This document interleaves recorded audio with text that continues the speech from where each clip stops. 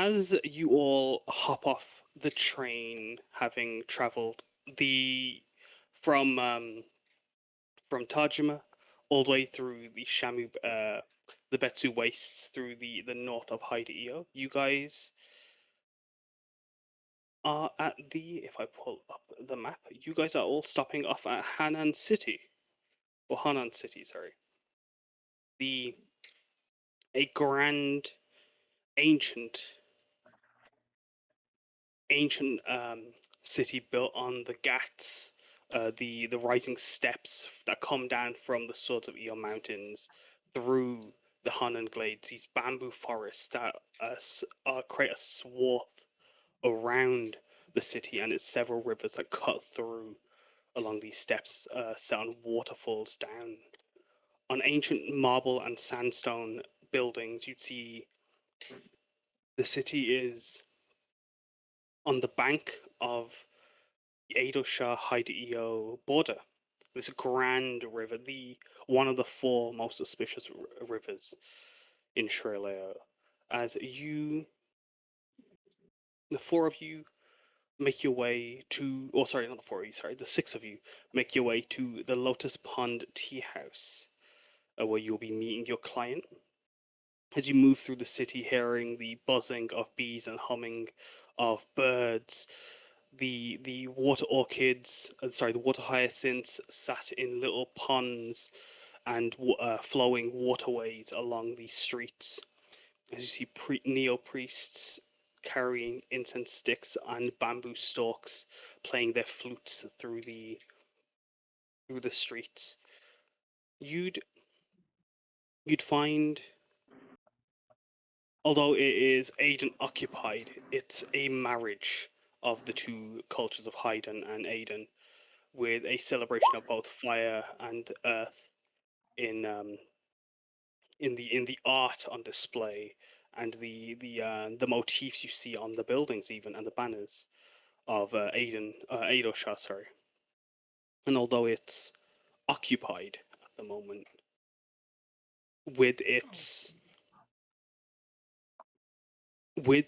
nature, you can see that there is a very distinct rumble in the crackle from in the crackle of the people of Hanan. As you move through its streets, along the bridges and up steps and ramps, as you make your way to a building nestled between two stores, with a sign of a lily pad hanging over a soft teal green door. The windows stained glass with a lotus at the center. The bell chimes as you enter, almost like that of a shrine bell, as fragrant tea is rich in the air. The sound of hissing, bubbling, and flowing water fills the room. As you enter the tea house, just give me a moment. So I'm going to just do that, change a thing.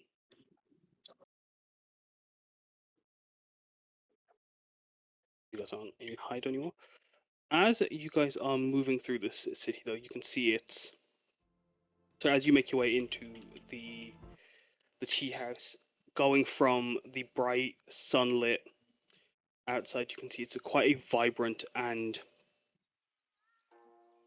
tinted lighting, as the stained glass motifs of the lotuses along the walls and the mirror, the windows, paint the walls pink and green as they reflect the vibrant light that shine like water that ripples on the ceiling and the floor. As the staff walk around, you can see that there's a bar at the far back of the store. As you can see, all of the baristas and the front of house staff all waving their hand to cheer you in. You can see there's a few people dotted around in plush velvet seats of dark green and cream, as in some of them in booths alongside the walls on green marble tables. A glass lotus sits in the middle with a golden candle, shined a bit of light across the tables. The air's cool, even with all the hot the hot tea that you can that you can be seen being drunk around you, as if like you're at the bottom of a lake as you move through the establishment. As you move on tiles that are shaped like lily pads and little bits of stone pebbles, as if you were walking along water. As you can hear people chatting away and enjoying their drink. The cups shaped like lotuses that have been opened up, the teapots, a mix of glass and black pewter. As walking up to you, a member of staff wearing a cream worker sari, as others wear yukatas, kimonos, and salwars of a similar color with a pink junni, hari, obu, or neru jacket over them. The staff walking over to you. Hi, how can I help you? Are you looking for a table, or have you booked a reservation? As who is the group leader, might I ask?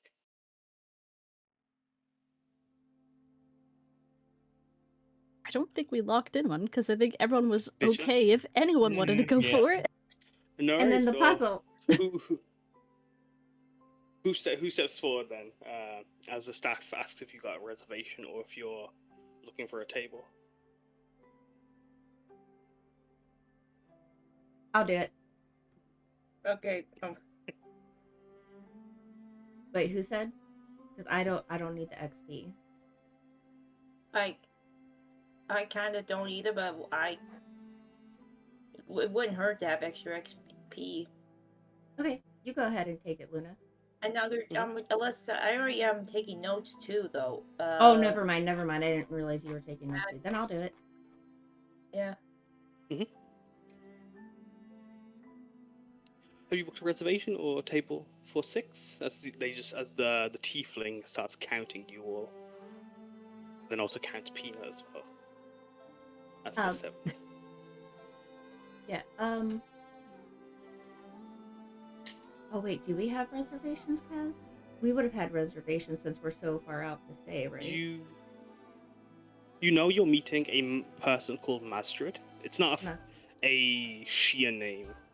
Okay. But you don't know if they've reserved or if they're already here. You just know that they asked you to meet you. Okay. It's, then I'd ask her, yeah, could we go ahead and get a table? We're waiting for, we're meeting somebody here to help them. Oh. Alright, and table for 8 then, I can assume? As once again, count Peanut. As they'll guide you over to one of the large booths in the corner. As I'm going to ask you all to make a perception check. As while you're making those perception checks, I'm going to also ask, how are you guys feeling going on this quest? You guys have been on a lot of more, like, as of late, it's been, or not as of late, but like in the past month or so. In the past month or so, you guys have done quite a lot of dangerous adventures here and there, and a lot of them have been quite localized. This is quite a far part of Tajma, and I believe it's the first time anyone from Tajma or Tajma Current Band of Adventures has visited Hanan. But also, as far as quests go, just foraging for botanicals, similar to the adventures you guys might take in the mushroom pits. How are you guys feeling? Starting with yourself, Piyar. Actually, can you come back to me? Sorry. I can't come back to you. Sorry. Enza, how are you feeling? She's having the time of her life. She loves the city. It's pretty. She loves seeing the sights. She lives and breathes tea, so this is right down her alley. When they first walk in, she takes a big sniff of all the aromas, and she's just sighs happily. Oh, this is amazing. Maybe I should have a tea shop one day. Mm-hmm. You could. I'm actually going to... It would be so cute. And I could have themes for the seasons. Yes. And scones of every type. Oh, and your scones are already so good. I'm getting hungry. Stop talking about them. I'm hungry. I have a couple in my pack. Do you want one? Yes, please. Or would that be rude? Oh wait. Would that be rude? Oh wait, yeah. No wait, yeah. Never mind. You guys shouldn't see that. I'll give you one when we leave. I'll give you. Yeah. I'll have one for dessert. Yeah. As what about yourself, Karna? How are you feeling?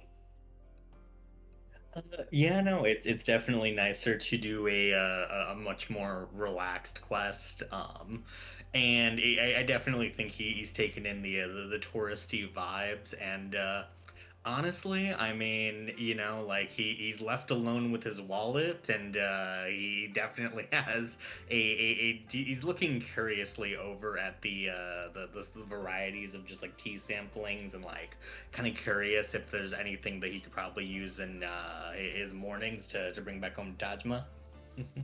Mm. What about you, Laurel? How are you feeling? Bless you. Laurel never really, I don't think she's been to this part of Tajima before, but she is actually pretty... Oh, it's not Tajima. It's a completely different city different from area. the others. Yeah.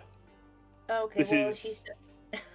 she still hasn't been there, Right. so this is all new, but she is impressed with it, with the scents and everything, especially with her, recent, like, her cooking now, and she's starting to do more with her senses, I would want to say. Yeah. So it's kind of, she's really, really intrigued by it. Yeah, no, you could definitely as you with your new gained interest in cooking as you move through this very historic ancient city. You'd get a lot of you can the floral smell of bamboo is very evident in the area, but also just even the use of pink salt is quite seems to be quite common. You'd have seen street vendors through the streets using it, and bamboo leaves and bamboo stalks as cooking utensils, and even ingredients as you take in Hanan. What about yourself, Meiying? As you might have visited Hanan before yourself. As you can see, a lot of your countrymen around here. You can see that there's a lot of home has crossed the border, but it's less like a imposed position. It's more deep rooted. It feels like the the connection with Edo Shanghai is quite strong in Hanan. I think also similarly, like having the same entrance experience as Enza and just absorbing all of the wonderful aroma of tea and just enjoying every little bit of detail and love and care that she can see in every single bit of this establishment. Every single part was being very carefully crafted to perfection, to all just meld together as she is in love. She is also considering the retirement potential here. The Hanan has locked in. Oh, sorry, the tea. The lotus pond has locked in their aesthetic definitely. Mm-hmm. What about you, Oryn? How are you feeling? I feel like Oryn is here somewhat begrudgingly, because I feel like they would have been told potentially by the only person they really interact with, who is Samosa, that they need to get out more. So they came on this journey in an attempt to, quote, get out more. But they're not quite sure what that means. So they're kind of just mulling that over. But the scent is pleasantly not awful. Yeah. And you're with familiar adventurers. You've got Piyar and you've got Enza with you. Enza being one of the doctors that you've worked alongside with. What about you then, Piyar? How are you feeling? As Peanut is sniffing away and trying to nibble away at some of the bamboo leaves. Yeah, that are just leaning over. Like, Piyar, like, takes him and, like, by his cheek and just kind of pushes him back around, like, no, I'll get you. He is resisting. Listen, Listen, I brought your good sippy sippies, okay? And I have extra snacks for you. And listen, I'll order something from off the menu. What do you want? Like, you want a good salad? Are your earrings on? Yeah. And do they work? Oh, I don't know if they work. Were they tuned or they? I can't remember. I can't remember if they I can't remember. I can't remember if I tuned them. I have no idea. Have I? They are not attunement. Because if I haven't, then never mind. So are you, as you're speaking to Peanut, off the menu, you say? Yeah. They, okay. What's their frozen sippy like? You know if They're it's good? frozen. They're frozen. You want ice in your sippy sippy? No. I want frozen sippy. I don't want ice in it. So you want like a slushie? What? Frozen sippy? Yeah. Peanut? What don't you? Not peanut. Sorry, cashew. Don't understand. Like, you know how snow is all fluffy and stuff? That's kind of like frozen sippy.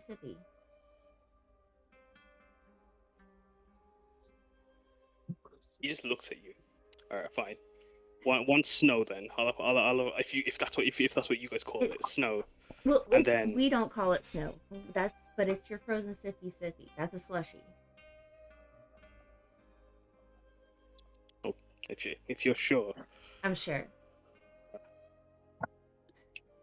I'll trust you this time.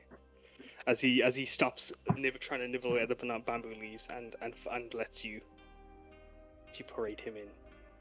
But he is very much interested as he's looking around at just everything around him. Where you can see his nose sniffles and he sneezes at some of the smell of the incense. As you guys are moving through the tea house, you'd see two men in one booth, one with a briefcase on the table. As they're just about to clasp it shut and close it. The two men, one of them a large or a tall, skinny human, dressed in wine-wed robes, not that of Sharei-Laio style, but more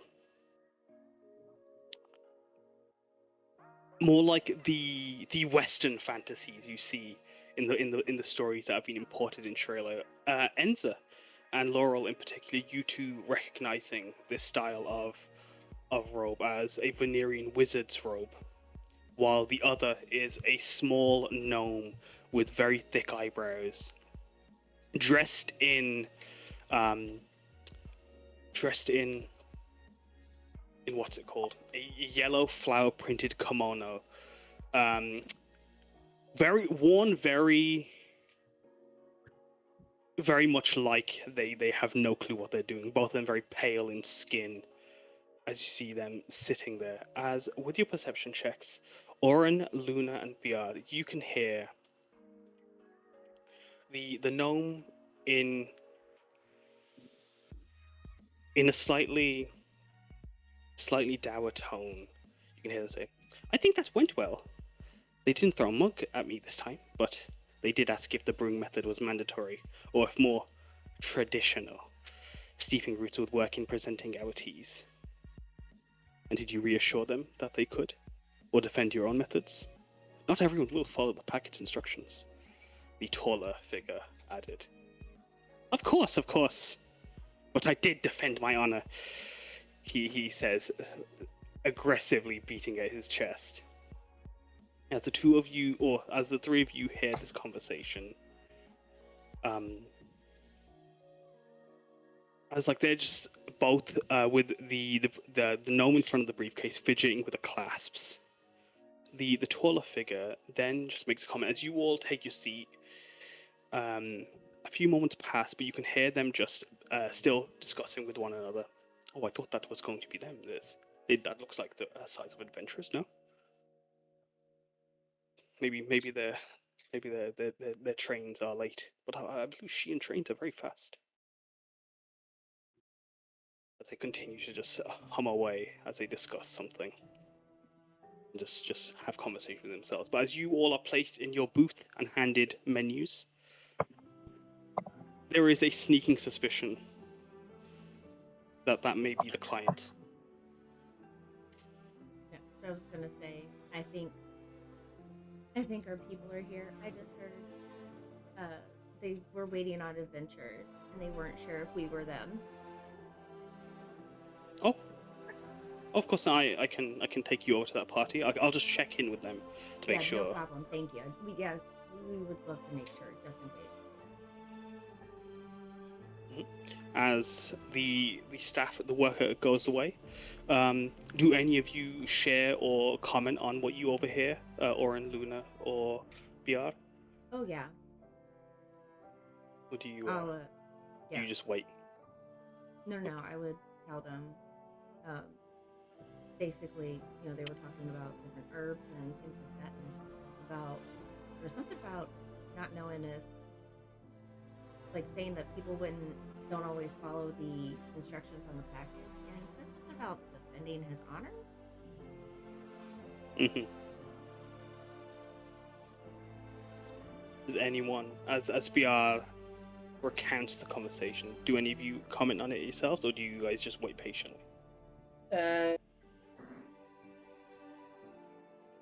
I mean, Laurel just, she just shrugs and, probably didn't know what they were doing, or I don't know. Bunch of people. You all know though, know as you guys did listen to them, the accent was very different to that of a Sheehan accent.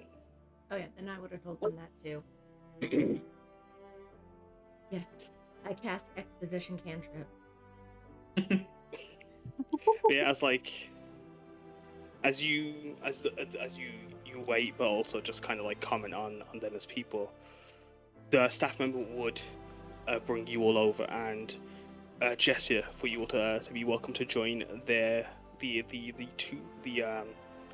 161, a human, a thin, lanky figure with a thick and wild, snow white eyebrows and long straight beard that like tuck into their belt. Crystal blue eyes set behind crescent moon spectacles of a gold frame, while a beaded string was set at the end of their the spectacles that are shaped like the different faces of the moon that wrap around their neck to hold their spectacle in place. Their steepled fingers are long, with covered in jewelries of all sorts as gemstones shine, each of them freshly polished. His outfit, as mentioned earlier, was wine red. You see it shimmering as you get closer with stars along the hemline, as his pointed wizard hat was set with 3 raven figures that were woven into the buckle that was designed out of a triangular symbol within a ring. A vibrant orange sash is wrapped over his shoulders and splayed and shown in pleated drapes over his right side like a mantle. The scent of old paper and books lingering around him. As the other figure, the gnome, with even thicker and wilder eyebrows, sits atop beady eyes, framed by a jovial elder's face. His skin pale and freckled, as his white-haired curls and waves around and down his torso, along with his beard, as it kind of wrap around like a mane. As he wears his pink and yellow printed kimono, you can see underneath the table, his feet not touching the floor, kicking away, were pink jutty slippers with a rabbit motif along the pink jutty rabbit patterns along them, while the smell of tea and dirt is very much clinging to this figure. You're the adventurers, no? Yes. Their accent very very thickly different, as Enza you'd recognize as Venerian, as they have a similar tone and voice as Enza, but as they speak, they seem to be speaking in Shian, but their lips are moving slightly, as if like a badly dubbed anime, as both of them are speaking. Excellent. Please sit. Carol, go ahead. As Or at the table. you're all here for the Hummingbird and the Bambooshoot job, yes? Yeah. Yes, we are. Excellent. Thank you for arriving. We weren't sure if we were going to have any takers for the task. See, I told you there'd be people that show up. Oh, Sage, by the way, as he goes to shake all your hands. Oh, and As this gnome gets onto the table to shake all your hands. Go ahead, Piyar. sorry, I kept interrupting you. So sorry. No, go on. Piyar would introduce herself, and be like, "Oh, I'm actually really excited. I love the outdoors. I feel at home when I'm outside. So I was more than happy to come out here and help and learn about more of the stuff that you guys are. I always want to learn more about nature." As the gnome is climbing onto the table, almost like army crawling over to shake your hand, pushing aside the glass lotus. You both are like racing each other to introduce yourselves. Sage, by the way. That's excellent to hear. I myself live in a tent in the outdoors, and we've come here to see what Sharei-Laio's outdoors and traditions and nature are all about. As you can hear, like there's a very stilted way of talking as you hear them further and further. Whereas Enza, when you listen to them speak, you do not hear the bad dubbing. They are talking perfectly fine for you. But Makes sense. as they speak away, as they go from Piyar, who is the next person to introduce themselves?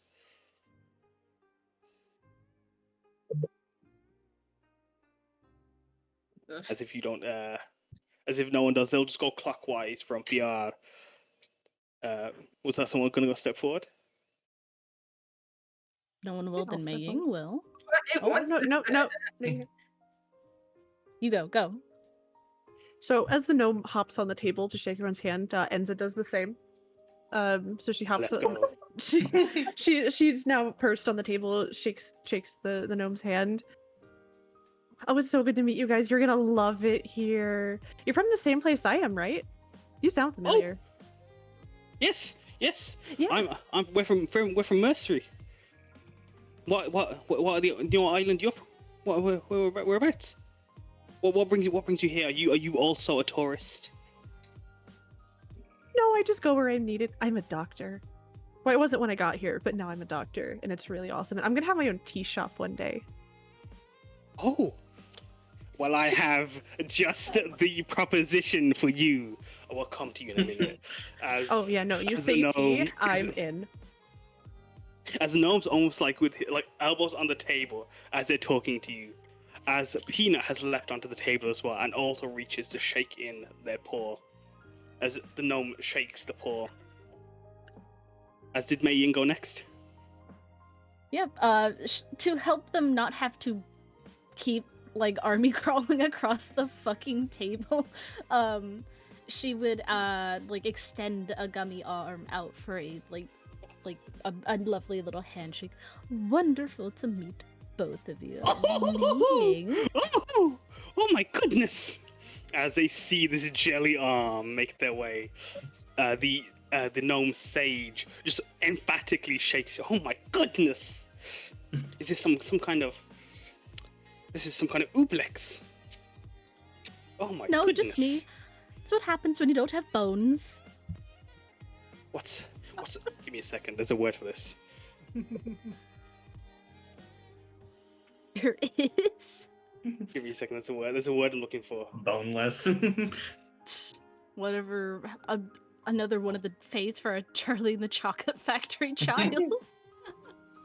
Gelatinous.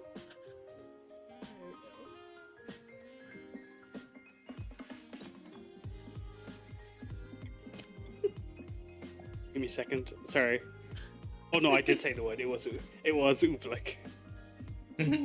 Some strange some sentient Euclidean fluid.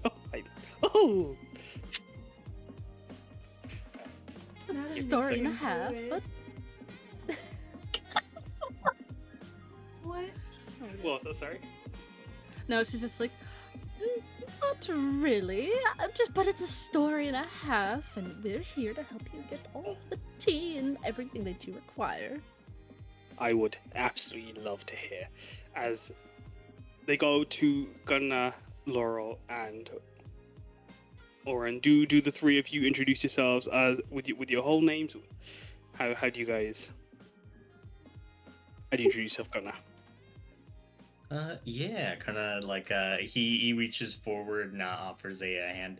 Kind of out there. Pleasure to meet you. Mm-hmm. Luna, how do you introduce yourself? Sorry, Laurel. Laurel would just, she's starting more and more into doing, cultural, like doing different things in the Sharei-Laio culture, so she started doing more bowing for greeting rather than shake the hands. And even, she doesn't really want to shake hands because she just wants to. She wants to.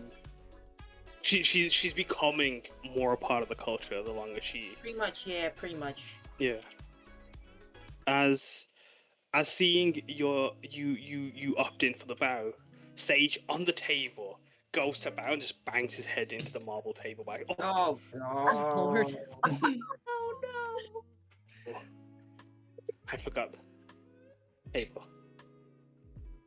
As they turn to Oryn. I think Oryn has just been watching all of this with a mixture of fascination and also very deep confusion. They also will not shake hands. They will just nod. I am Oryn.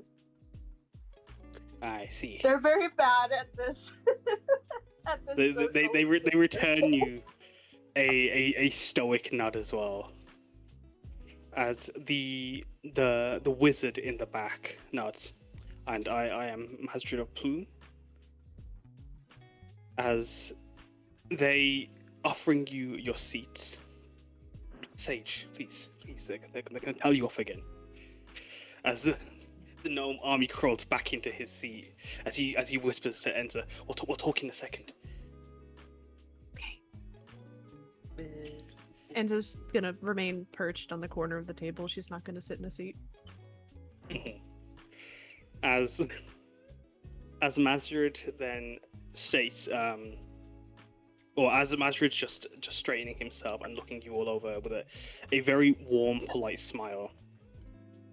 I believe the custom is jasmine tea. Yes, I'll sort that out. As he starts trying to wave over a member of staff, Sage tugging on his sleeve. No, don't worry. We got this. We got this. Just cover for me. As Mazrid just looks down to him. A slight frown, but then just like a shake of the head. Okay, fine. As he turns and looks around the corner of the booth, keeping an eye for staff members, he quickly pulls his hand away. As you watch Sage open his briefcase, as he pulls out a teapot, starts pulling out 8 cups of tea. 8 cups. And then a giant carton of milk. As he closes the briefcase. Okay, you could call him now. As Sage just sits there pretending like nothing's happening, nonchalantly fiddling away with his briefcase, and ignoring the milk and the pot of tea and the cups that he's placed on the table, as Masrid called over a member of staff, asking for some loose jasmine tea, but having the water separately in the pot. As the staff member looking quizzically at you all, and then the carton of milk, and then Masrid, but then goes away, and within moments coming back. Sage will then ask, as the staff member's gone, would any of you like milk? Yes, please. Just a bit. As he pours some into one of Piyar's cups. Anyone else want milk? Yeah, I'll have some Yes, milk please. too. Absolutely. Excellent. As he pours milk for all of you, he turns to Master. Master just puts a hand over his cup as Sage pours the milk into his own tea. Actually, no, Master pulls his hand away and then also accepts the milk. But as the jasmine, you smell the floral scent of jasmine with a hint of subtle earthiness from a bamboo scent. As you can imagine, they've infused the jasmine with bamboo. As Masrid thanks them, the pot is placed and Sage begins to start pouring the tea over, as like it's steeped, and starts pouring it into the cups, including the ones with milk in them. As he starts handing the cups of tea to everyone. Those of you that wanted milk in with your jasmine tea, you see it's floral, but it's just swimming in this white cloudy broth now. Jasmine tea is not meant to be drunk with milk, as you would, as is not the traditional way. But as Sage says that Piyar, Oryn, and Laurel, as you recall the conversation from earlier, the steeping methods, there can be an assumption that maybe this is their way of preparing tea in Vanir, or Enza. This is not how tea is prepared in Vanir. The milk comes after. Meh. But Preach the as you're all word. handed your tea,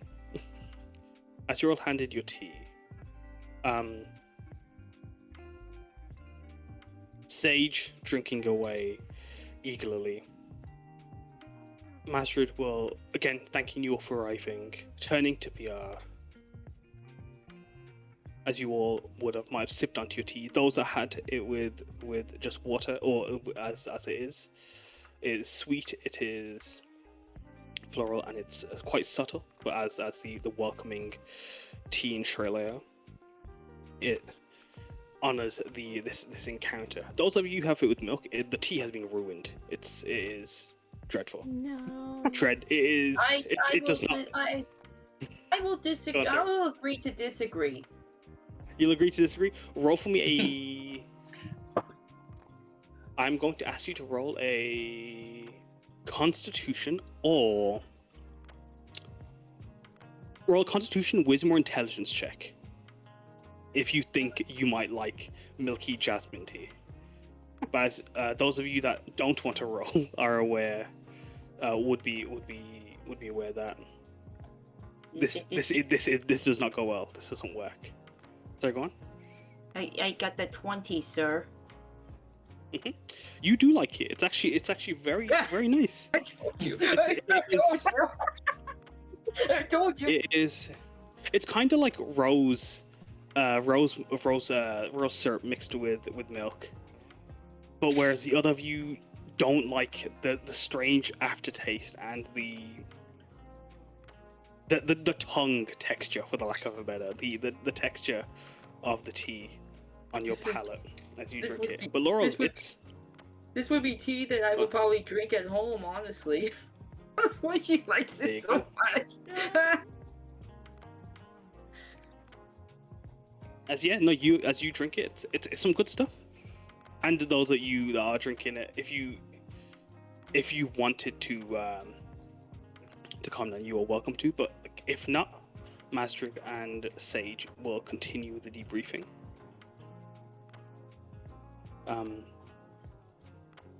This is not pleasant. Go, sir.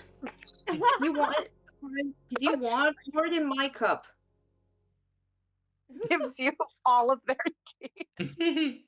Enza doesn't want to appear rude, she downs it like a shot Good on you. and looks rather upset. It's delicious. As Sage looks to Oryn in a deep frown, hurt. It's as if you just shot a hole through him, like with a cannonball. Is a look of displeasure on his face right now. But you wanted milk. I thought. Master just puts his hand on Sage's shoulders. They don't like it like that here. I look at them with disbelief, like, excuse me, I actually like the tea with milk. Sage almost looked like he's about to weep. Do Thank not you. upset him because somebody wanted milk. No crying over spilled milk. It isn't spilled. I poured it in the cup. Like, Turns you away. don't. Jeez. Thank you, though. He thanks you, Laurel, for you defending his honor. Piyar. I will. Oh, go on, sorry. No, I'm good. You're good. Go ahead, Piyar. Piyar would just chime in and go, and say, apologies for me, I misunderstood. I thought this was the way that you guys drank tea, and I wanted to honor you with the fact that we are meeting here to work together. I said, however, just because it's not for everybody's palate doesn't make it bad. Does Enza comment on, is this on Piyar mentioning if this is traditional veneered or not? She is pointedly looking the other way. As Sage shakes The his menu is head. very interesting. No, I understood. I understood the business I was getting into. The tea industry. It's rough out here. The trenches. It ain't for everyone. It ain't for everyone. He says as he shakes his head. But I knew what I was getting into. I've had tea poured on me. I've had tea thrown at me. I've even been dunked in the tea. That's horrible. But it's not discouraged me yet. It's okay. In my defense, the giant thought that I was offering myself as the tea bag. I was not. Oh my god. Did you just say he offered himself up as a tea bag? No, the giant confused. Actually, no, yes. Through the translation error, you think he was saying he was the tea bag. Piyar's not gonna say anything. so you- She's just gonna go, oh. I just still don't think that's right. We have a very. It's a business of tea brewing. It's a very particular niche market we aim for. You see, that's actually why we're hoping to hire locals that might wish to explore and find any flora that from this list that I prepared that we would like to possibly brew some teas with or test flavors. And we thought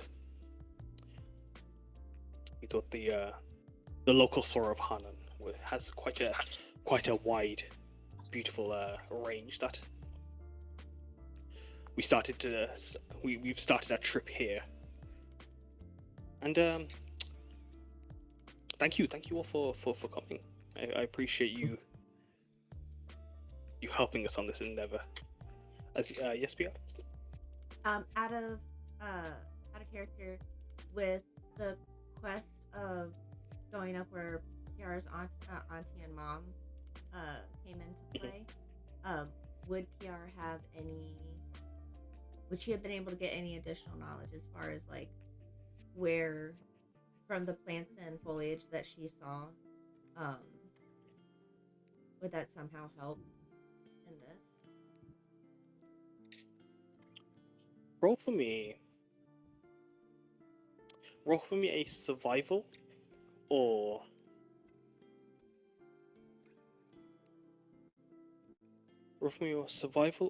nature or info. Sorry, actually, give me a second. Let me just check something. Make a yeah, nature or survival check for me. And if anyone else wants to make, if they think that they might have, if any of your characters might have been orienters or studied the flora of Sharei-Laio, please feel free to make a survival or nature check. 23, boss. 23, perfect.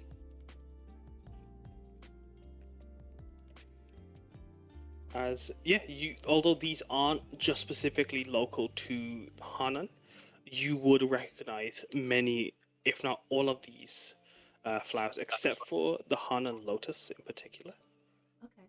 As the Hanan lotus is specifically, or as they hand you this list, the Hanan lotus is the only one that is not from, that is local in this area. Okay. So I'm going to send you these, G Frankie. As with your 23 survival, you know exactly what these plants look like. Okay. From your time of exploring. And as you are all handed a list, having looked at the paper, you notice that the letters written in a clear cursive ink shimmer as they transform into modern Xian. For you, Enza, obviously they stay as Venerian. But as you look over the handout, as you see the letters take place, you see the variety of plant and a description that have been cut out from encyclopedias, or not cut, sorry, but transcribed onto this note. As you can see, the different type of the flowers and plants that your Mazrid seeks. As they hand you the list of flowers and berries and stalks. These are the few that we're hoping to collect specifically from here. They seem to be from my research. These will be easiest to find here at the least, so I'm hoping that if you can spot any of these in the area, if you could gather them and just bring as many as you can, I will happily accept any you find. And if you find more than one, I'm happy to pay an extra surplus based on the effort you have gone to collect these. And I appreciate your time. I say just nods enthusiastically. As Mazrid then also notes, but also if you do have the chance while you're searching for them, there's a hummingbird, Ramson, my hummingbird. If you find him, would you be able to just possibly catch him and return him? He has gone missing, and although he's excited by all the flora and the variety of nectars around that he will savor, he has a habit of getting lost and having trouble finding his way back home. As Master pulls out this golden finger perch, this little curving golden branch that creates a little perch with a branch that swings on his finger. As he offers that to you, Piyar. He's a dark forest green with a blue sheen. His underbelly is rosy pink, so it might be a bit tricky. So it's more than fine if you don't find him. Worst case scenario, I will have to go out to the glades myself. But as seeing as you are all heading there, I hope you might be able to. You can keep your eyes out for Ramson. We definitely Uh, will. And like Piyar's sitting there like taking note. And at least I recognize most of these from the last time I was up around here. Just like generally telling the group and the our patrons. And but we'll do our best to find him. We'll definitely keep a lookout for him. Thank you. No, it's he has a habit of doing this, especially whenever we go to new places. He enjoys exploring. He just does not have the greatest sense of direction. Well, that is more than fine. I have a few spells up my sleeves to help with that issue, but if you do find him, that's more than appreciated. As he will then also pull out a pouch with 4 potions. 2 of them, one of them a vial of black liquid with a strong bitter and rooty smell, while the other a golden honey-like liquid.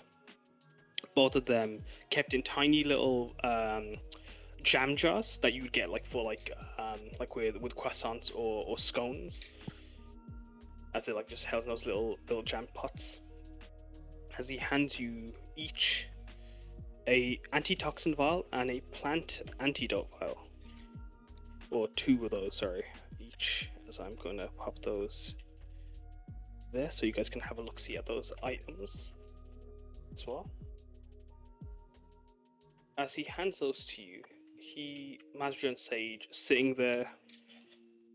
Well, we have a few more meetings that we're gonna have to shoot off to in a moment. But is there any questions? Anything anything I can help with?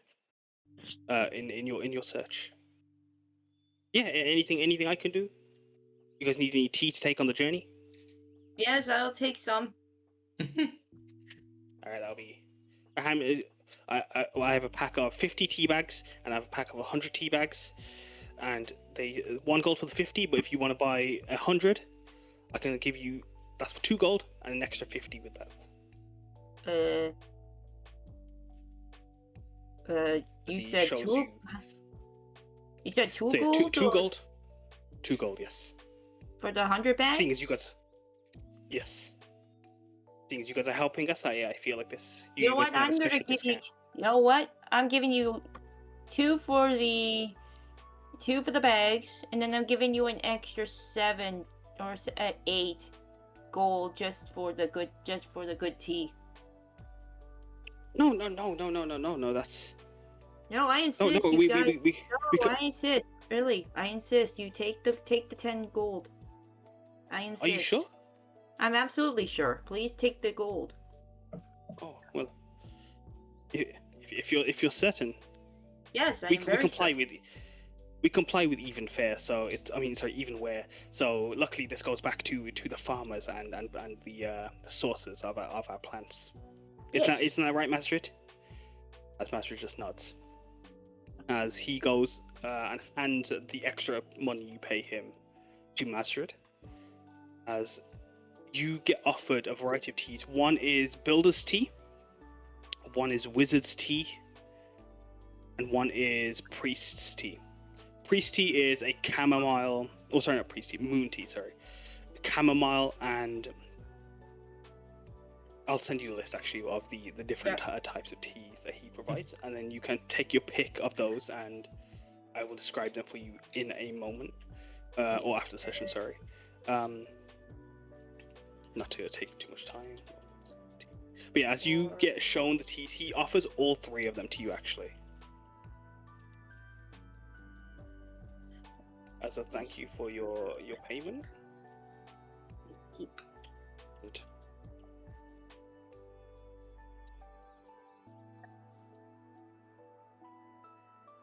And as he thanks you for your we can sort your tea out after the session.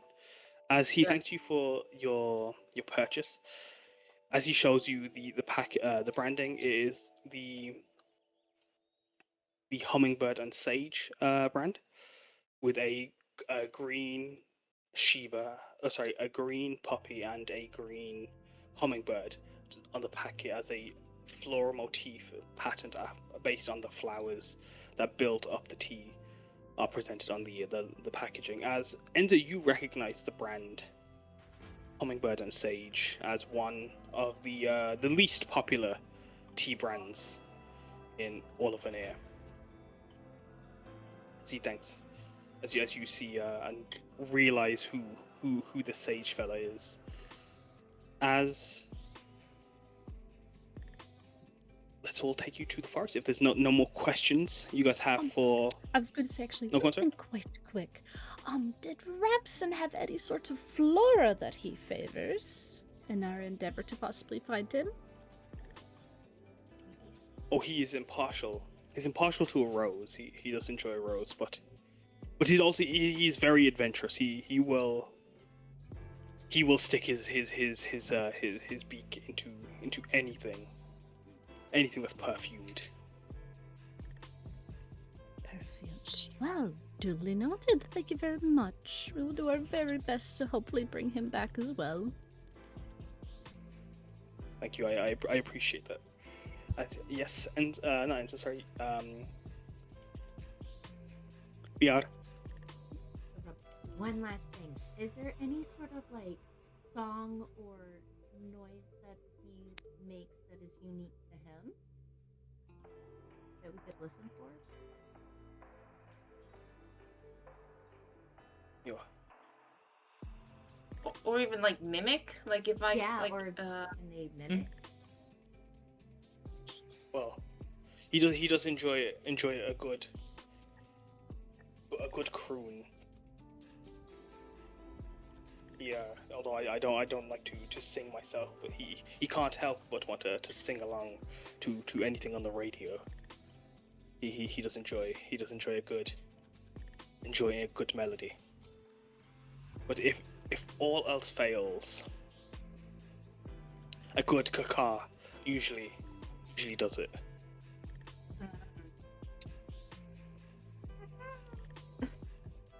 Yes, like if you just ravenify it, if you will, though. He likes to think he is a raven on occasion. He likes to roleplay. Got it. Yeah. Okay.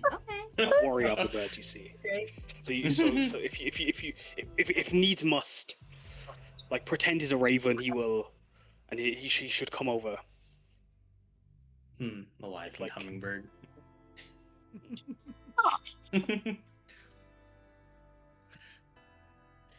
Wait, guys, do you think he'll like these? And Enza points to the flowers growing atop her head. Oh yeah. Oh. And like Oh, she looks over at the general. Would those be? Possibly. What those look to be marigolds, no? Yeah. So he does enjoy a good marigold. He's a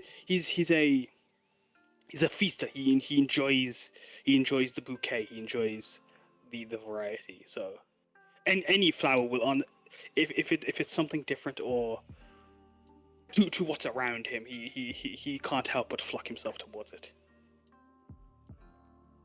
But Ramson is a bit precious like that, but none other like him. He does that tea, actually. He makes sure all our product is perfect. As he turns the box around to show that it comments that a picture of Ramson that's been painted onto it as their prime quality tester.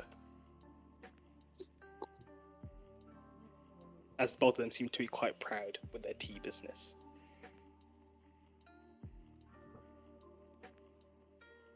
Any other questions or things to discuss before you are sent on, or before you make your way? I think I'm good. Does anybody else have anything? I guess with you guys handing us the antitoxins, are there any common like poisonous plants we need to be looking out for? Oh well, yes. I assume like whenever exploring local areas, I find it's best to have something on hand just in case. No, and well, I had these brewed for my possible excursion. We weren't sure if you were going to arrive, to be quite honest. But when we've done this ourselves, we found having an antitoxin on hand helps. Should a thorn or a gas or spore might want to clog up and to impact Sage's hay fever or my asthma.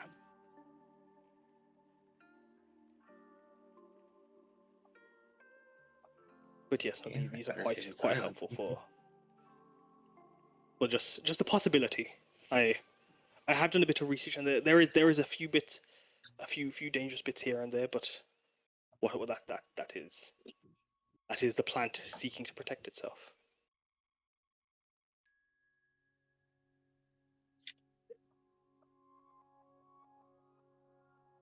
All right. Well, if Anything nobody else? has anything else, I say let's get going.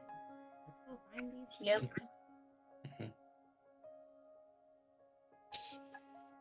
We thought being foreign, our bodies might not be as strong for any of the local poisons, so hopefully these will fare. Won't even be necessary. But you cannot be too safe.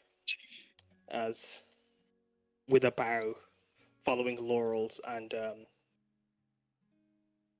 Laurel's lead, as they try to respect the honor and the tradition of you all, thanking you all for your assistance. They wave you off as they also leave with you, taking their briefcase to the next tea house to have another meeting with a possible supplier or possible purchaser of their supply. You all, I'm gonna ask, how are you feeling as you guys leave the stone walls and would make your way onto the forest road as you guys head south out into the rivers? Starting off with you, Oryn. I think Oryn was kind of just taking it all in stride, but as they're leaving, would probably sidle up to whoever is closest and probably of the people that they already know and be like, "The gnome looked dejected. Did I say something wrong?" I wouldn't say you said something wrong. It was more the way you said it. I stated fact. I know, but there's a saying of kindness without truth is lying, but truth without kindness is just being mean. Even if that wasn't your intention, that's how it came across. I do not understand, but I will endeavor. That's all that matters, is that you try. You try to understand it. I should apologize when we cross the gnome's path again. Yes. I'm sure they would greatly appreciate it. Okay. Thank you. It's no problem. And like, Carol could just kind of nudge him really softly. Like, you've got this. It's fine. Still do not understand the hands, but that is something else.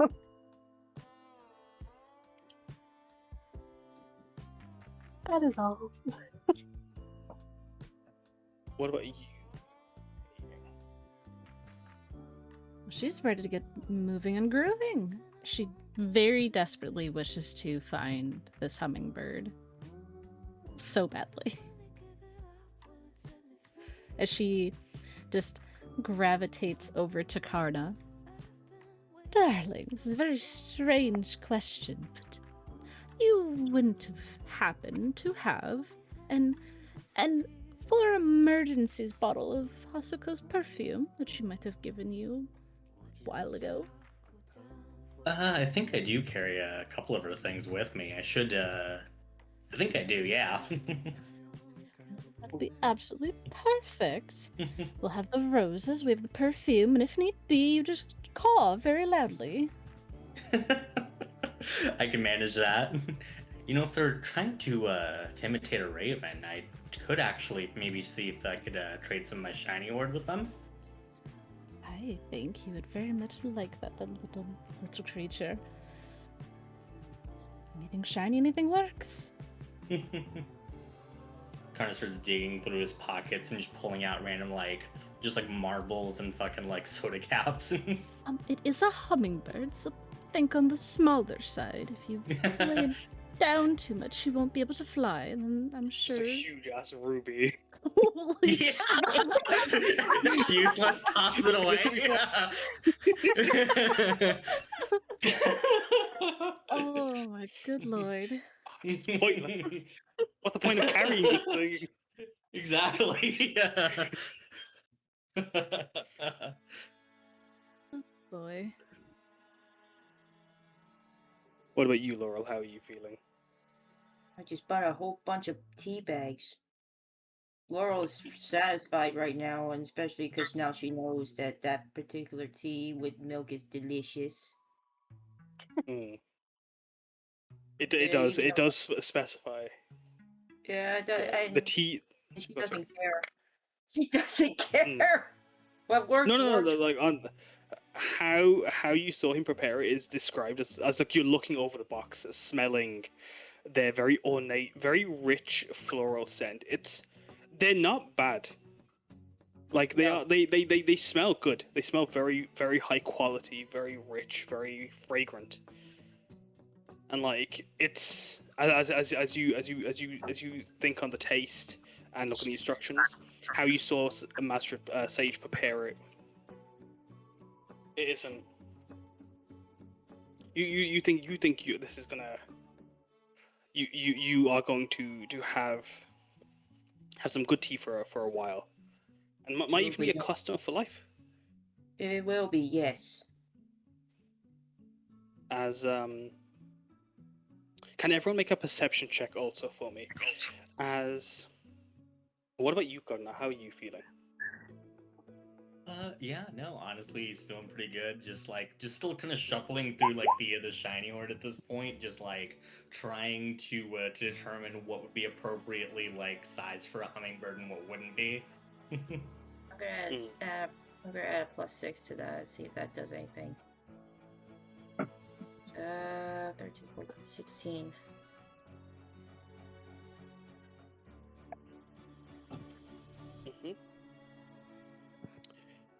So what about you, Piyar? How are you feeling? With the hummingbird, hearing the hummingbird is missing, she's a lot more concerned about the hummingbird than she is the plant. The plant, she knows that they'll end up running across them or whatever. But there's less, she feels like there's way less of a chance of just running across the hummingbird. So, her main focus is the hummingbird. He's got to get his pet back. If she would lose Peanut, how can she let his pet be out there missing alone by itself?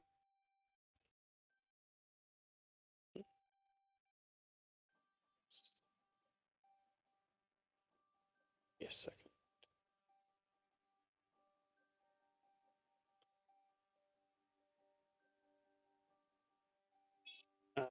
What about you, Enza, as you see two countrymen of your own, very far away from home, just like you? She's feeling pretty happy. It's been a while since she's seen anyone from her home country.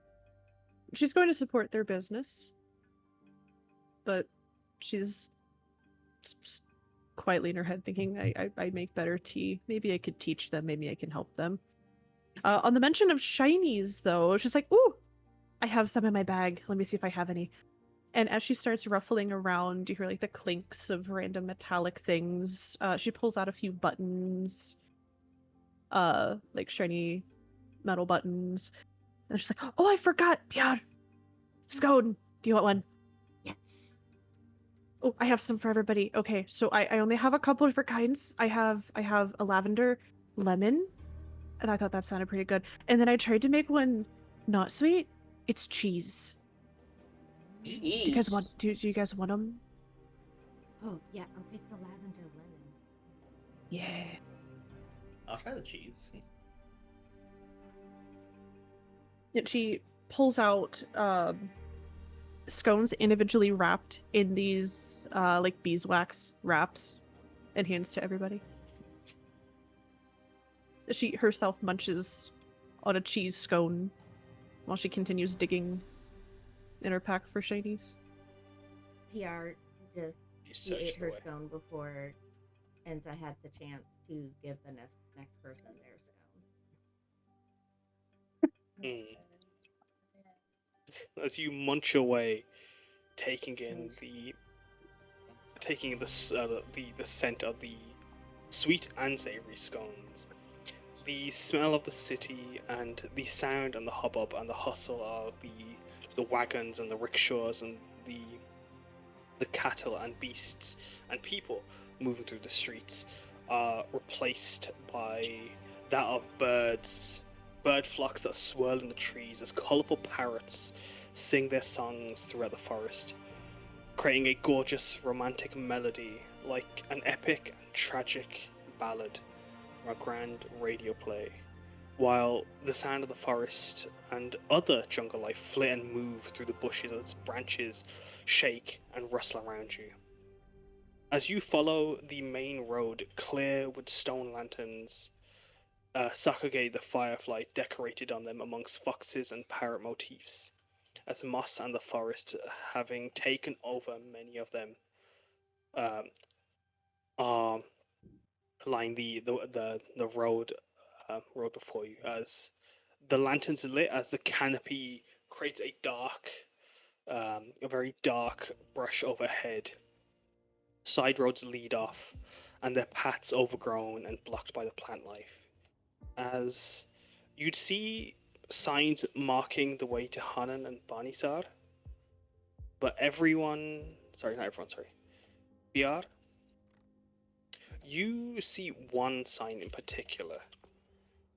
You hear the song of the parrots and the humming of a long drawn note as the bamboo blades rustle and whistle in the air. The heavenly floral scent of the forest dancing with the smell of the incense wood and sweet fruit and bamboo.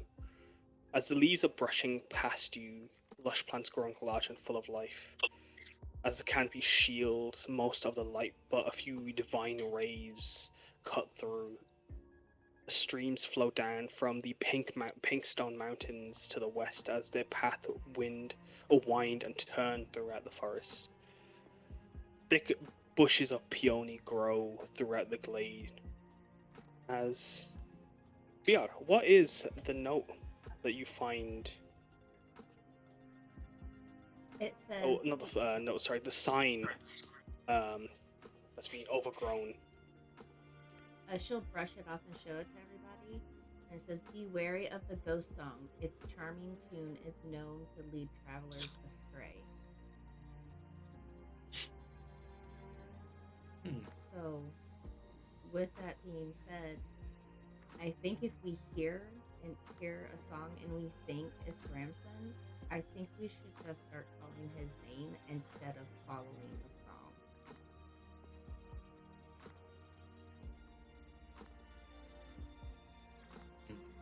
But I mean that's a good idea. Unless it's something, or he said he liked the, what is it, Karna said about finding, he's got shinies, Mm-hmm. so we could use those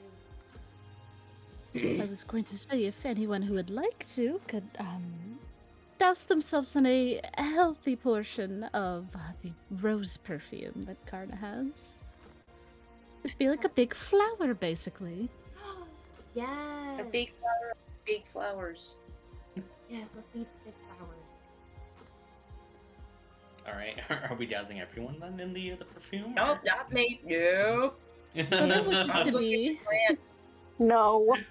Tiara basically like T poses. Yeah. Same. Just like aggressively spritzing. Same.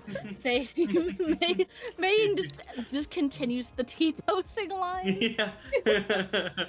As Karna, roll me a sleight of hand. Oh God. As your checks from earlier have determined the flowers you find around the area, as they are dotted all over this map. As with the 16, you are able to save half the bottle by the time you spritz Piyar, yourself, and Meiying heavily with the rose perfume. As the smell of the forest around, as long as you guys are within 15 feet of Karna, Piyar, or Meiying, you cannot smell the forest around you. God. Oh, you guys. That's why I said no. It's not like As- Piyar has any special fucking smell senses anyway. Piyar's just gonna have As, to stay out of range of the people that can smell. Yeah, as you're looking around, as a note, you've got the descriptions, and you've got the as you search out for Ramson, as you move throughout the glade, you've got the descriptions from Mazrid's notes, but Piyar in particular, you also know exactly like what kind of color they look like. There are various flowers throughout the glade. Some of them, the ones you're looking for, and some of them not. I was going As to you say, are see you good strange- if we draw on the map to What? note them for people? Yes, please. Yeah, Gotta do a the little... map is. Yeah, no. Please feel free to move around the map as if it was a dungeon. As you can draw on the map, you can like when you are picking a flower, you please let me know, and like I will ask like where you guys are around that flower as you guys are moving, as you guys are doing that. But as you guys are moving along, you'd see flying around these large creatures. They're almost as big as some of the as big as a large grapefruit. These strange beetle-like creatures with compound eyes that make up a small face with two feathery antennae protruding from it, and two pincers that cover their mouths, as their bodies are fuzzy, but their carapace is like that of a shell, that containing these wings, leathery and with a wide span, with patterns of target eyes on them. 6 fuzzy legs end in clawed talons. As these creatures, these bee-like creatures with their yellow and black stripes, swarm and fly around. As some of them take on the shape of lizards, and even wyverns and dragons. As these swarms take on their forms.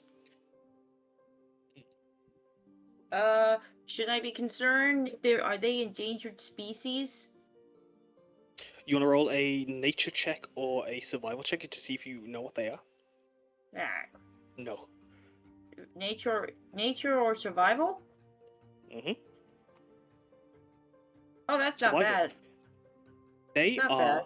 buzz drake. No, that's good. They are buzz drakes, and you gain with your survival. You would know that they are a type of dragon. Oh. Even though they look like beetles. Oh. They Okay, so whether or not they whether or not they What's it? like uh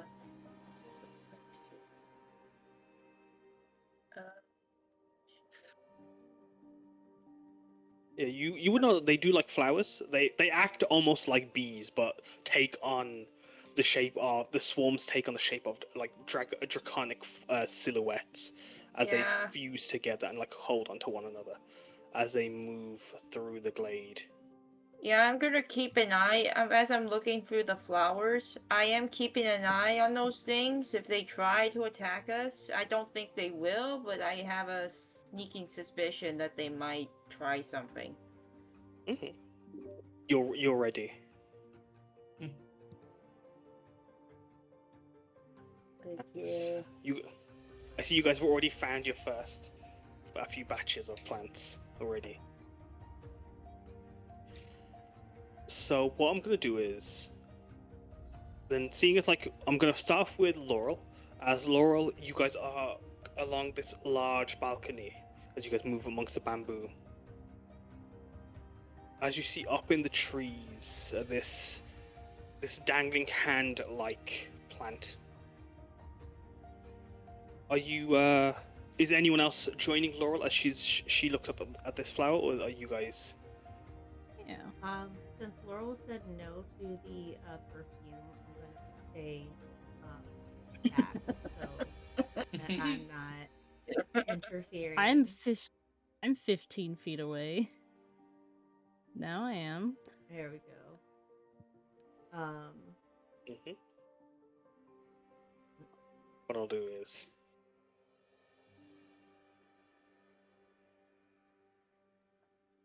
There you are. Just give us a rose aura.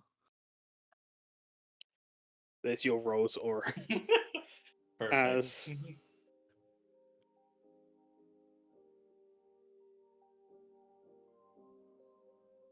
As like Laurel, then as you're the only one that goes towards this one up here. Yeah. As you see this plant, do you know what it is, and do you want to pick it? I see it, but I don't really. I think because it's so dark, I can't tell if it's like it looks like it, but I don't know if it's the right one. Oh, If I do this, so go on. I was gonna say, wouldn't from the sheet, doesn't it show the pictures of it? It does. It does. Yeah. That's not it then. No, it's not it. It's not a shin. I Palm don't think fruit? it's. Wait. That looks No. looks like a palm fruit. Yeah. Is that what we need? Oh wait. Yeah. There's 7 different. Oh, I ones can that see we what. need. Okay. I guess I'll try and grab it. Sure. Could you make for me a?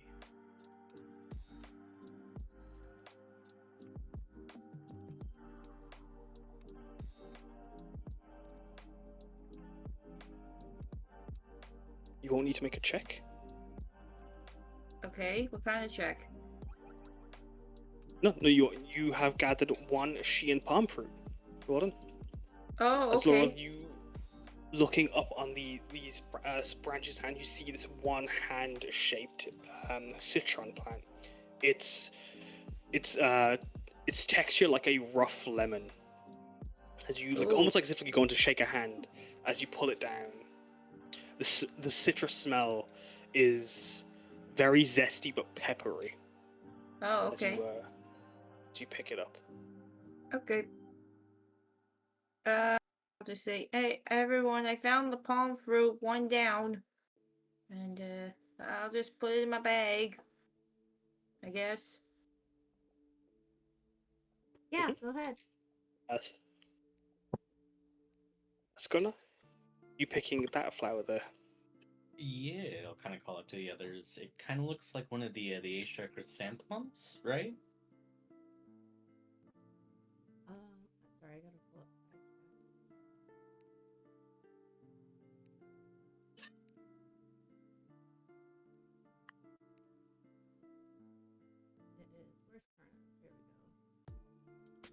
As you've Yeah. got the Yeah, it's one of the first dance. I can't say it. chrysanthemums. Yeah, they're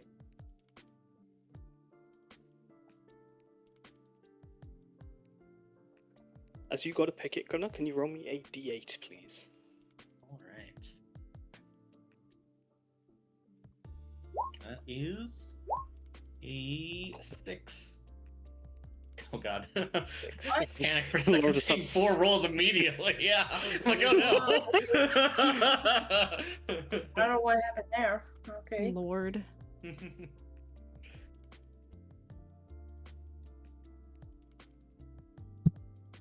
Sorry, I didn't mean to move it just then. I just need to check something. It's running away. Oh no. Enza, Oryn, May, and Gunnar, can you all make me a dex saving throw? As you all feel... As you got to pick it, Karna. You step on a thorn as you watch as like thorns just brush out from where you pluck the flower. That was Dex. Dex save, yes.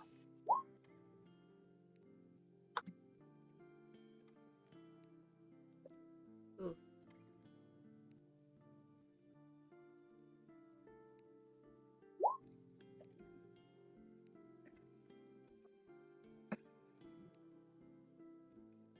Karna, Enza, Oryn,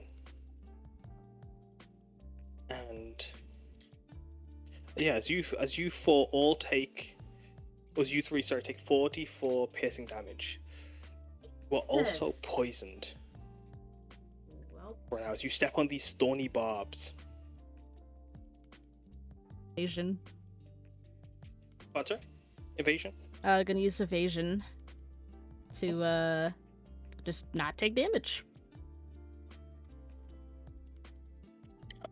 Then no, I will. Cause I'm Oh, pretty sure I saved is- that. I hope with the did, so- 23 I saved that.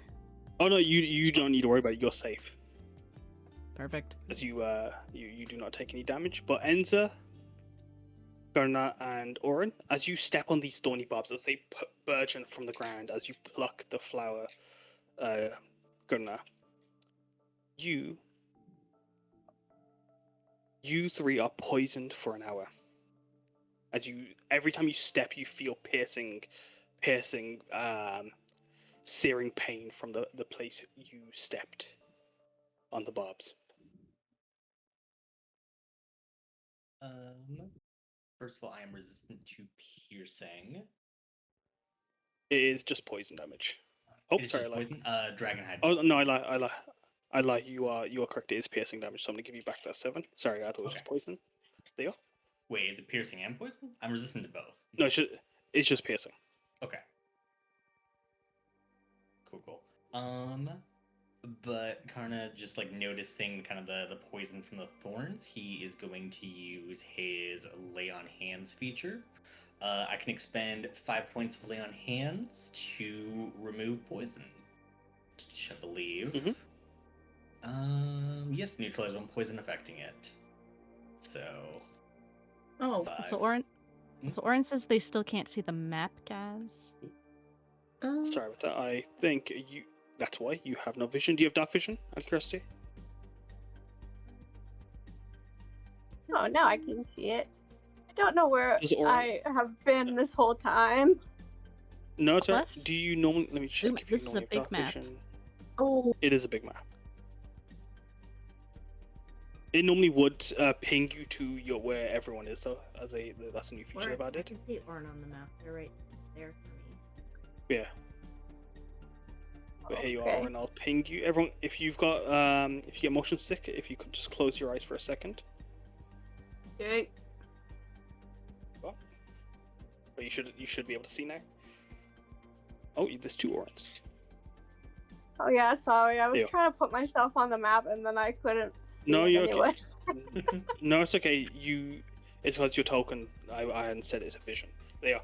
As yet, you lay on hands to remove your poison. I'm going to put a red dot if you're poisoned by the chrysanthemum. As you. I will also go ahead and fly over. Sorry, actually, you had something. Oh no, so you lay on hands to remove your poison. Yes, and then he'll move over to the others to start removing theirs as well, as he just calls out, sorry, my bad, I think I stepped in something weird. And Nice. 5 more for each of them. I do have detect poison and disease as a spell. I can't believe I didn't see that earlier. Hmm? Hang on. Use it. As some of these, as you look closely, some of these flowers may look like what you're searching for, but are not what you're. Not exactly. Oh, As you search. Yeah, I forgot about that. That's I right. have to No, it's all right. concentrate You, for 10 minutes. So I'll be pop using 10 that. minutes. Pop your 10 minutes concentration on now for your detect poison. Yes. As Yes. within 30 feet. What I'm going to do is, if a flower is possibly poisonous, I'm going to mark it with a marker for you, Laurel. Okay. There is a potential of it being poison. Just give me a second. Alright. Yeah, I was about to say that. That was not meant to. Oh, why her token is. Sorry, Laurel's token for some reason tanks my roll 20. Mine's But it's with just Laurel. Laurel's token. It is literally just Laurel's token. What the fuck? That's kind I'm of weird. controlling the server. That's why. As I'm gonna get rid of your, so you can't see it. Well, not everyone can see it. But yeah, you have a red circle around you, Laurel. That is gonna detect if things are poisonous. Yep. If there is a red dot on one of the flowers, it Yep. is possibly poisonous. Got it. Hmm.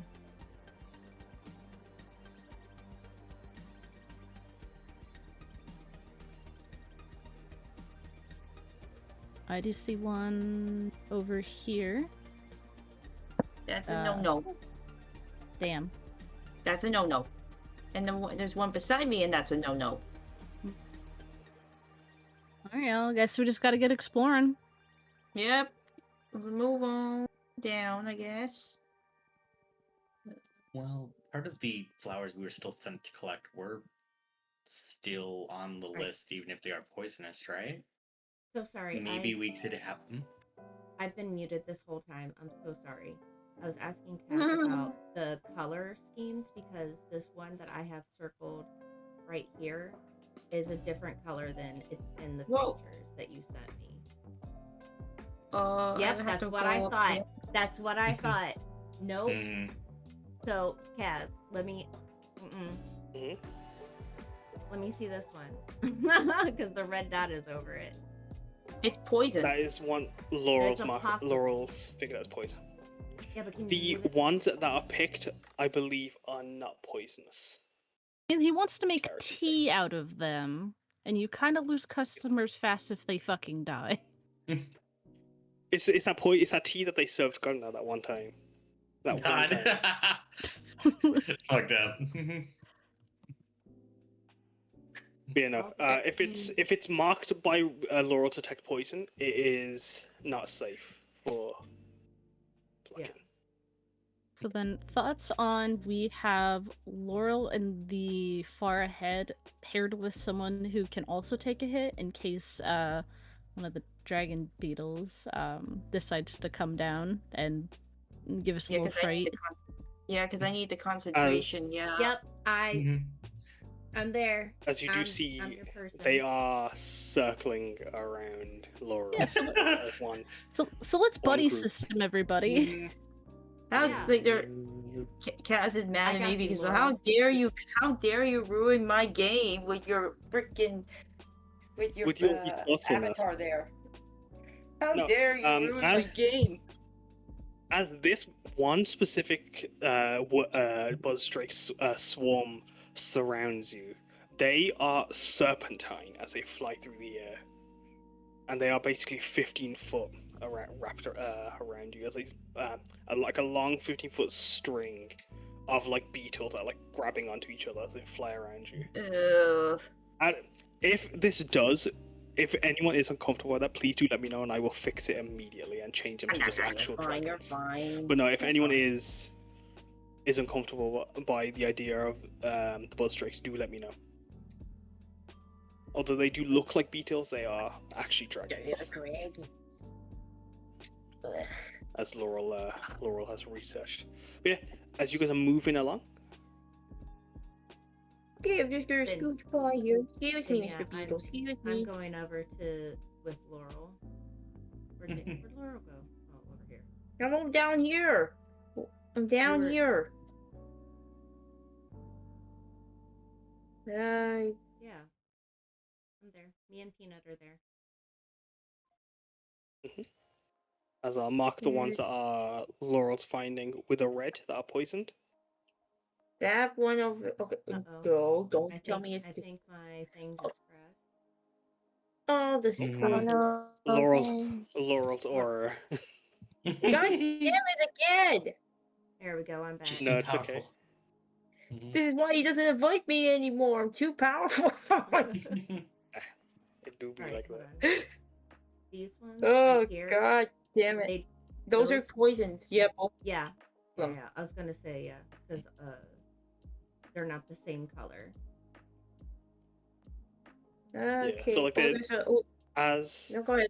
as you move along the map, there are distinct differences in color and the shape of some of them as you look over the flowers and the petals and the flowers, berries, and plants as you explore.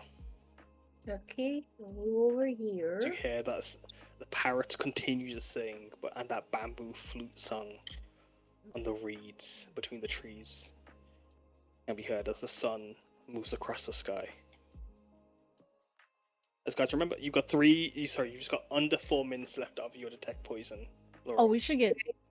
You Yeah. get zootin'. Get moving. Yeah, get zooming. Let's Go, say, go, I'm go. here. What's your movement? I can just pick you up because I have 60 movement and we can just bounce all Piggyback over the ride. map. Mhm. Piggyback ride.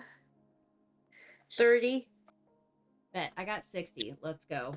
Yeah, get on my. Yay! Good. I've I always should wanted have to do 70. I that. don't know why my chart doesn't say 70, but I should have 70. Oh, But let's so go. this one's. I got one that's not poison. I don't know if it's one we need. Yes, it is. Another This palm one fruit. here? Yeah, that one there. Oh. We already got palm fruit. I mean, we could get. Apparently, he said we can get extra money for it, right? If we get Yeah. more than one. Yeah, more the Might as merrier. well. Okie dokie. On downwards. I think. Let's Downwards see. we go. There's. Yeah. How far down? Because there's those dragon bee things. Whatever, like right around there. So at least we could see the plants at the least. Like those two Yeah. plants down Here. here, we can see them. Huge So form. As the buzzstrakes fly through the air, as they plant themselves, they watch you curiously, but they don't actively seem to bother you, other yeah. than just watch you curiously. But they do linger over these specific flowers here, as a few of the canes and the palm fruit grow here. Okay. You try to Whether or Oryn, not this Piyar, is Nota. Those are that's safe. one. These ones are safe. So you can get the do we need a bamboo stingy, right? The cane. Yes. Yes. Yeah, we need that. So that's one. And we already got another palm fruit. That's 3 palm. I need to write down what we get here. Don't worry, I'm keeping track of them. Okay. You've got a minute and a half left. That's a no-no. Back out. Follow Oryn then, I guess. Yeah. Damn. Oryn, follow Oryn. Okay, and then we got those ones.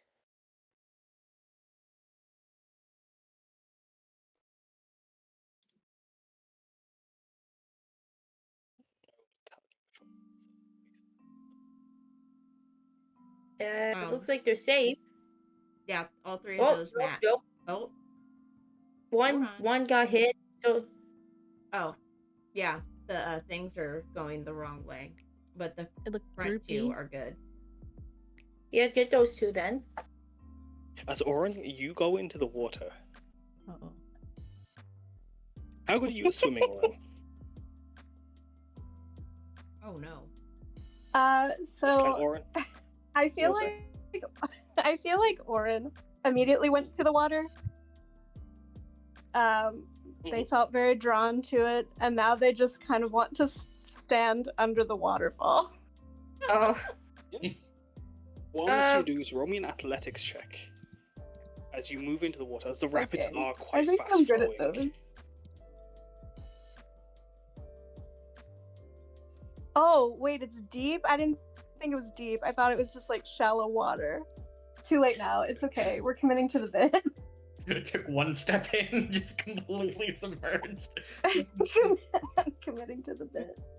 I can hear the splash, right? I think I'm You can. good at that. You have As- perception. Where is that? Oh, okay.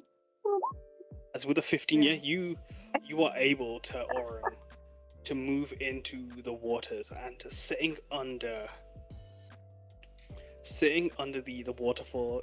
You're peaceful as it feels quite serene and peaceful, as you can the smell of the forest around you is rich and dense, and just dense with the sweet, flavorful, fruity and floral smells of the bamboo and the flowers.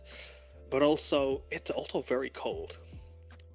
And as you are in the water, I'm gonna ask Laurel, Piyar, and Oryn to make me a perception check. But Oryn, you do not have trouble moving through the water and swimming through. Cool. No. I'm also resistant to cold, so I feel like I don't care. Yeah, then no, it's even better. you know what? Oh, lovely. D6, don't fail me now. There we go. So that's 10, 11, 12, 13, 14. That's 15. I'm adding to that. Alright, I'm sorry. You needed me to roll what? My roll 20 had crashed on me. Perception, please. Okay, there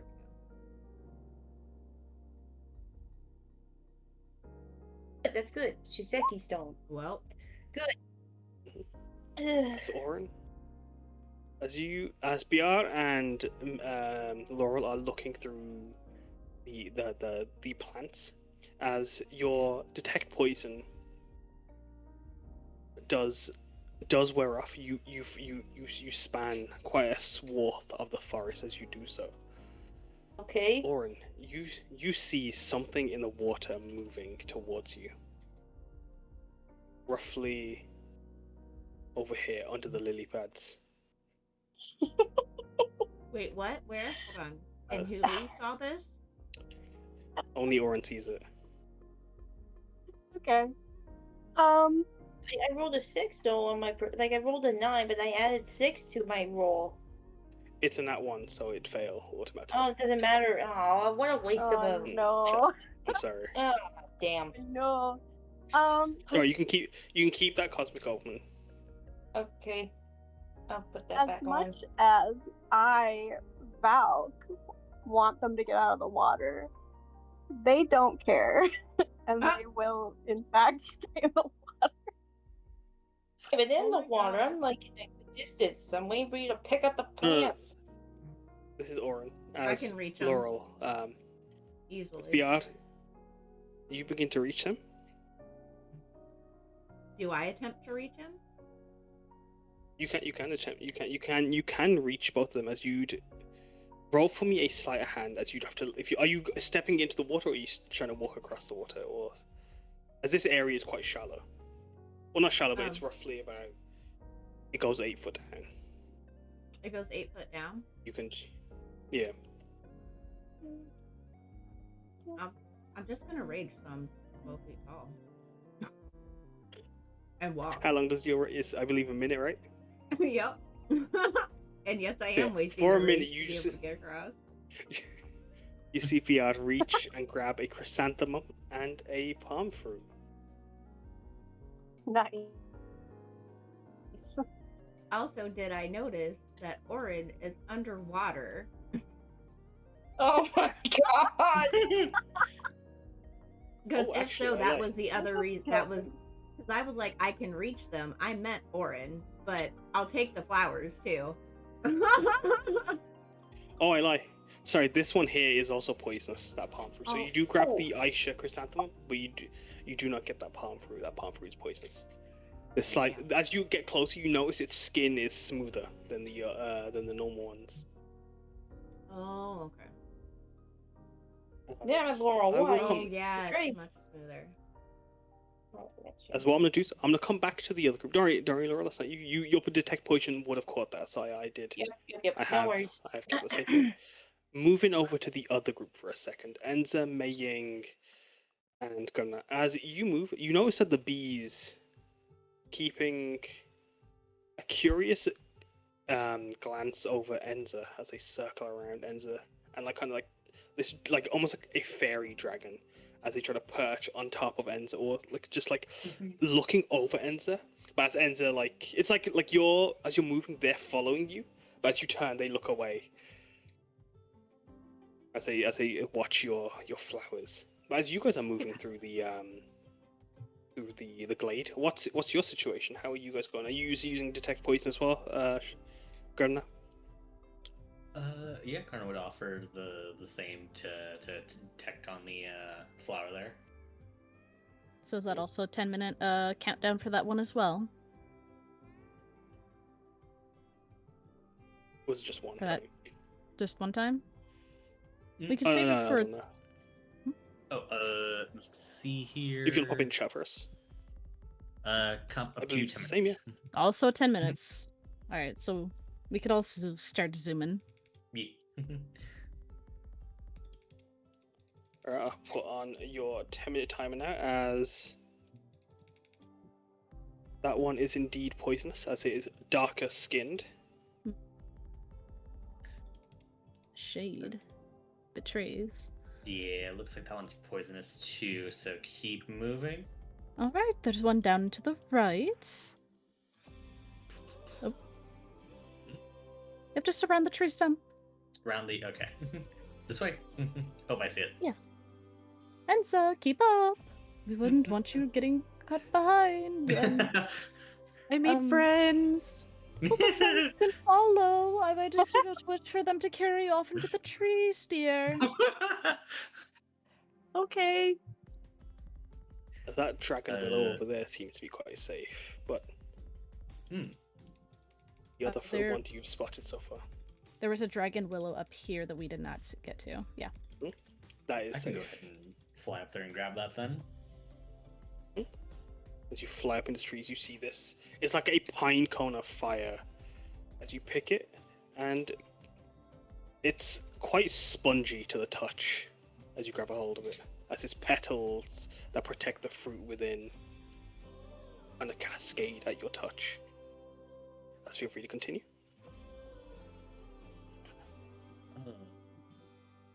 Oh, let's see. Yes, down this way. That one marked as I'm seeing some of the yeah, a couple over here. a couple of the me a canes. second. Yes. Mm-hmm. I am actually making sure Enza doesn't get shanghaied. Yeah. As Poison. those and two are poison. poisonous as well. Damn. One over here. Mm-hmm. You wanna have a look at that one? I You don't get a like better that look? one. What's wrong with that one? No, that one is also poisonous as well. Dang. Some of them do not curl like fire. Instead, they're just hitting you with the okay. Damn. It broke my roll 20. Oh no. I'm sorry. I'm assuming we're gonna say that Enza's gonna be in the middle of our group. Yeah. As we move. Enza is Oop. the center of the orange hot pocket. Yeah, Alright, we back. can fly across the banks here to see some of these flowers. Yes, I do believe that would work Great. Oh, there's one more hidden one right here. We missed. I can scoop What's up Enza, or not scoop up. I can scoop up May, and we can fly across the banks to get over to these ones. Those ones Heck seem yeah. safe as you look over those.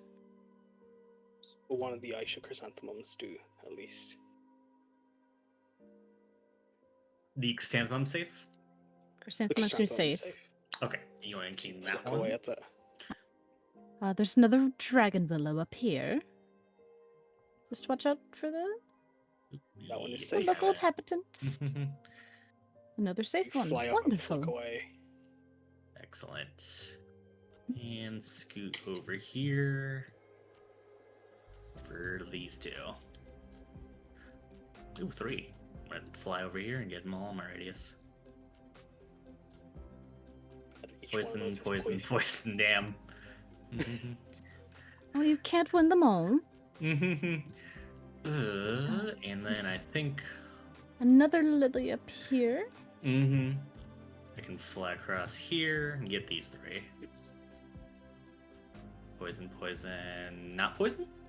Ah. And also poison as well. Yeah. All 3 of That's rough. those. And this one over here.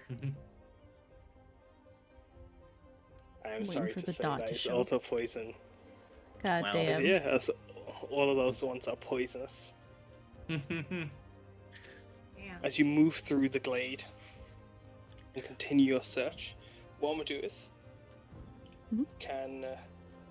as you search this area, you don't have any trouble. As you spend hours, as I believe you've actually found all the ones that you guys were able to spot based on your rolls from earlier.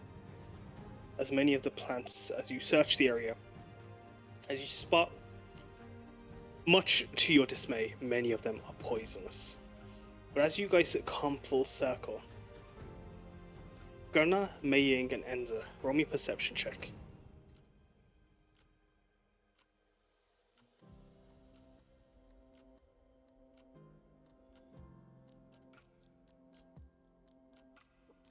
Meiying, you see it.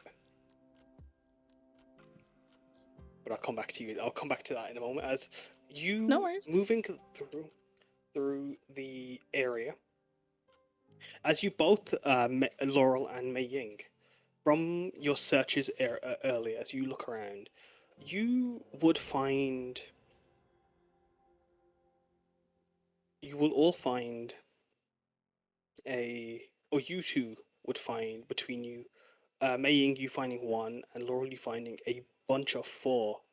A flower that appeared like a bamboo shoot as it bloomed like a golden lotus flower with only a handful of petals. Unlike the Hanan lotus on the images, it didn't have any. It didn't grow from the side of the bamboo, but instead it bloomed from a shoot as you watched it before you bloom on the riverbanks. As would either of you like to pick this flower, or Meiying and Laurel? See these golden lotuses, or do you want to study, or do you point it out to the rest of the group? Do I know if it's poisonous or not? You do not. Because I had it on I had that detect poison thing. Did I know it was poisonous or not? It was not poisonous.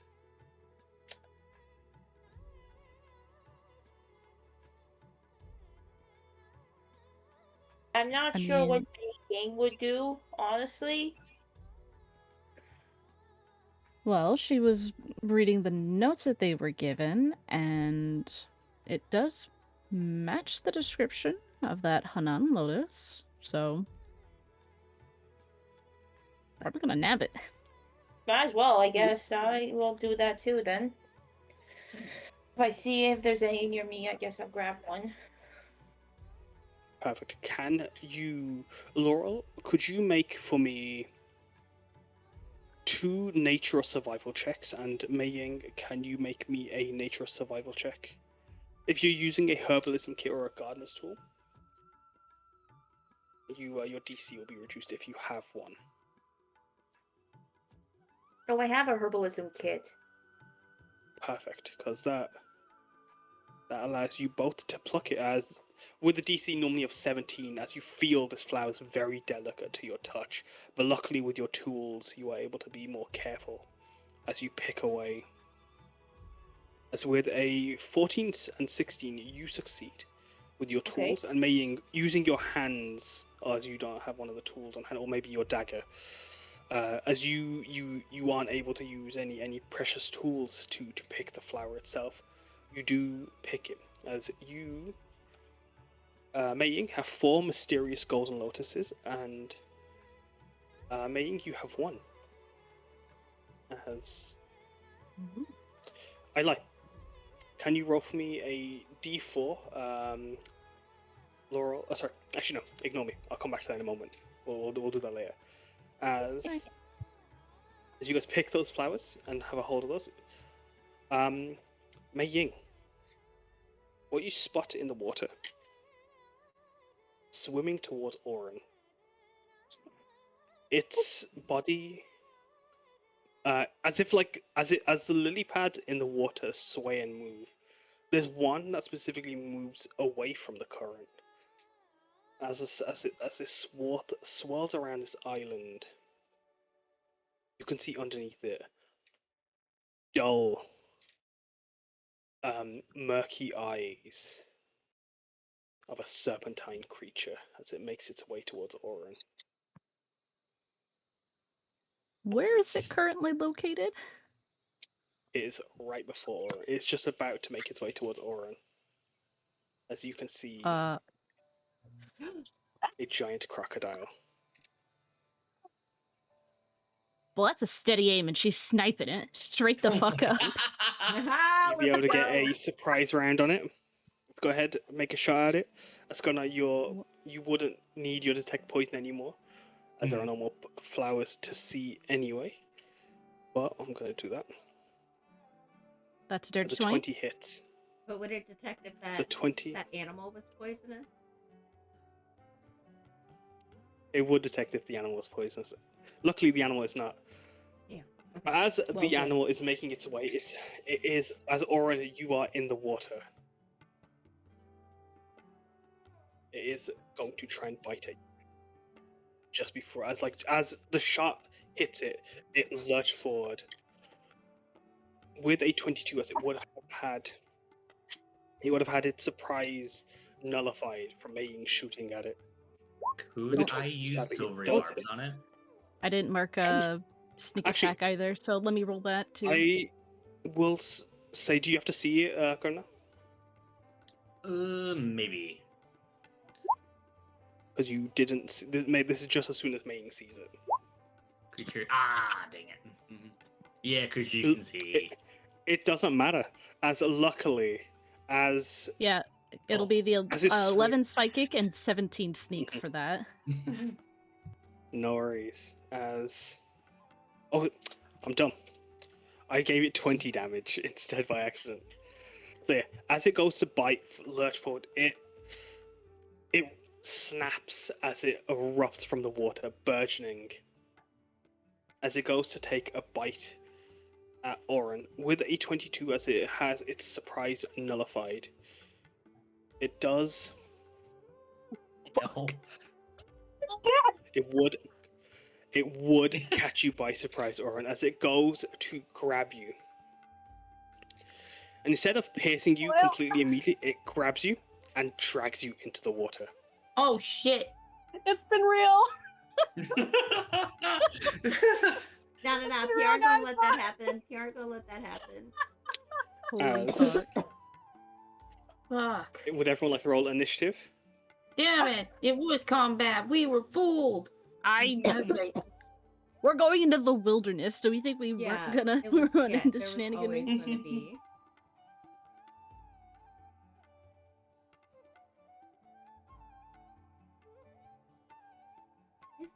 Gonna write that thing like a horse.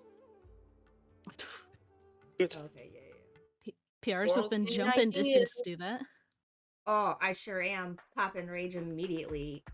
Well, I don't need to leap, but instinctive pounce. You bet I'm going to.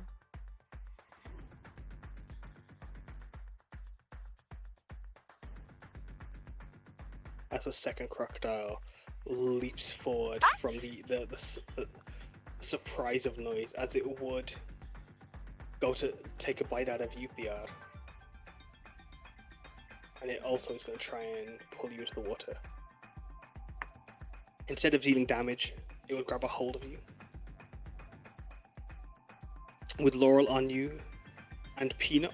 Laurel, can you roll me a dex saving throw? I was about to say, do Yep. I need to do a strength check?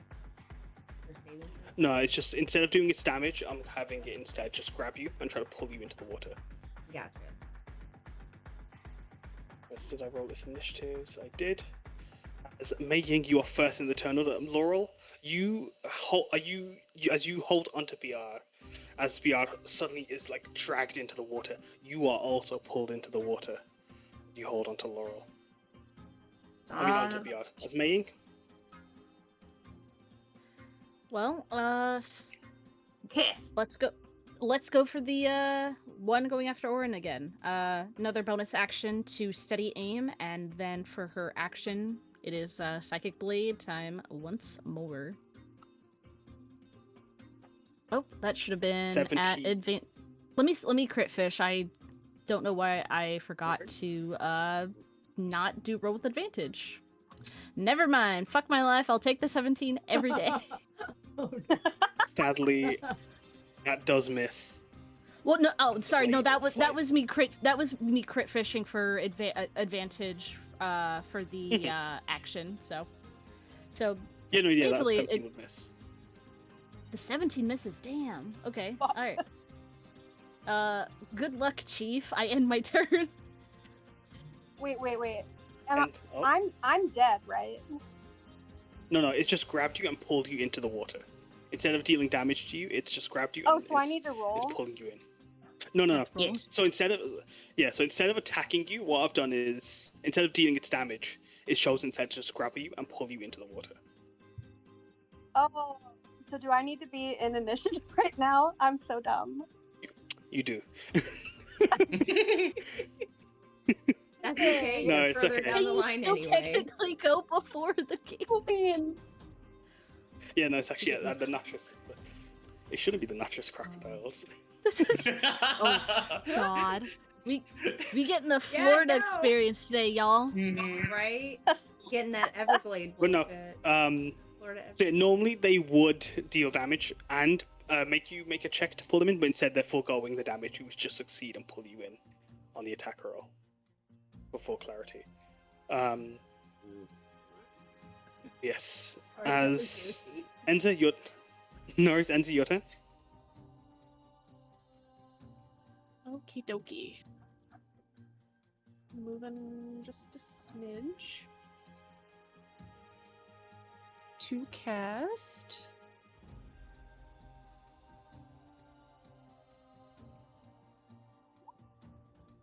Bless. For Piyar, Karna, and I don't know who else wants Bless. Was Oryn within range? I believe so. 30 feet, yes. Yes. Doesn't Help. hurt. To Oryn. There you go.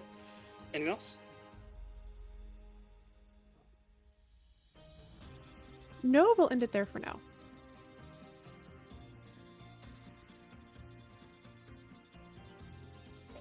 Yeah, your turn. As you're restrained and pulled into the water. Alright, It's like it's grabbing onto your leg as it drags you in. Yeah, I need to get out of it. Can I? Mhm.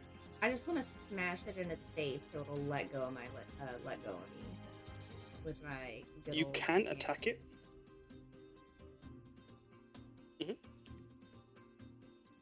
Yep. You have a disadvantage as you make your attack there, Oh. but you can try to. Well, then it evens out, so it's just the 20. Nah. That hits. Just the 20. You know, just. That hits. Just the 20. It's thunder damage. Are you sure? As You they're don't saying. want to electrocute everybody. Nope. I have Oh, like. thunder's- We're doing thunder. Yeah, Okay. thunder sound, lightning would electrocute the water, but thunder is just like a shockwave. Okay. Yeah, continue, Which sir. is why. Yep. Oh yeah, and second hit. Have they let go yet? They have not let go. As they're Well- desperately clinging. But you do feel their teeth trying to 18. snag and pull away as. With the 22, go ahead. As 18, It would have. that hits. Yeah, it would have been 18 That's if it. I'm still restrained. As they're just about to pull their teeth away, as they watch you go to swing and they almost pull their teeth away, but it's not fast enough. As you wallop the crocodile And and then just push it down further into the water as you feel it's more let go of you. right. And can I As that crocodile's done. with interaction with a person, can I use my bonus action to pick up Laurel to make sure they're not in the water? I'm already in the water. Nobody pick you out. Yeah, pick you out of. But yeah, the you could. water. I mean, Laurel's grabbing onto you, so if you get out of the water, Laurel will get out of the water. Okay, then I'm gonna move us up onto this little island, so I can put Laurel safely on if they want to get down, so that they have the option. Is there anything else before Laurel's turn? Oh, actually, no, Laurel. Where do you want to go? I'll just take you there. I 'Cause want you can to hit throw from me on anywhere. top of that. I want to jump on that crocodile. You want to jump on the crocodile? Bet. Yeah. Let's go. Are you placing them on the crocodile, or are you just like letting them leap onto it? Or No, I'm taking them Oh. over, and I'm gonna let them get on the crocodile, and I will be right by that. I'm gonna ride that Matter of fact, crocodile. Can I give Oryn advantage by flanking? technically, you are not sadly flanking. If I'm right here? You would be then, yeah. Yeah, let's do it. Let's go. Oh yeah, and I'm leaving Peanut on the island. As Hide in the bushes. Mom will be back. as Peanut rustles into the bushes, as you are all as you run to the other side of the water, splashing it everywhere, dropping Laurel down, and so Laurel can leap onto the crocodile. Laurel, your turn. What are you doing? The crocodile's under the water, yes? Mhm. Or is that a different one? This one is also under the water, but the water isn't that deep. So you can just see some of its spined back. That's kind of scaled and almost draconic in the spines are like jaggedly point out. It's striped with dark blues and greens, and lily pads around its form. Almost Put like, on that crocodile. Screw it. camouflage. I'm gonna jump on that Mhm. crocodile. I'm gonna get on the back Go of ahead. that crocodile. Where am I? As you drop onto the back of the crocodile, it drops down for a moment, not expecting you to jump on top of it. As it snarls, and with Oryn in its mouth, it turns. As Oryn, you're just thrown for a moment, like you're being brought with the crocodile's head as it turns to see Laurel on its back. That's Laurel. First things first. Yeah, let's go with the Sharei-Laio first. Well, I did my action. Bonus action, Sharei-Laio. Oh, no, I didn't want to do that. Sorry.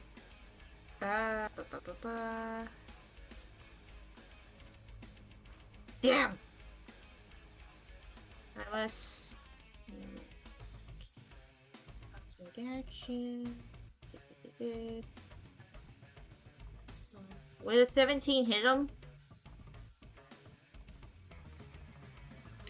17 would? No. Okay. Sorry, Mom. Wait, is that It 6 won't? from your Cosmic Owen, or is that you still the have? 6 Oh, you is- don't bless, do you? I don't have Bless, no. I have Cosmic Omen and I just had used it to Alright, put it chat. on the 11. That's alright. I'm gonna argue. Are you Would you argue Laurel is flanking? With this situation, I would argue Piyar is flanking if it's in front of Piyar. Piyar is flanking, but Laurel's in the middle. So I'm gonna give Laurel. You got a +2, so you do hit with your as you bonus action Shillelagh. We're a triangle flank. As you struck the quarter stack. Yeah, I'd allow it. Roll damage.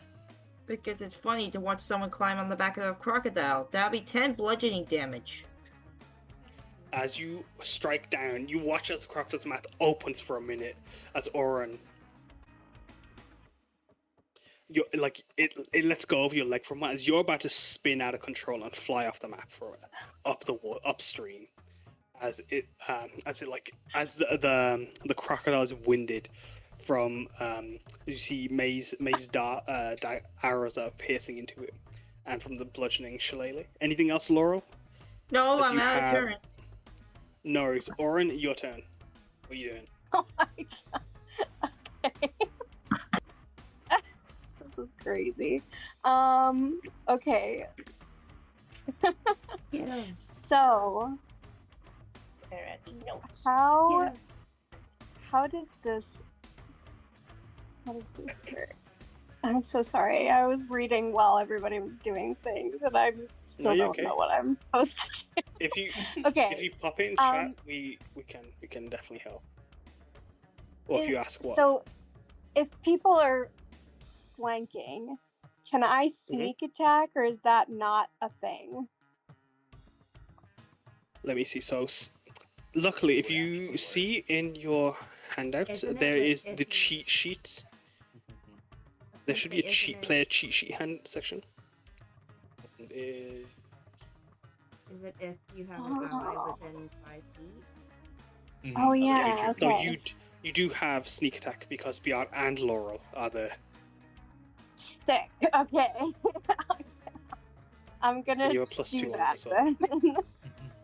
then.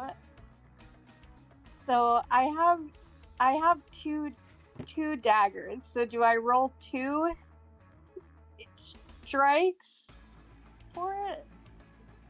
You can do 2 strikes if you want to, but the second strike will be with your offhand, so it does have a it doesn't include your proficiency bonus or any bonuses onto it. It's just the flat damage, but you can do that if you want to. Okay. Or you can take a bonus action cunning action. Oh wait, no, you can take a bonus action cunning action alongside that. Okay. You make 2 dagger strikes. I don't. Okay. Yeah.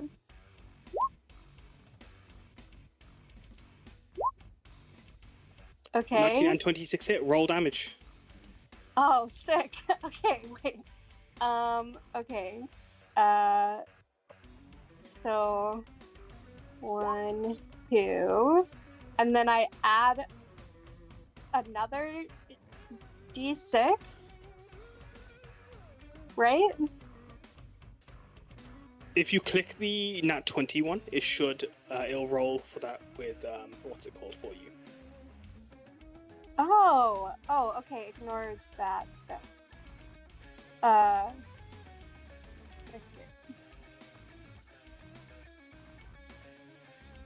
And then with sneak it, and you get. So it'll just be in the first one and the second one. So 7 and 7 + 4.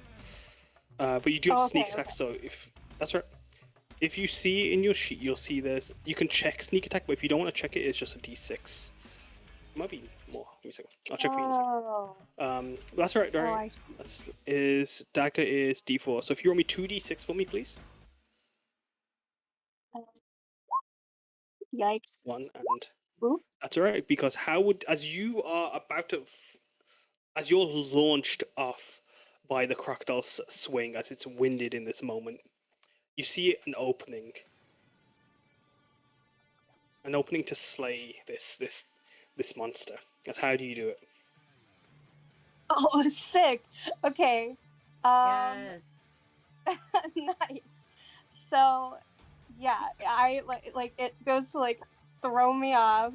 I want to do a sick little backflip at it and stab both daggers into its like open maw through its head. Yes. Mhm. Get it. As the dagger goes in, you watch as the dragon, as Laurel atop it, it begins to sink as a crocodile is slain. But as it's slain, I'm going to ask you all to make a perception check. As you can see, Oh no. God the damn it. bush. Actually, no. I lie. You don't need to make a perception check. As you can You see, the bush where Peanut was placed are rustling. As Laurel, as you had just leapt onto the crocodile, you get to see before anything. You see as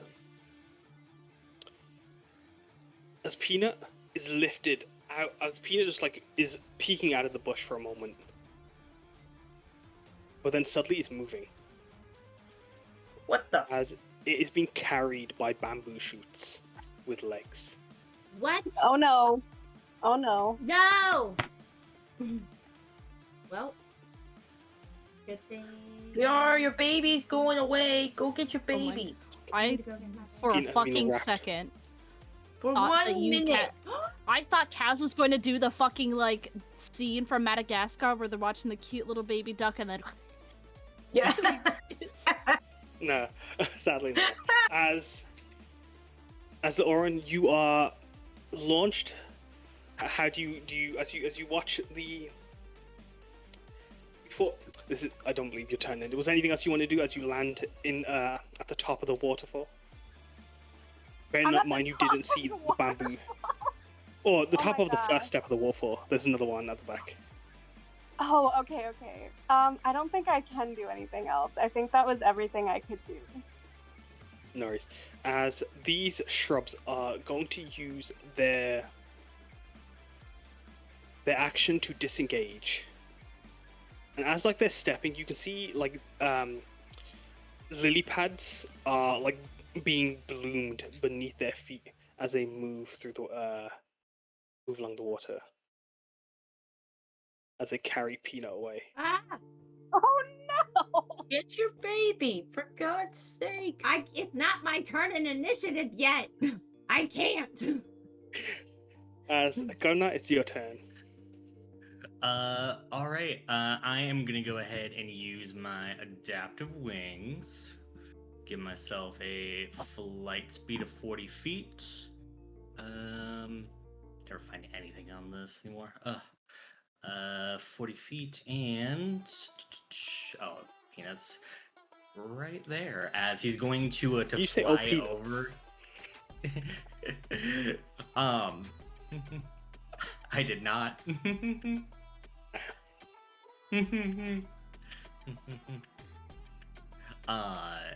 As they're just like they're just carrying Peanut over their heads right now. Hey, excuse me. And he's just gonna try to just scoop up Peanut. As you see vines are wrapped around Peanut as you get closer, as your wings unfurl out and swoop over them. As you do so, do you want to try to make a grapple check against them? Yes, sir. How does a 19. Team. What do you mean, oof? Fuck, that's a low roll for me. That was a 2. you rolled a motherfucking 2.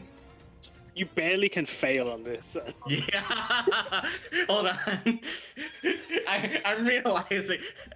Listen, sometimes encounters are just like I roll an athletics check and then someone has like I roll a 19. They're rolling like 40s. All right, like Yes. I can't tell one of my numbers are good anymore.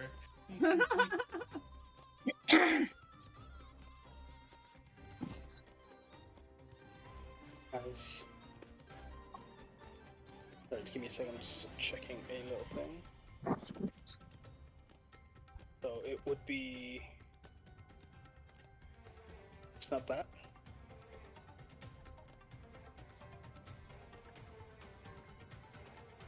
You succeed. As you grab the vine snare and snap, as Peanut is picked up and you taken by you. as these awakened bamboo shrubs walk along the lily pads, and they see you and they try to jump up to grab it as the lily pads lift up a bit. Is there anything else, Karna?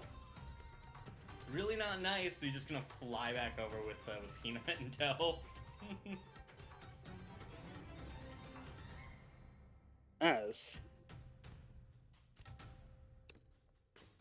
As you do so, you watch as the second check another thing, sorry.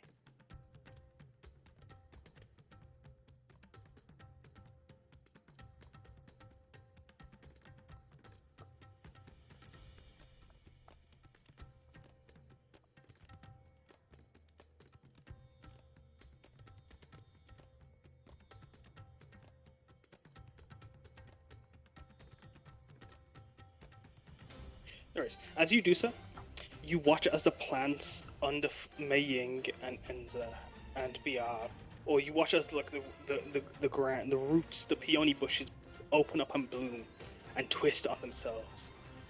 As Where am Karna, I? you fly over, swooping. You're on the crocodile. I There's don't just see Enza. Oh, I'm underneath the crocodile. He's sitting on me. Oh, let me fix that for you. There you are. As Meiying, Enza, Piyar, can you roll for me a strength saving throw as you watch as the roots around these peony flowers are just begin to push out of the ground and bloom, wrap around your feet, try to restrain you. Make it's my +3 aura. You're still flying, aren't you, Karna? Yes, but it's still within 10 feet. Gotcha. Yeah, no worries. May you 8. Make mine at 13. Sorry, it's going to be 4d6. Sorry, my mistake. That's your racing, so that's halved. 13 for you, May. You fail as well, so you take 14. As the roots lash out and wrap around you and pull you to the ground, as they deal 14 damage to you. As May, Enza, could you roll me a concentration check? Yes, Piyar. When did I take damage?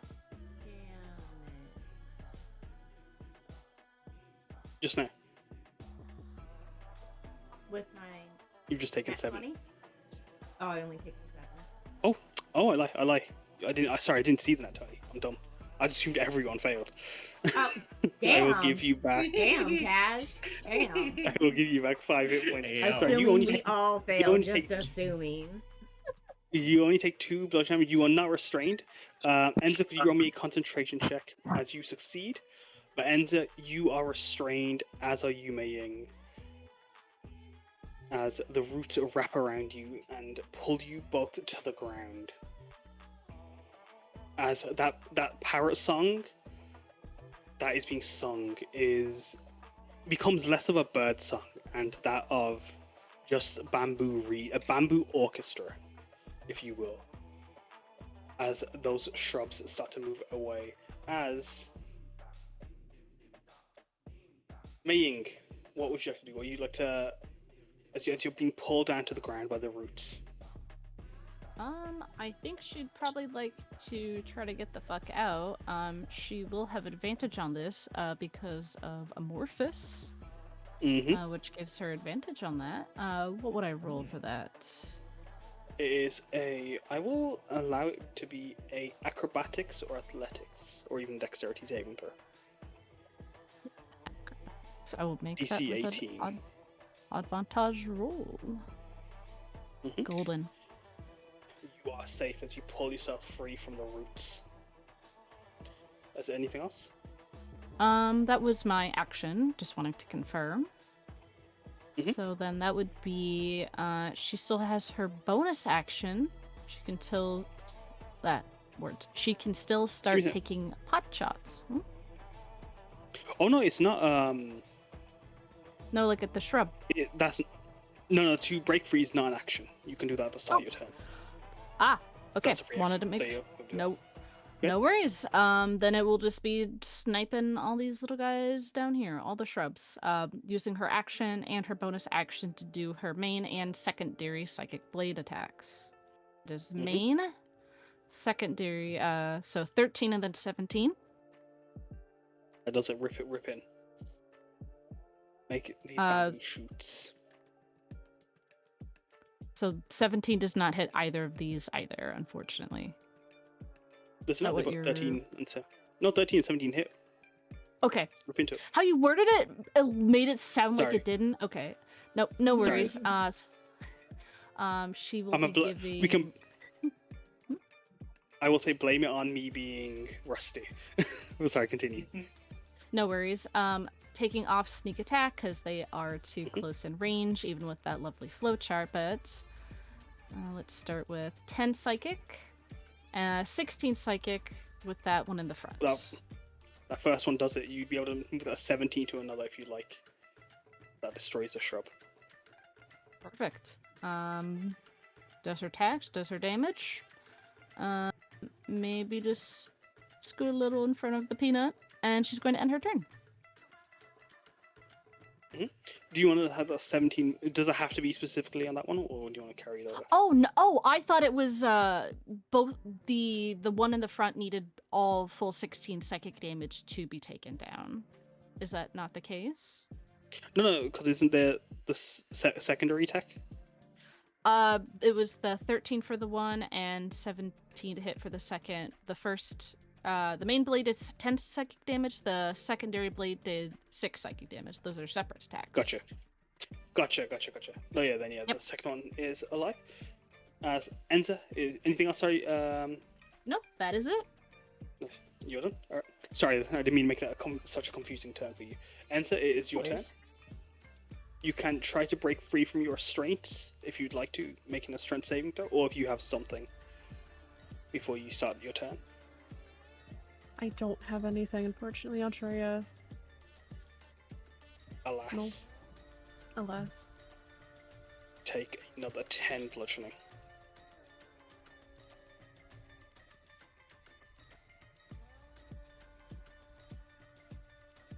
As is there any as it would just continue your turn, you are restrained. You are able to do everything but move.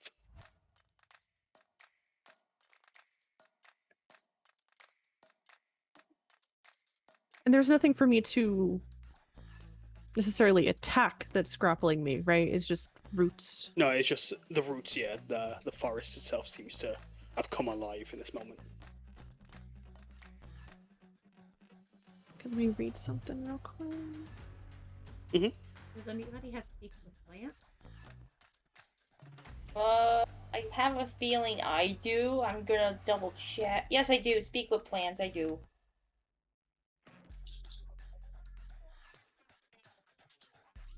But they're not 30 feet in front of me. Well, actually, I'll just do this.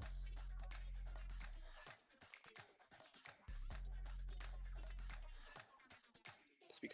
Oh, sorry. Yeah. I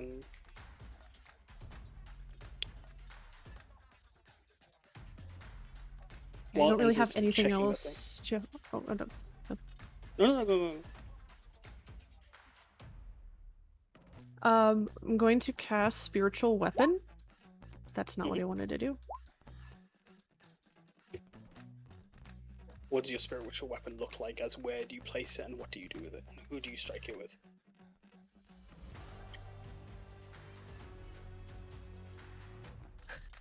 Her spectral weapon is a baking pan. That she is going to summon right next to her. And it's probably not going to do anything. But I gotta walk. Close enough. She's gonna start smacking at the roots. Okay. Yeah, as you just start walloping away at the roots. It is anything else you want to do before I pass it to Piyar? As the bamboo shrubs continue to move away. No, you'll just hear like a deafening clanging noise of a pan smacking roots. And that's it. I ain't got the closest I got is this for you. Give me a second.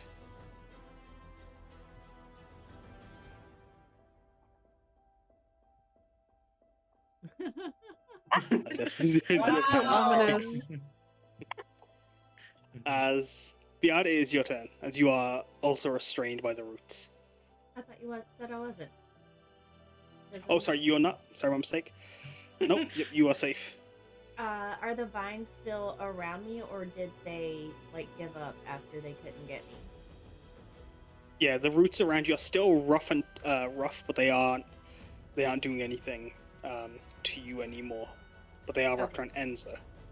All right, I'm gonna go over to Enza. Enza's got this spectral walk hanging away at it. Yeah, and with Enza being so small, is there any way that Piyar could like smash the vines like at their base, or the root at their base, with her hammer without possibly injuring Enza? You could try. Enza, please roll me a concentration check. Just go to the shrubs, your- yo. They're coming. from Okay, the no, shrubs. I'm gonna stay. You know, They're in you the know. shrubs. God. I'm gonna Shrubs, grab bro. Peanut. I'm gonna come up here. I'm pass on Peanut. aborting that plan. Yeah, and I'm gonna stay right here. And wait, is this within 10? No. Okay, I will get closer to them, and I'm gonna swing on them like my hammer is a golf club. Doran, can you pop in the J punching the fish gif for me? Azia, go ahead, strike. You have selected power drive.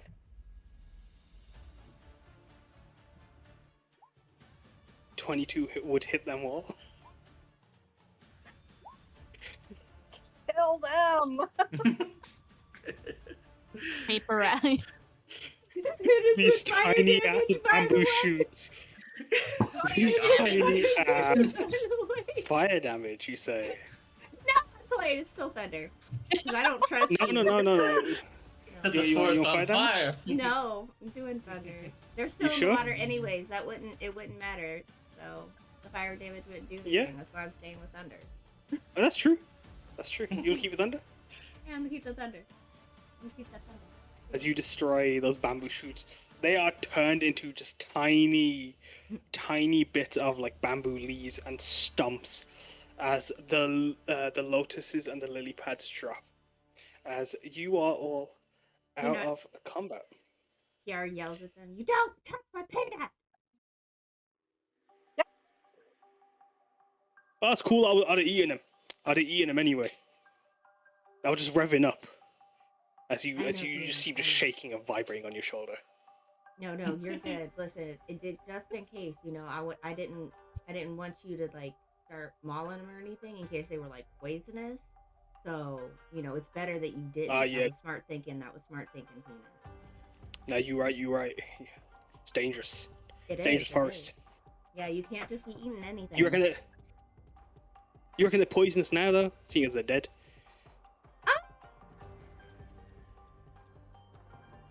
Hey, Laurel. Yes. As Laurel's standing on a crocodile in the water. I'm just laying. No, I'm lying down like one of those like what are they? Those pool floaties thing, like And I just look- you're give me my- closer. Are these things poisonous? I could not tell you for the life of me. I mean. Oh wait, no. Who else did the detect poison? Oh, I did it I had on the exactly one in charge of that. Oh. I could go again. Like I don't mind going again. I mean, you know, if unless you know you need it for later. But, No, I don't. I got like a bunch of Okay. look at my Listen thingy. here, see, Peanut. I got lots of spell slots still, Okay. so I can go again. Level 1's casting it again, please. Now get off. They are the not co- poisonous.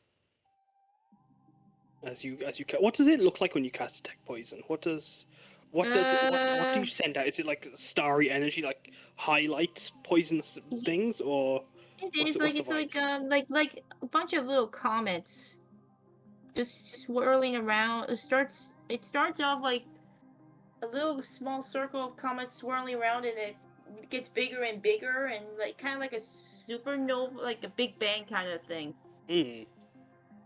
I'll just move down here with everybody else. The bless from Enza does drop, but as Enza, you're whacking away with your wok, you are able to pull yourself free eventually as the wok cuts and digs at the roots, giving you enough leverage to pull yourself free, Enza, as you feel your bless leaving you. As the comets fire over the bamboo shrubs, they do not highlight with any poisonous energy. As Peanut's like, is it feasting time?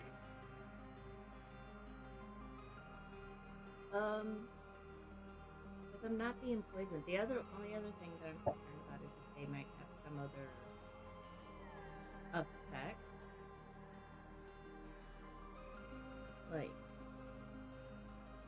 because they were magic, or Peanut just insta dies. right? No. Pierre's gonna collect them up. Pierre's gonna collect them up for Peanut. And we'll get these checked out. Scoop Okay? him. I'm starving away over here. What? Howard? Oh wait, we didn't order food,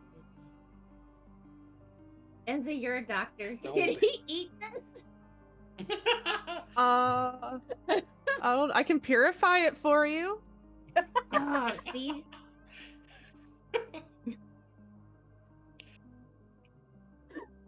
Yeah, okay, yeah. You wanna purify him? As what does purifying gem look like as you cast it? As Piyar shows you, as Piyar, you would shrink by this time. Oh yeah, definitely. Happening.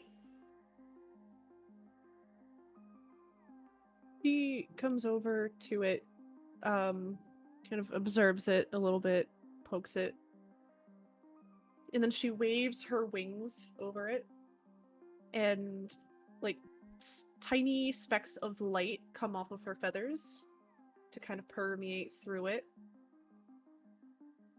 Then the light fades.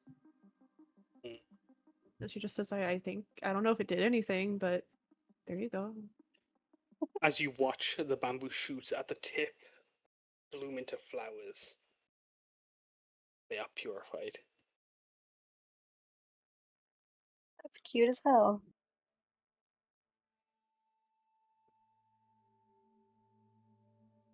There you go, Peanut. See, that's See? why you wait. It looks. This Look, it is- looks like it's probably a better snack now. This is surely.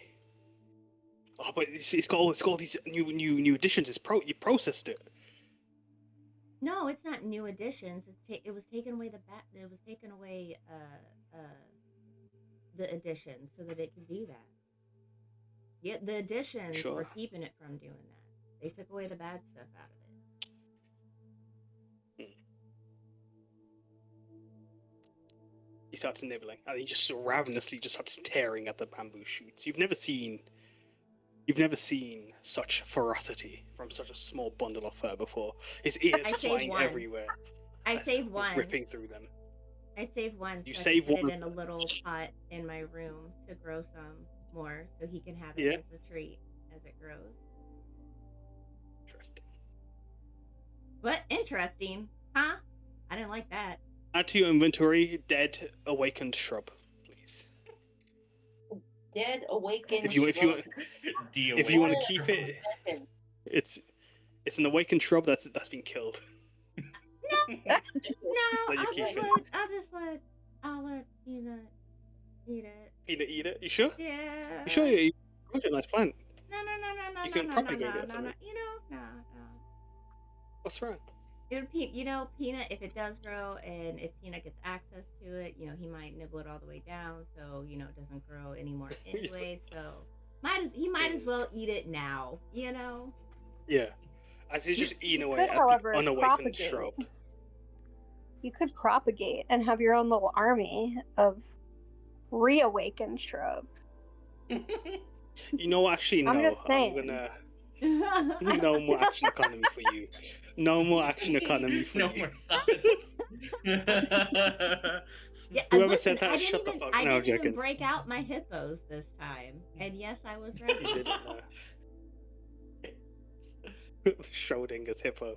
Not Schrodinger, a fucking a fuck? Chekhov's hippo. Chekhov's, That's it. yeah. Yeah.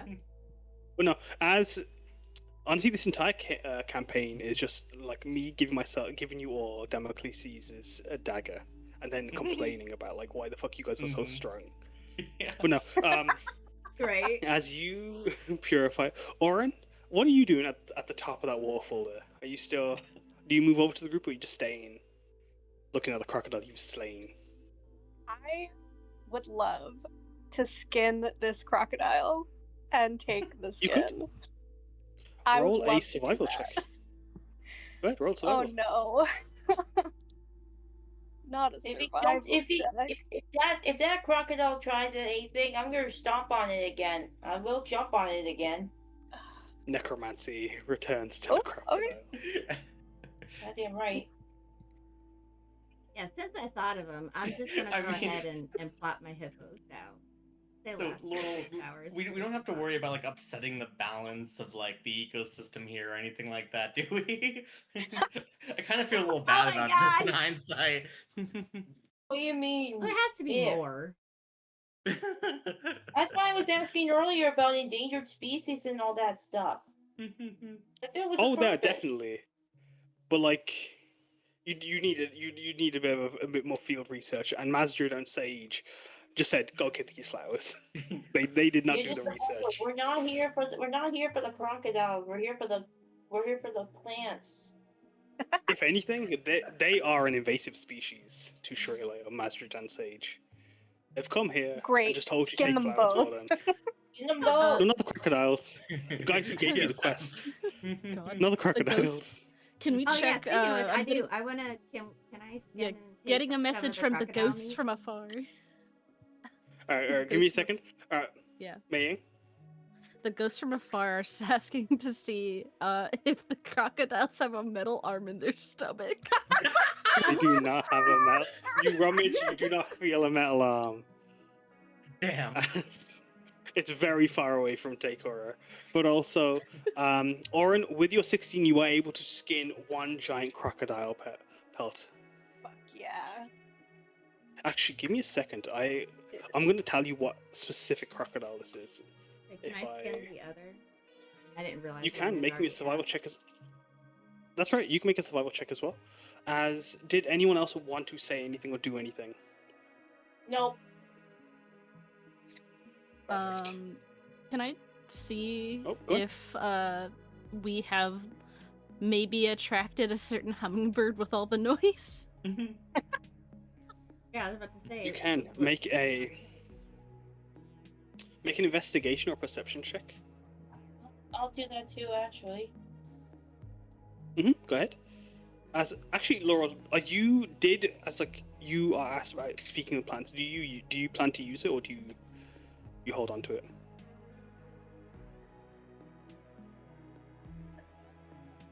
Plant? I didn't have a plant. That would be. No, talk to plants. Is that what you guys wanted? Oh, we Laurel were to going to do that, but I guess it didn't matter anyway because they're all dead. So no, I didn't use it.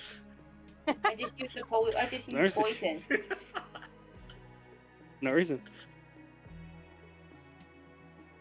As you guys have both got the pelt of two Lashan giant crocodiles. Sick. And I As want to harvest some of the meat too. Ooh, Yeah, big time. I would, Big time. Take that meat. Yep. you guys invasive would, species. oh, No one matters. you guys would definitely be. You guys would be able to bring back two with Piyar's expertise and Oryn together. You don't get all of the meat, but like you gain at least one crocodile, and a bit more worth of their meat and meat and skin. What about the Anything else Sick. before we? What about the beef?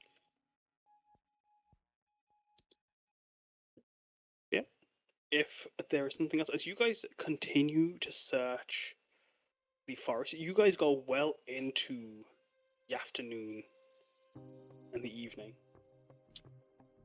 But before we continue the rest of your search, we are going to take a break.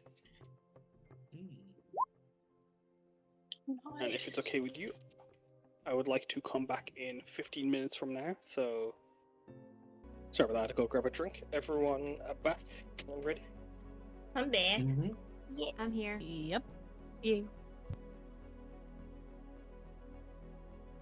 Is Oryn and Kate here?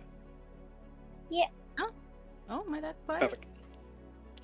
Oh no, I just everyone. I was trying to count off everyone. I was just this being over. Marcus is joining us as well. Marcus will be playing Peanut for me. I appreciate that. Yeah, from the beanbag chair where he supervises from.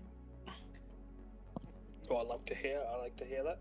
But yeah, as you all pull away from the roots, skin those, or harvest from the crocodiles, and Peanut eats away at those bamboo scapes.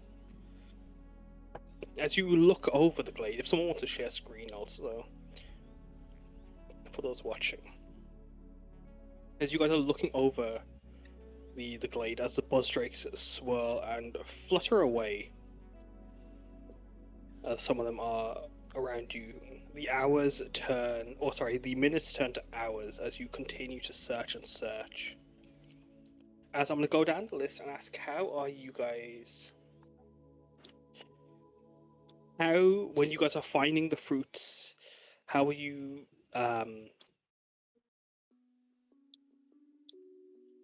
how do you approach them? How do you try to harvest them when you see them up in trees or in the bushes, plucking at the petals, or try to cut away at them from their stalks? Starting off with Laurel, you having the herbalism tool on hand, how do you approach harvesting the plants that you're gathering?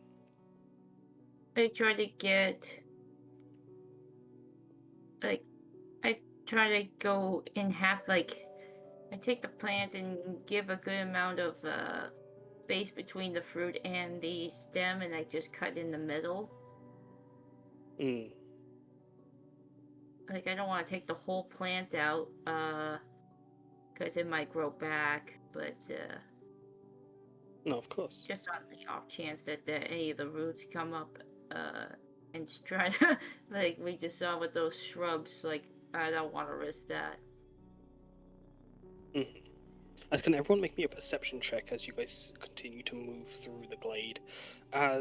What about yourself, Meiying? How do you, as you watch Laurel being careful with their tools? For the moments where it's her turn or she's close enough to nap something, she's using one of her psychic blades, hoping that the energy is delicate enough to not harm any of the plants that they're harvesting. But she is low-key a little sad as they have not seen beak nor feather of their quarry.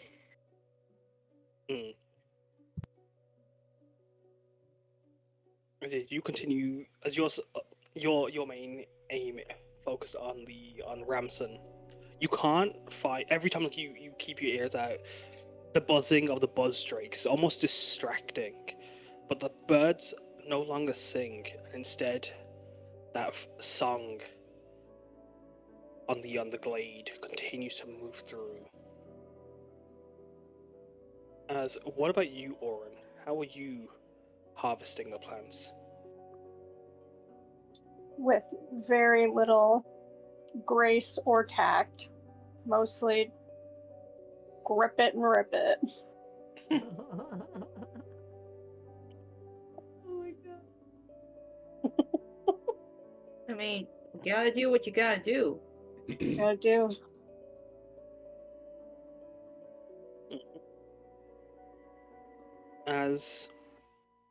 What about you, Piyar? How are you approaching as you watch Oryn ripping away at them, and Meiying continues to search for the Hummingbird? Yeah, Piyar is like with Meiying. She's worried because she hasn't seen any anything with the hummingbird yet. She hasn't heard any like songs, and they all smell like roses, and that hasn't worked yet, and so she's concerned. Yeah, it's like as your concerns grow, research, there doesn't seem to be any clues, even with the shinies and the perfume prepared. But that doesn't stop some other birds and animals making their way towards you. As the buzzstrakes do continue to swarm around you, becoming bigger and bigger swarms. Buzz? As Oh yeah, yeah. those beetle-like dragon creatures. As what about you, Karna? How are you approaching harvesting the plants? As you keep an eye Yeah, out for the poisonous ones. he is going to use the Darkfire Saber as his great sword is not really wielded to a very delicate task like this, and his own strength is more liable to cause like more harm than good here. Also, just trying to keep an eye out for the hummingbird, occasionally attempting to make bird calls if he can to see if he can get any sort of response back. Roll a performance. Oh hell yeah!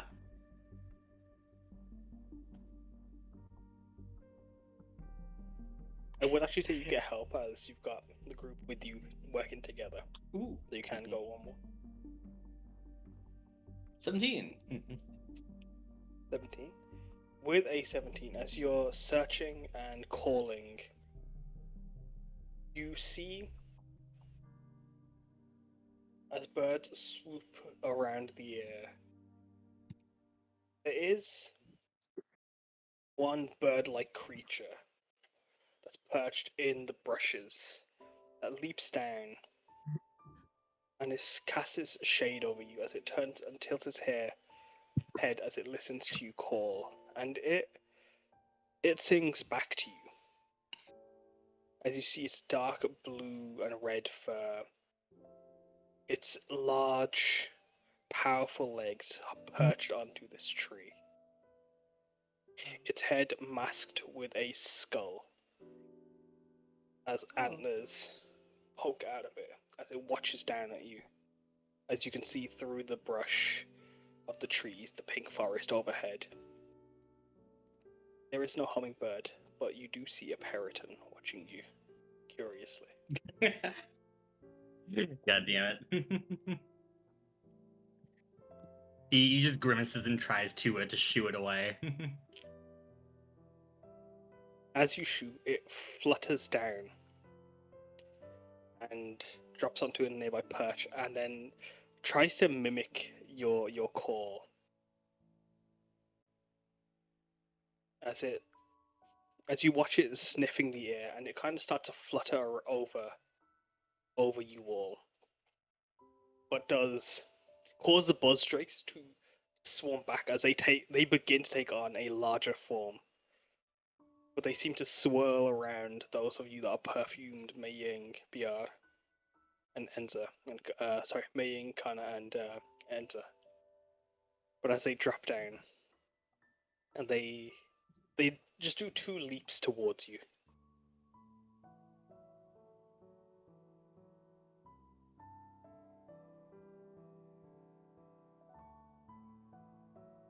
The bird or the Bird, yeah. dragons.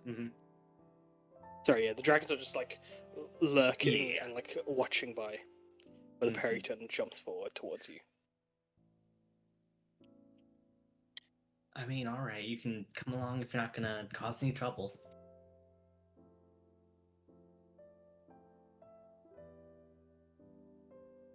Ooze.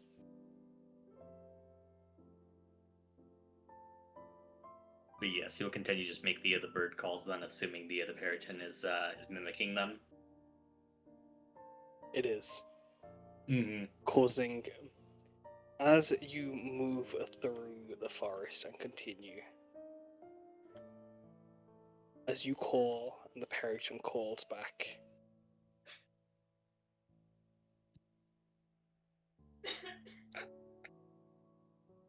as many parrots do not wish to lurk and linger.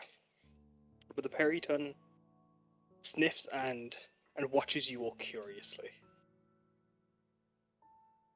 Seeing you gathering the fruit, it does offer to help.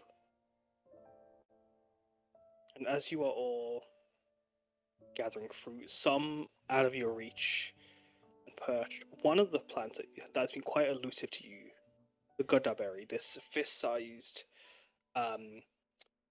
gourd-like berry. You watch it go and peck 3 out from the trees, and then drop them before you. Oh, thank you. You're I do so have much speak. nicer than. No, go ahead.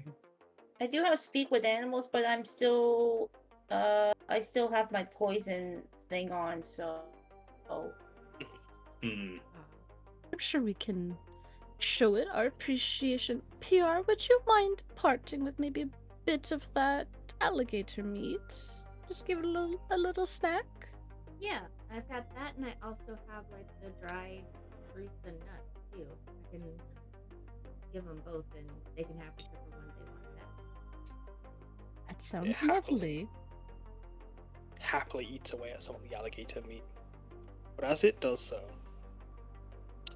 you can speak with it if you want to, Laurel. If you don't want to, you don't need to.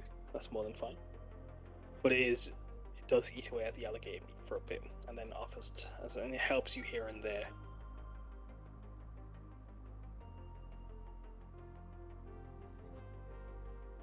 I don't. But does anyone answer? No, I was gonna say I don't think it's necessary to put it on unless somebody absolutely needs to you actually speak to it. But no, I'm not gonna bother. I mean, I would be say, I've curious got- to know if. Good. I was gonna say I've got my earring with peanut. Ooh. I could take it There you off go. the peanut temporarily, but I'm afraid it'll fly off with it.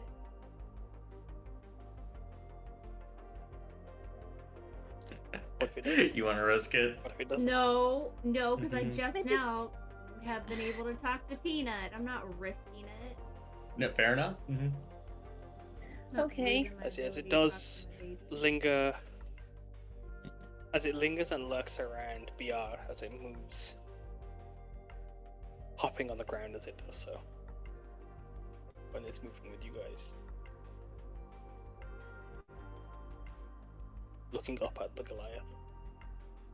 As did you guys want to talk to it, or did you guys? You convince know, Laurel to... I'll do it. I guess. I don't mind doing it. I can get rid of. Yeah, I can stop the poison one and then do the speak with animals. You might be able to do. I don't know if it's got both a concentration. Your sheet does not. Yeah, allow let you me to just look at put it. that up. Let me put the speak of animals here 1 second. It is just not an concentration, act. so you could just do it. Yeah. Yeah, I'll do Yeah, that you could then. speak with it, and you can continue walking around searching poisons as you are moving further into the glade. Laurel and Piyar, you two in particular find 2 interesting signs as you move further in, as night is falling. Do you share those with the group before you Yes. start your Oh, conversation? absolutely. Venu Oni lair nearby. Beware. So Kiara's gonna drop her hippos. She's gonna pop out her hippos. And of course share. And then mine says, beware living and man-eating plants. Oh, That's Well, I'll be your like, sign input. of course there is. Mhm. Of course there would be man-eating plants. Well, I mean, As yeah.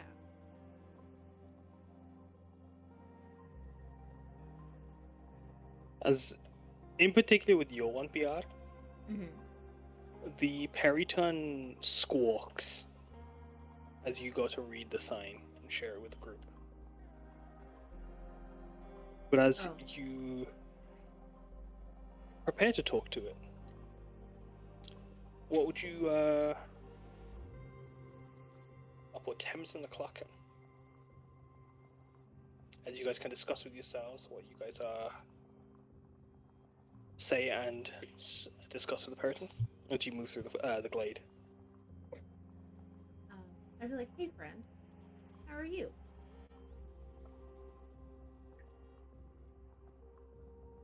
Just squawks at you. Only, Oh, yeah, I only don't Laurel have- being it's- the yeah, one Laurel that can too. speak. No, it's- I her. will relay what she said, and Yes, I well- will say, Yeah, so I'll be hello, like, hello. We like to know how are you. and I good. probably I good. know. You How are you? probably know You. a lot about the area around here, and we're wondering if you could help us find, a friend of our friends. His name is Ram. He's a little hummingbird. Hummingbird? Hummingbird? Yeah, Hummingbird tasty. Huh? Hummingbird tasty. I No.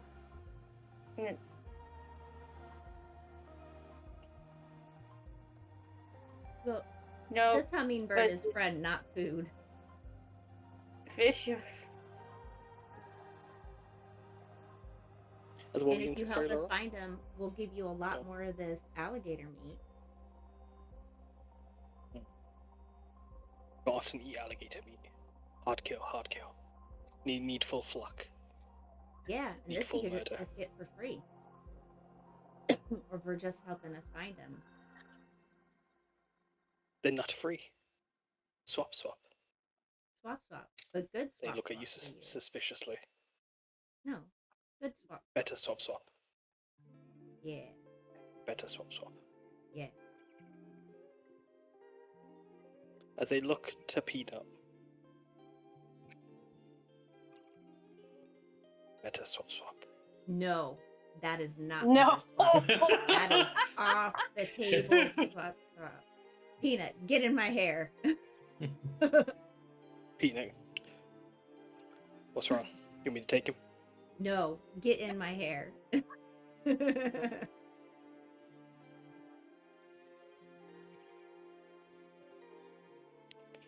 Why not good swap, swap? Fresh meat's better. I know This is fresh. hummingbird. Bring We hummingbird. Fresh. This is fresh. We just got this. And he's not better swap swap. He's very special. I can't swap. Have you ever had meat? Maybe not fresh meat, but have you had meat that's grilled? Maybe.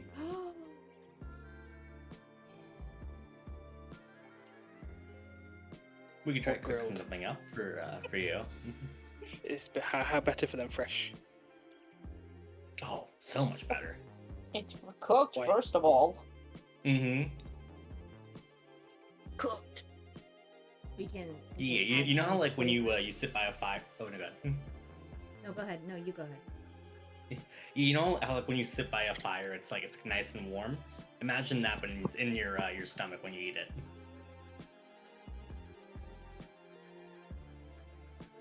I don't sit by fire. Don't like fire. Fire dangerous. Fire bad. Cook him a piece Don't of want just fire. just No- give him just no cook one a fire piece in of belly. meat and Yeah, here.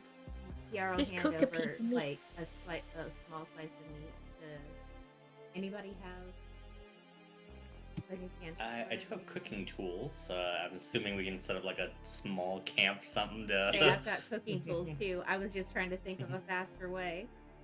Yeah, I mean, I don't know if there's. The bird is giving you trouble. Would you like me to kill it? Oh, Oh, no. No. Bird is not giving us trouble. It's we're negotiating. Mhm. Exactly. We're bargaining. Mhm. It leaps away from the I fire. could threaten it. No, We don't You want the threaten and we let don't- I am bad rather people- intimidating. You're very intimidating. Uh, Yeah, but we can just do this However- a nice. Hmm? yeah, we can be nice. They're not being mean. They're not trying to hurt us, so we can be nice. We only Hmm. bust bad people's heads. Mistress Samosa says I should hone my assets. I'm gonna Well, have a let's- word with Samosa about that.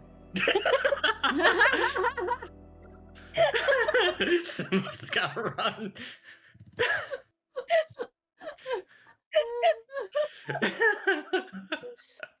Oh my God. Okay. Assets. Well, if you need me to threaten it or kill it, let me know. We will. Listen. I Much got you. appreciated. If we need muscle to come in, we'll let you know.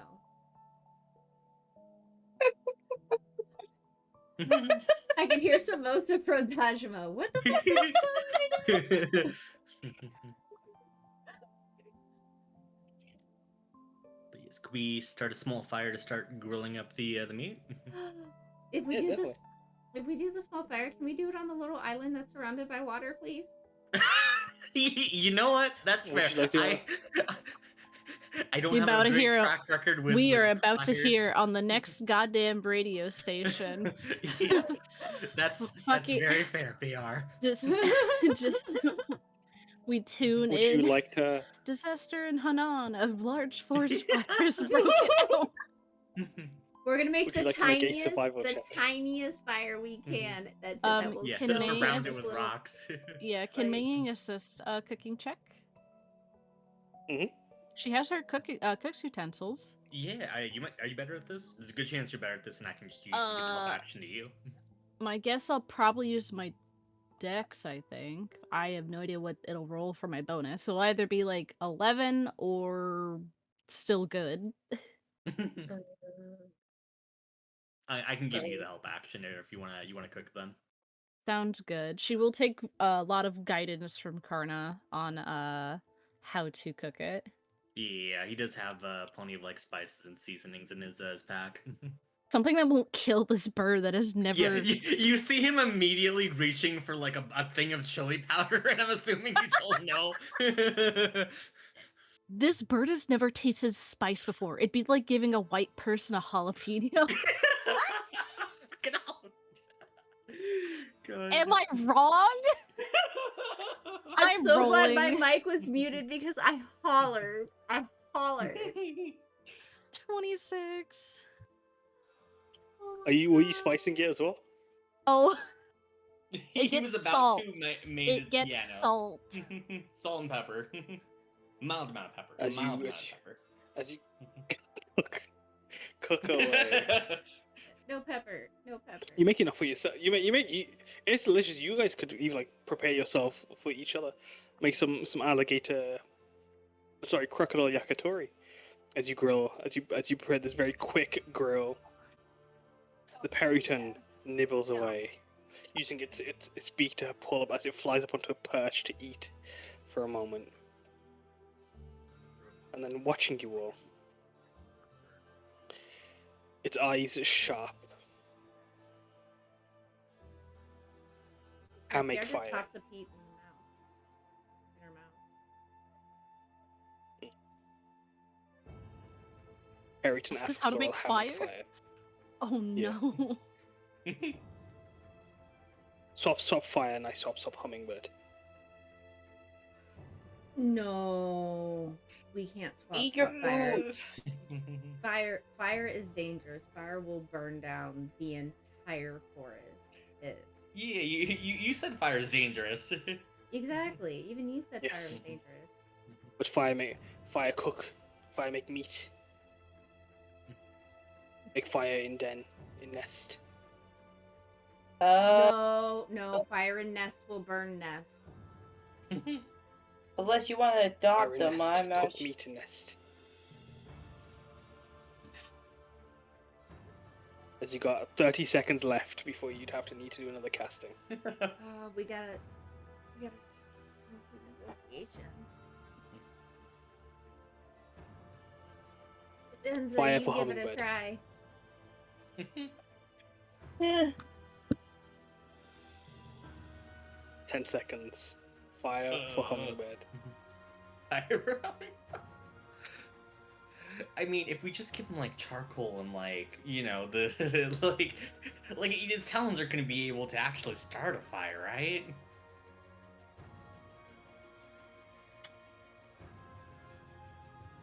Anyone?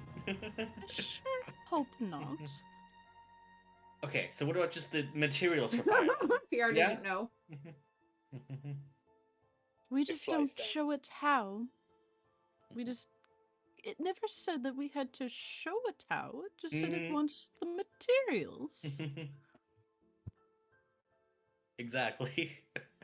It flies down and just Give a squawks. Perryton fire. He eats grilled meat for a day. Eats for- Teach a Perryton how to build a fire. He burns down the entire He burns forest. down the forest. You hear about it on the news. Yeah. That'd be But I such a feel good like if we're- adage. I feel like if we're tricksy with it, it'll turn out bad. But at the same time, I don't know what to do. Yeah. Laurel, your experience with nature, right? How bad of an idea is giving a bird access to fire? I would say it's Can a I- horrible idea, but I don't really know if they can actually do anything.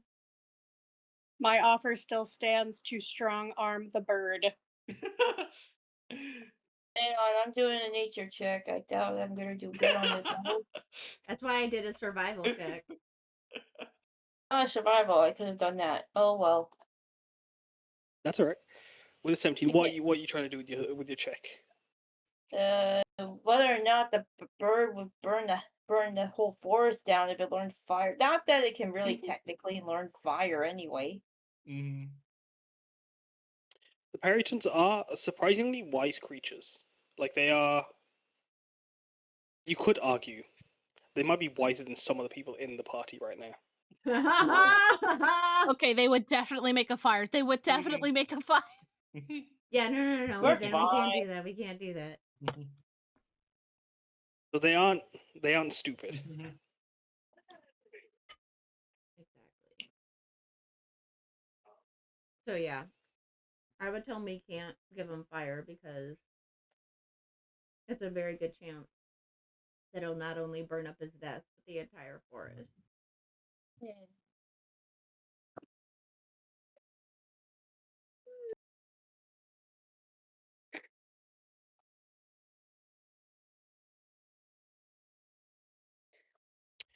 How do you try to trick the Perryton? I'm not Does trying anyone have any visual magic, like prestidigitation? I Can we give them I like do. rocks? I have. I have. well, No, go ahead. I have a prestidigitation. So do I, I but you can't can do go that. ahead since I'm out of time for the bird anyway. So blah, blah. So it can't hit. It can't actually speak to you anymore unless you can recast. Does anyone want to talk to the bird, or are we good? I could talk to the bird. Okay, I'm gonna. No, Oryn, it's no. You're not. No. Okay. No strong arming the bird. Then we're done with it. Yeah, we're done. What do you hand that's been prestidigitated with fire? And do you do it in the Perryton's vision? How do you try to stealthily No, or I'm sneakily do I'm it? not gonna try and I thought prestidigitation for something. I'm not trying to kill this bird. I'll offer a thought. We take some generic fucking rocks that in no way, shape, or form would ever start a fire, and we just smack them together and be like, "Oh look, these are making sparks. You Mhm. can make fire with these." Only if it in just the right way, though. Yeah. You have to do it just right. Okay. I So, can't. yeah, you're gonna- I'm shit at sleight of hand. It's a Shiseki stone, so I can give it to anybody. So whoever wants to do it would get advantage if like one person's casting and the other person's showing. Something like that. And I'll that's show. Who's I'll show showing if the? somebody else wants to cast. I'm also very good at sleight of hand. If you need it. Hell there you yeah. go. You do it then. Piyar's like, Oryn, it's your time to shine. With advantage, as you are you does someone hand Oryn some random rocks, or are you guys grabbing wet rocks? Are you grabbing? What are you grabbing to show? Is the Periton watching you guys? The Periton is watching you guys very, very, very curiously. I would say, above the table or below the table, whatever. If we had them not just quickly grab, but they like make a little bit of a show of like having to look for the special rocks that you need. What is like the rarest rock in the area? Like a vaguely like what's the weirdest looking rock that I can find? The rarest rock would be a rock that isn't pink. What I'd say is make a deception or an investigation check or perception check, but with advantage as you guys work together. I have pretty glass marble that we can just give him. We don't have to trick the marble him. one. Yeah, I could just give him. They're literally marbles. Yeah, they're literally marbles. If he wants to change for, if we want to offer that. Oh fuck! Now we can't talk to him anymore. Shit. Never mind. Here, we'll go back to the rock plan then. Yeah. But yes, so deception with advantage to try and find some non-pink rocks.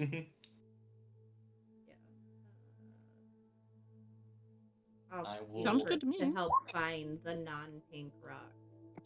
Does anyone else want to attempt to do the deception? I am okay at it at best. I don't want to try deception. I'm literally just looking for not pink rocks. All right, no one else then. Making help. Oh. Hey, 19. There you go. With a 19. As how describe how you and May together look for non-pink rocks. You go into the water? Are you looking on your little island? Are you moving through the entire little glade area that you're in? Yeah, exactly. Like it needs to like we're really just taking our time, just kind of like squinting at all these rocks and just kind of like just doing a couple like little strikes together and it's like no good, and just kind of like tossing a couple of them back and eventually like as I'm kind of like sifting through a couple of these, I find like one just like weirdly shaped rock. And I immediately just like hand it over to Oryn, just like, I think I got one. Here, try to use this. As the Periton's watching, following you guys around, it mimics as it picks up the same rocks and tests, and just starts like just smacking into the rocks and curiously. With a 7 on its wisdom, it fails as it's copying you and even picking up other rocks of its own, but doesn't find any that as it shows you some of the rocks as well. As it tries to help. He's doing like weird tests with them too. Just like he's like putting one of them to his ear, just kind of like shaking it a little bit, just like, nope, that's a good sound. Good sound. The Periton does that as well. Yeah. As you hand them to Oryn, Piyar waiting in the wings, watching the Periton. Oryn, sleight of hand with advantage. Oh, I did. Oh, that's right. 25. As together, you working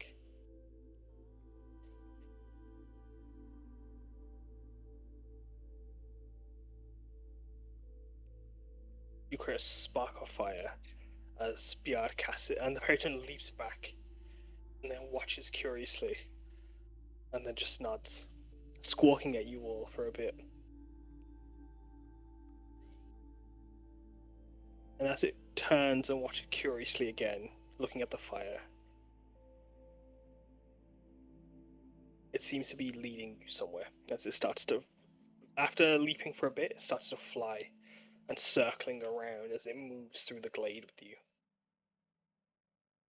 further and deeper in. As Well, there we go. I'm gonna go down the list and ask how are you guys feeling as you trick the Periton, as you gather more and more fruit. You've gathered. You picked up basically one of everything. You got the Gudda berry, and you also did end up finding a Jadu lily, even if you didn't. If it was with the help of the Periton, you find a Jadu lily in the end. As how are you feeling as you move deeper in and the glade gets darker, and as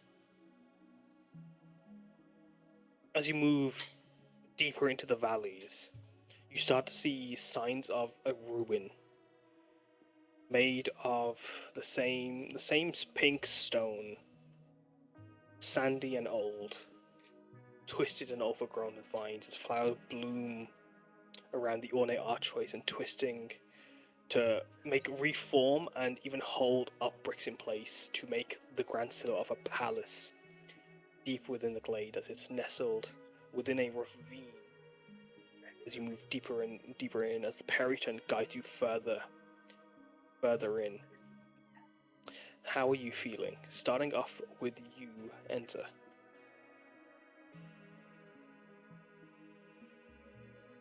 Or is Enza away at the moment?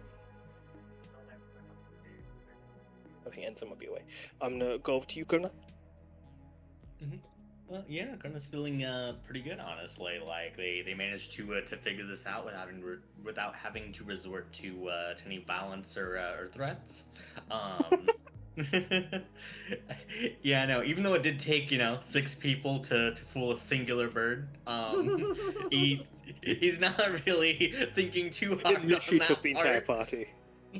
Did not thinking too hard about that part, but they managed to work this out. And hey, they should be able to see the hummingbird soon, and hopefully bring this mission to a close. Mm-hmm. What about you, Piyar? Piyar's thankful that they were able to pull the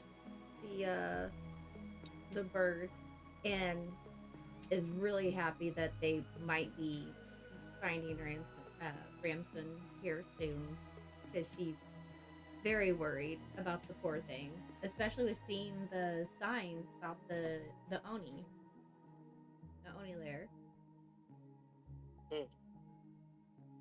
As you move deeper into the Periton guide you deeper into this ravine, you have to move over walkways of branches even, and precariously held up bridges of stone by the plants as you move further into the valley, as you see the streams and waterfalls cascading around you from the swords of Io. As you move deeper in, a crystalline glow seems to emanate from within the palace. As Enza, how are you feeling as the Periton guides you towards the hummingbird, or you assume they're guiding you towards the hummingbird? Goodness. Sorry. Who are you killing? She's slow. She's getting a little bit wary. She's flying above the group and trying to keep watch. But she's got a bad feeling about this.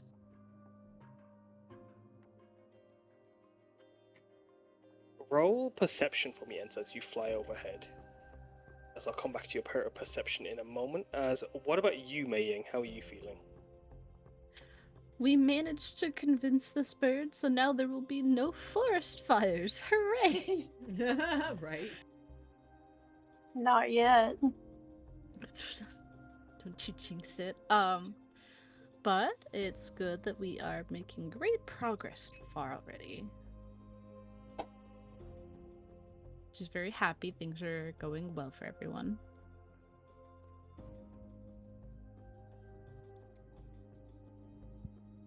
What about you?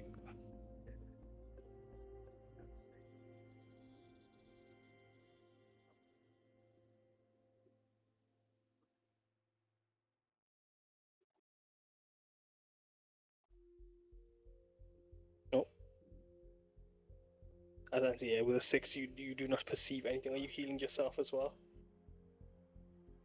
Yep. Oh yeah, I have a Laurel, Shiseki yeah, do stone you...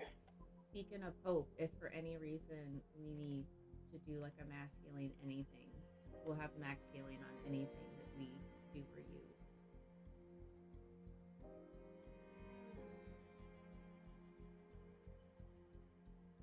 I'm sorry, what was that?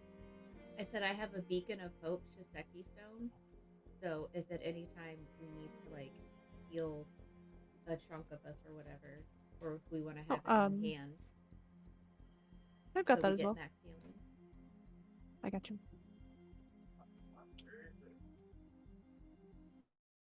So what about you, Laurel? How are you feeling as you move in? Laurel's just tired. It is. You've been in the forest all day. You've been in maybe 12 hours. Yeah.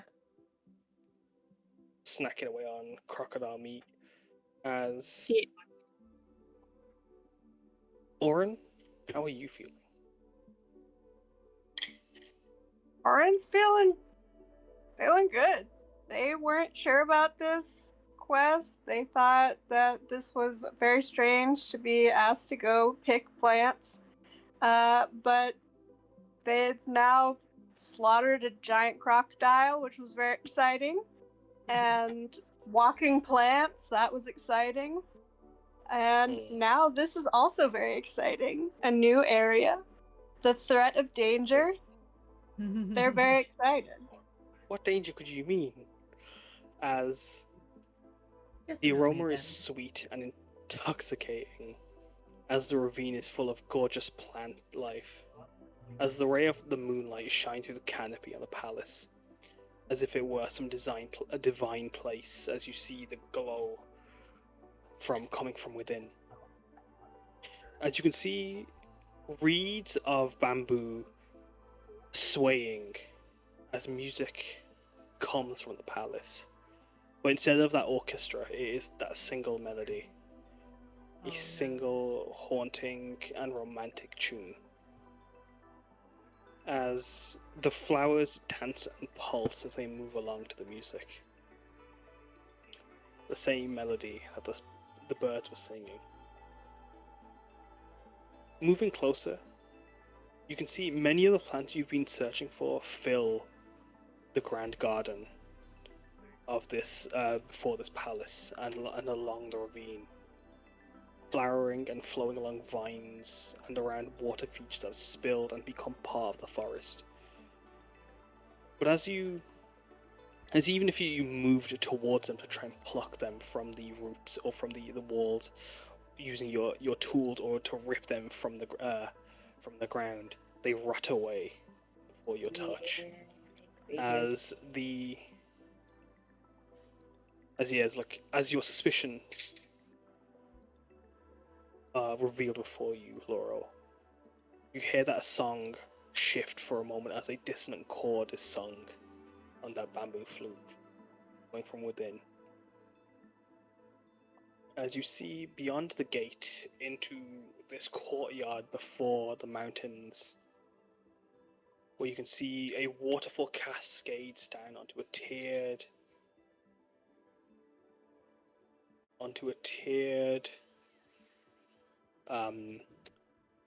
pond that becomes a waterfall that leads out and joins into a trident of water, where you can see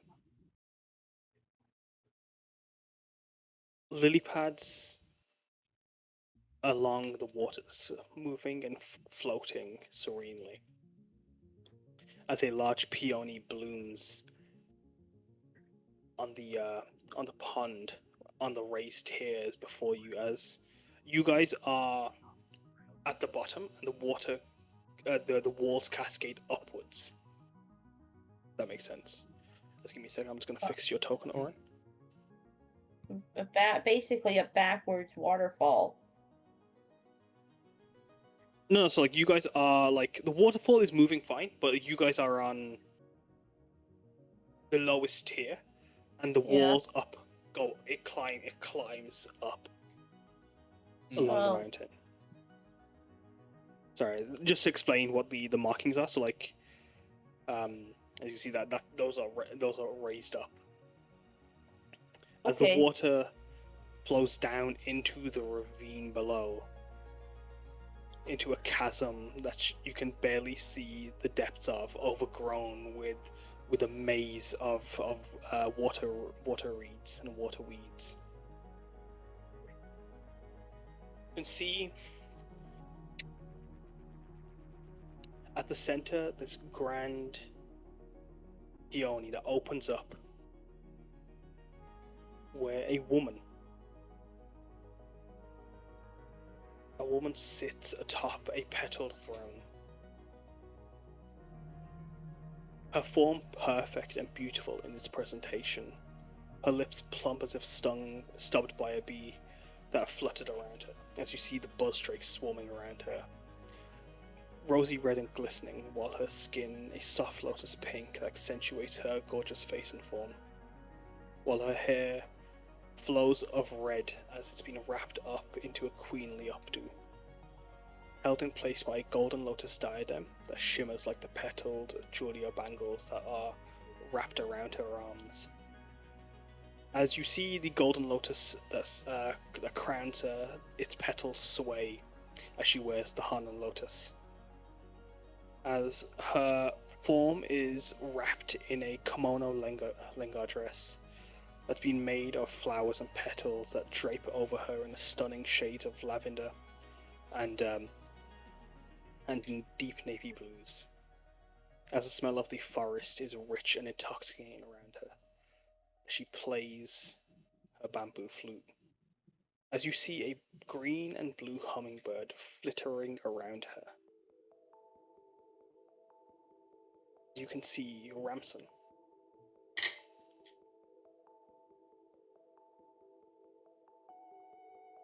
As it's just flittering and dancing around her, she stops playing. As you move, the water carries her words, a distortion on her tone, as it cracks and glitches as she speaks. But you can hear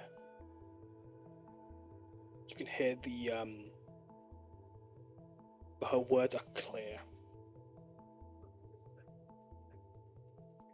As she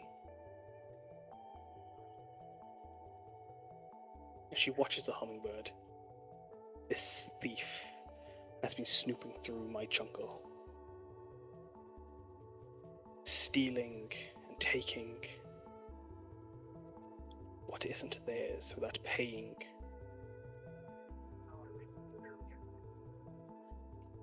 Thus, they must pay for their crimes, as must every soul that comes into my glade and takes what's mine. She just watches the hummingbird flitter around her. As she reaches one of her fingers up to catch the hummingbird as it perches onto her, stopping. But I am kind. I'm a benevolent Apsara and queen of the Hanan Glades, and will grant you the chance to return all of the plants that you've taken.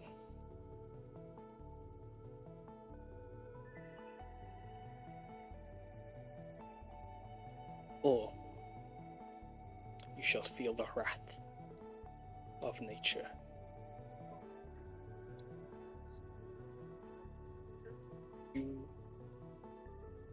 You've taken what you do not understand and can't even appreciate the divine essence of my flora, my forest.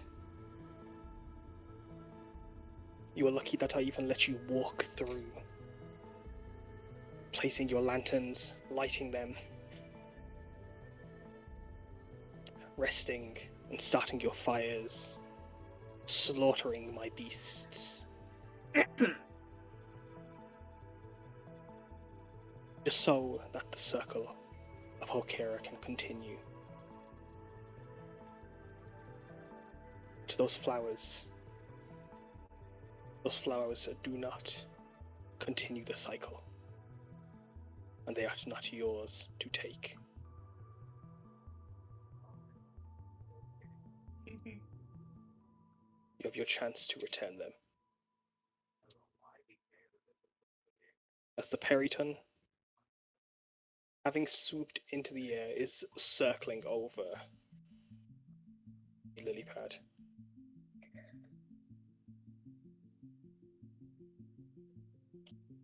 Yes, Piyar?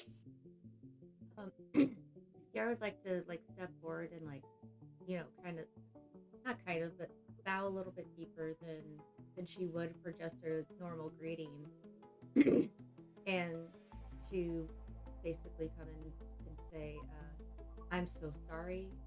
We did not know. We did not realize if there is. We didn't realize there was a payment. What can offer the payment? What is it? If you don't want to, do I feel horrible that we've come in and we've offended you and taken from you? That was not our intention. We did not want to steal." Offend me? You think I am some childish little thing that worries and gets upset by what you mortals do? This is about what is right.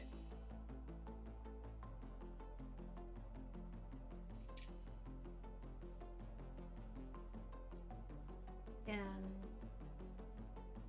can you explain to me how could we have gone about it better so that we didn't violate or I guess not so much offend, but violate the rules of your domain? Can you all make a perception check for me as you watch the buzz drakes swirling around her? She cackles away. Yeah. It's too late to think you can do anything to make things better, or do anything to stop what you're doing. You have placed your signs. Oh. You have placed your warnings. No. Just like the birds and the bugs declare danger. Declare that I am some evil being. I just simply wish to keep what is mine. And that is the flowers that you have picked and taken and will take away from me. They are mine. Want them back.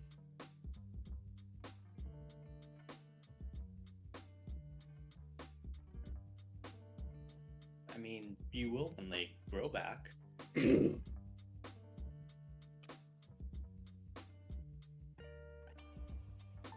But I was going to say, did what we picked, do they not grow back? And also, we were not the ones that placed the sign. I know it was probably other adventurers or other people who wanted to wander into the forest, but this is our first time meeting you. We have no idea which way you may be. And so, does that excuse you for picking up and taking what's not yours? You would, even if they can come back. Why should they have to be taken away from theirs? And be forced to have to go through the harm of having to regrow and to return. Spend another life cycle to return back to this place. As you watch as her long hands start to become like that of a cage around the hummingbird. She speaks as Oryn, you can see the peony in the lake rising and falling.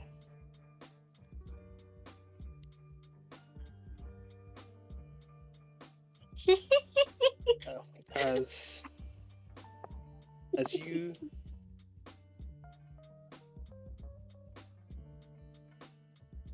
you speak and listen, as she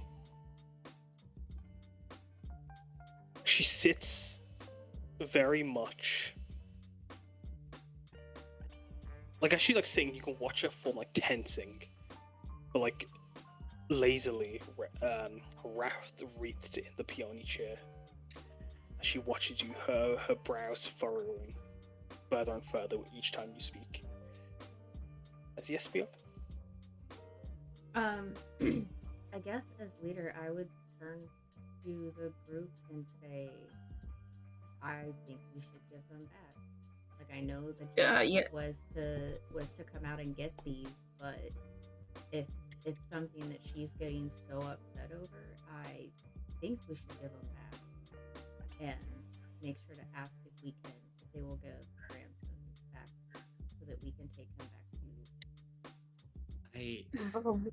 to. I'm agreeing. I agree. I just get I get all the fruits and just throw them on the ground. Like, nope, not worth it.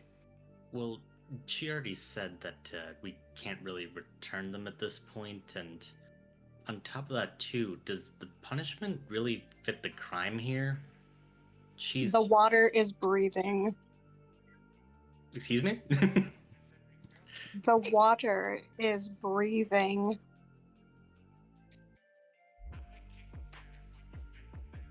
As Oryn points out the waterfall, as you see the wrapped around, burgeoning from the stone, are these grand pink and shimmering crystals that glow. Every now and then, shimmer. Then I'm turning Ghastly to her. green. Yeah, I'm turning to her and tell her, we'll leave these here. We are so sorry for upsetting you so much and violating the rules of your forest, of your glade. The only thing that we would really want to return with that's really important to us is ransom. And she points to ransom and says this person misses him and is worried about him very much.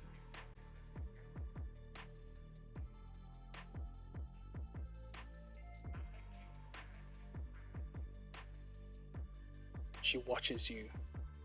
You can see her face goes from furious to disgust as she just turns and then looks at her ransom.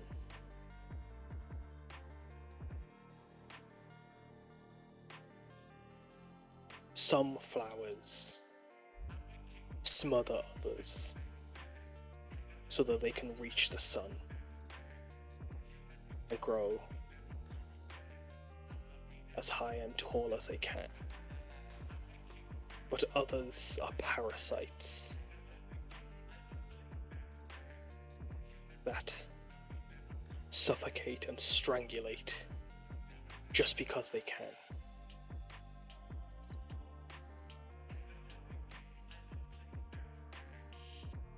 But this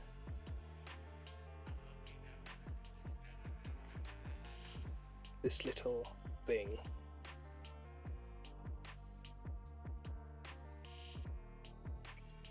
is gluttonous being, feasts and gorges.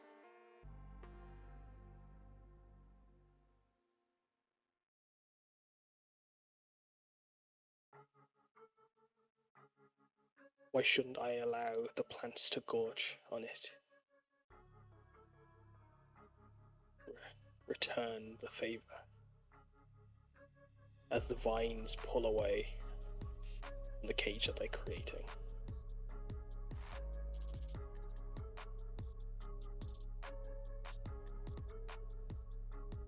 That would kind of be hypocritical, wouldn't it?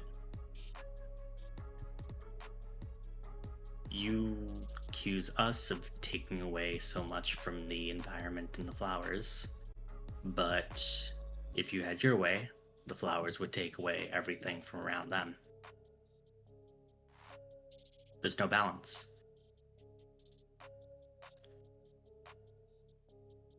She stands up. Balance. As if the world was some seesaw.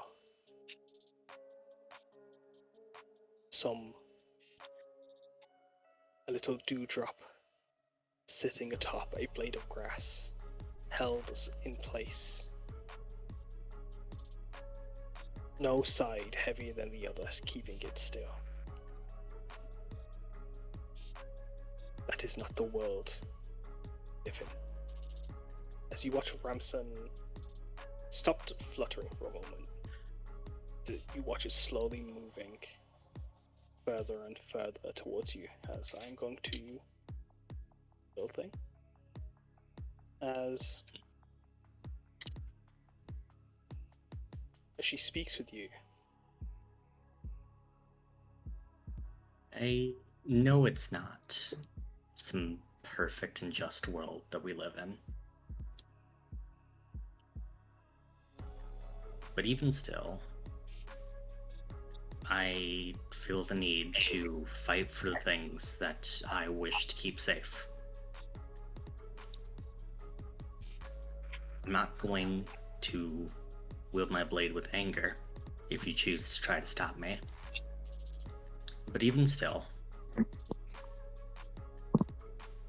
I really would like that if we could come to some sort of arrangement without coming to blows here, that you give that bird back.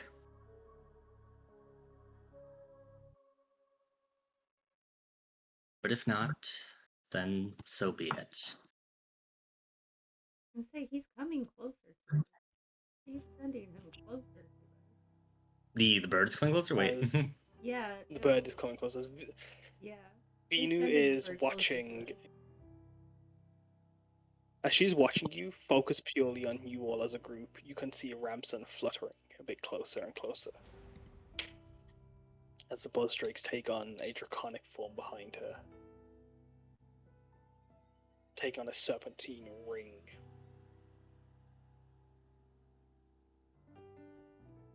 You to propose that your kind are not just parasites to this world, where your survival means suffocation and smothering of all that is green and beautiful, just for your tall towers and your stone buildings.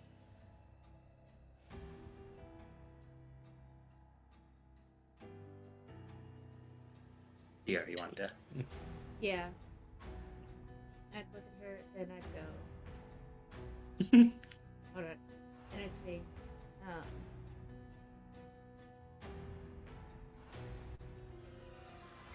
oh shit, I had it. Oh yeah.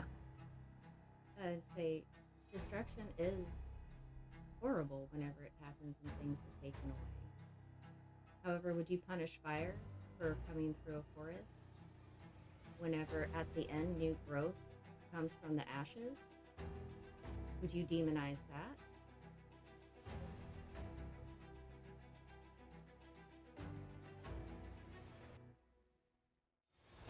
She looks up to the peritone.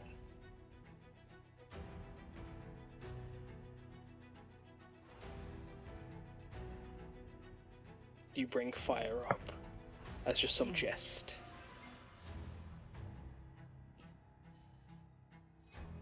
Tricking a beast of my glade. Bringing with it the destruction that would promise the ruin of everything.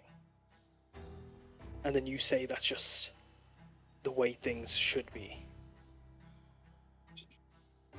No, I didn't say that's the way things should be. I asked if you would demonize something that has come from nature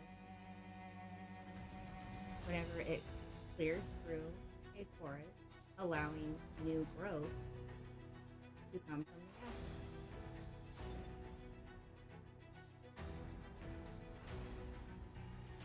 What if those ashes leave nothing behind? What happens then?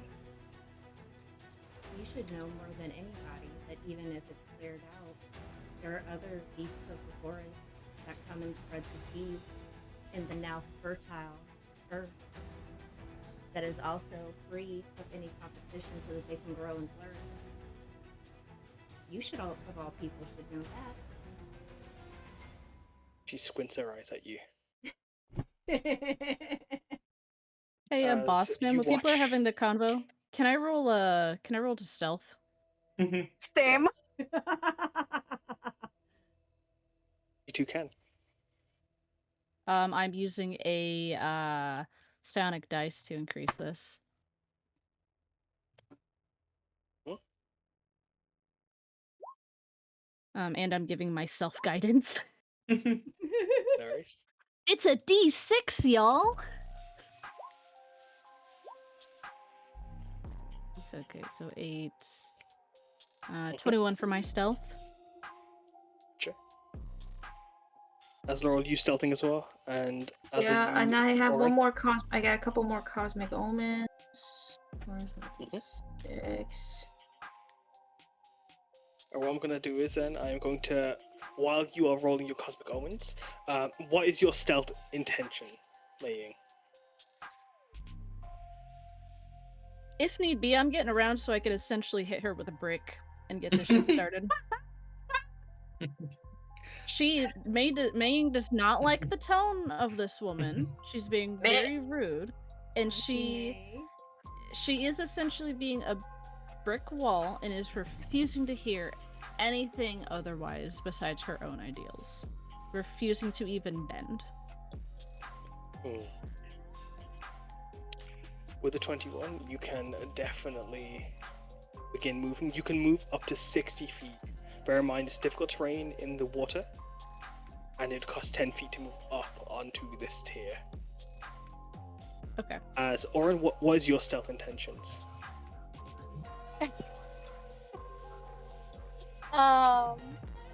So Oryn just really wants to go into the water. I They've expect been nothing low-key else. staring at it. They've been low-key staring at it the entire time, only half paying attention to the barrel. It's too pretty, guys. It's too pretty. Too pretty. And they've remembered that they really like waterfalls, guys. It's their first core memory that they've Oh remembered. man. Oh, no, we that's so sweet though. I would also ask to really quickly, would it also be possible to re-scoop up all of the flowers that we have picked? You can. She's very much squinting at folks on Karna and Piyar at this moment. As Oryn, you can get 40 feet of movement. Laurel, what's your intention with your stealth? She's done. She's just like, nope, alright. She just wants to leave. Honestly, like, She shut just up with it. leaves. Yeah, I'm just like, I'm done. Does Oh, wait, Laurel can try to see? I actually? I was gonna say, can I change my movement? I know I moved over here, but now I have a different plan because I was scheming. Good. I was gonna say if Laurel wants, if Laurel scooped in, would you want to pass Laurel a flower so Laurel can escape with Yes. Yeah. I don't mind. Meiying just scoops him and just very gently tucks him into Laurel's bag with a pat as she schloops away. them? Enza, are Yeah. you doing anything?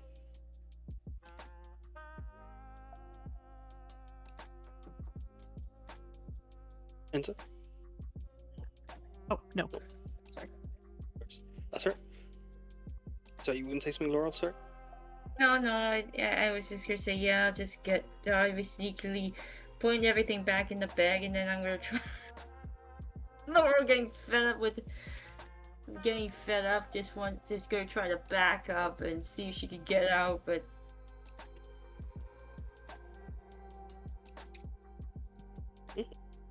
That is more than fine. As one dude's on a put a time of 3 minutes. As long as she talks for that 3 minutes, you guys can move an additional 30 feet each. Those of you that are stealthing. Hmm. Let me do my math. focus on Karna and Piyar. She squints. I do not want your fires. I do not want the dangers that you have harbored and instilled in this world and brought with the graceful teachings that nature has gifted you. You have forgotten respect as a species. You have forgotten grace. You wish to be symbiotic.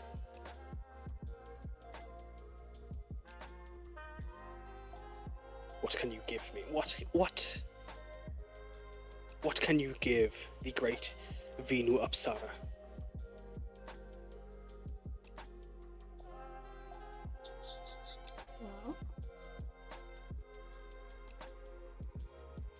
Well, I would say what would make you happy, but I already feel like I know the answer to that, and it would be for us to not be living the way we do and encroaching on natural areas or areas of nature, which is pretty much everywhere. And you said you feel like it's not reciprocal. How could we make this? I guess how could we make the way that we can coexist together be mutually beneficial? And it's not just for us, but I'm talking like us as a group, but I'm talking about for everything.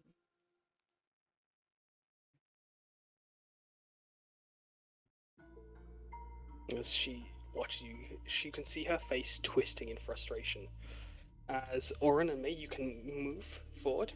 I'll reveal what that 20 force light hand gets you. So that'll be mathing 31, and I used my 30 to get here initially, and I wanted to ask if it was possible to be able to sleight of hand Ramson, because I still had another 34 feet of movement. Yeah, you definitely be able to grab Ramson in that time. So then, being fair, 40, 50, 55, 60. She doesn't see. And then I have my last 40 feet of movement. 5, 10, 15, 20. Oh, well, everyone, I think it's time for us to go. Let's not make her more angry. You do now, Ramson. As Oryn, have you done your movement? Fuck, you're on the other side of the river. Yeah, Oryn's gone. As Laurel has run away with the flowers, another 2 minutes back on the clock, as she snarls at you, as her plump lips twist in on themselves as they reveal tusks protruding outwards, as her black eyes with golden targets watch you.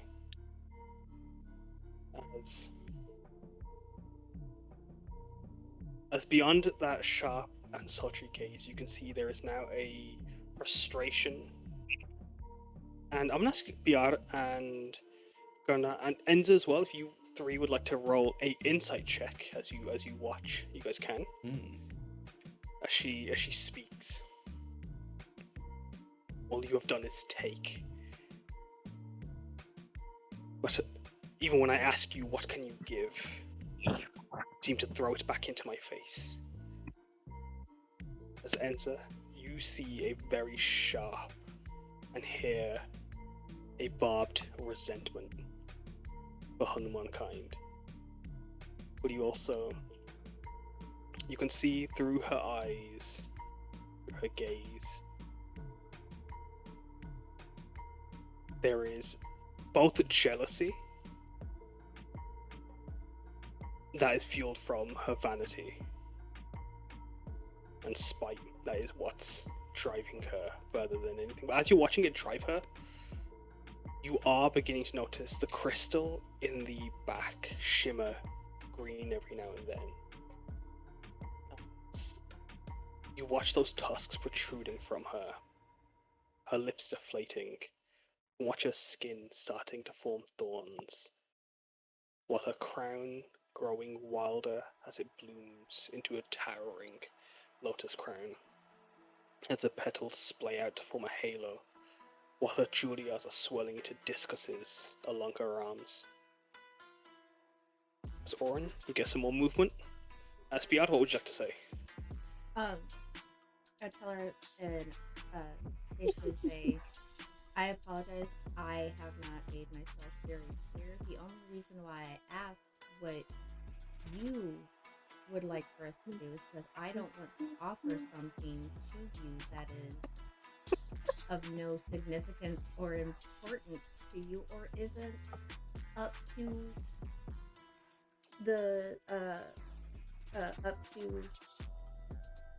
level or the standard of what you're asking for or expecting, because I don't want to offend you any further than we already have. We've already encroached so much, and it was not our intention.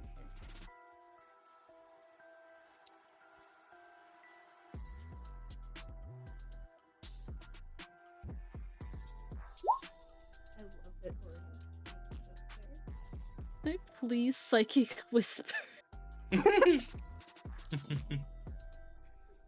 I need to get people in on the mental DM chat.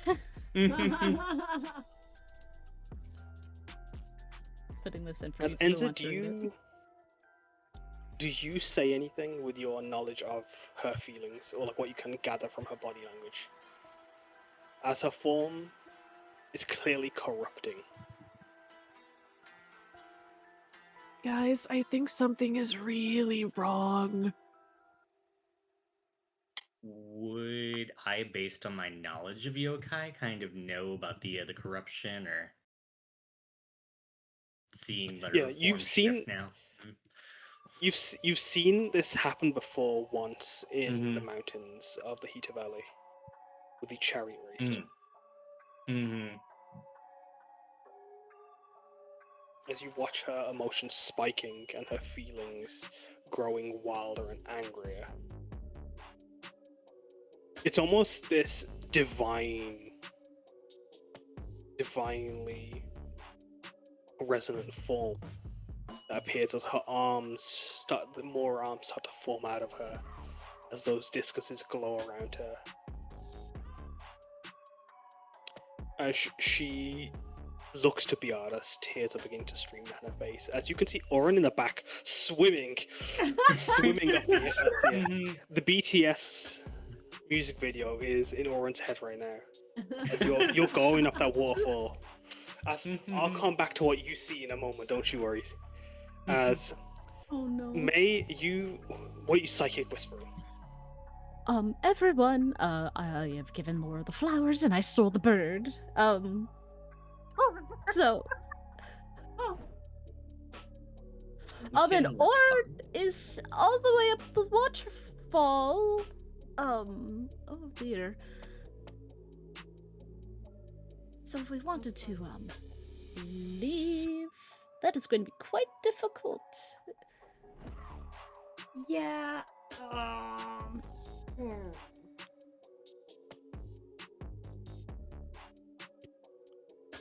As Oryn, as you're swimming, as you look down, you can see a face in the water. This beautiful, heavenly, divine face that fills the entire water. It is Venu's face. But as you see that, Piyar, Karna, Meiying, and Enza, on the grass, on the floor beneath you see the grass itself has shifted, as of the roots and the petals to make her face as well. As Oryn, as you're swimming, you see under that giant peony, its form wrapped and wreathed. It's not a peony. It's something else. Okay. As its form is going up and down. Some beast made of the petals, sleeping. As Venu speaks, her voice echoing and going through all of you. Look at what has become of my domain. A crumbling ruin. forgotten, and all they do now is think of me as a monster. I shouldn't have to tell you what your kind should have to do for me, when anything is better than the harshness that you have bared to me.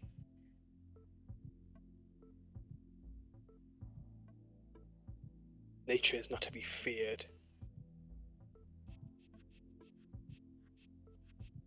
It is to be marveled. And yet all I can show now is wrath. Because this is what you have made me. As my walls crumble, my ruins held up just by the last pieces of my roots.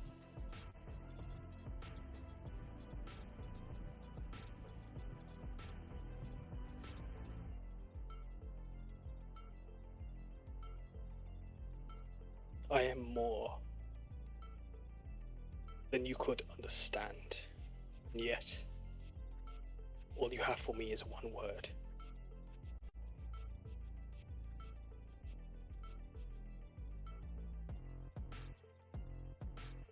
She corrupts further and further. As... Go on, sorry? From where Oryn is, they see this beast thing, but they also see her face, right, in the water. In the like, it is Okay. on the bottom of the water, looking up at you. I think just in a moment of just complete, like, not even realizing that they're speaking, they just like, you are beautiful.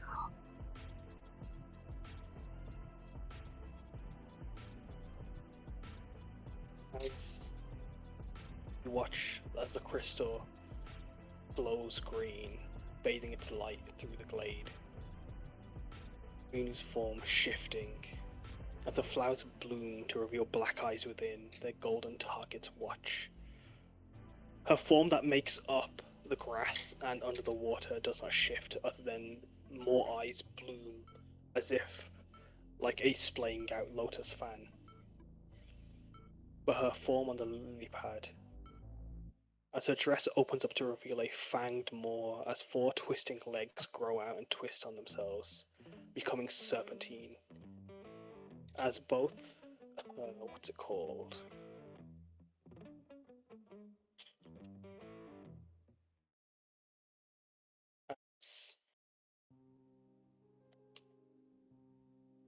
As you feel this aura just resonating off her, you see the beast in the water open itself up to reveal a draconic face made of petals, made of blooming peonies, as Oryn see a peony dragon. But as Oryn, you speak out in. Are you speaking out into the water, or is your head? You bob your head out.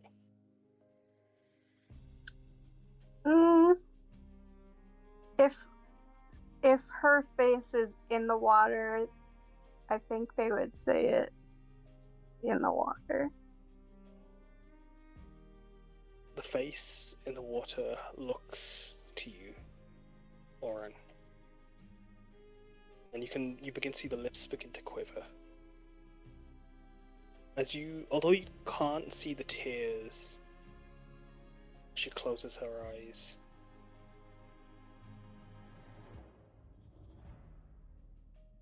The form that's on the grass before you all, Meiying, Laurel, Enza, Karna, Piyar, that hasn't shifted.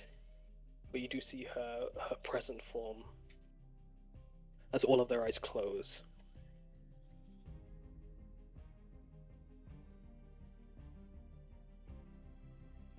As she begins to weep.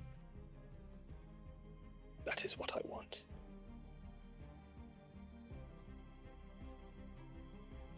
That is what I deserve.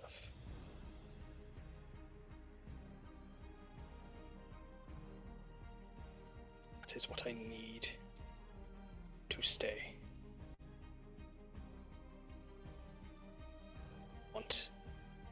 to go.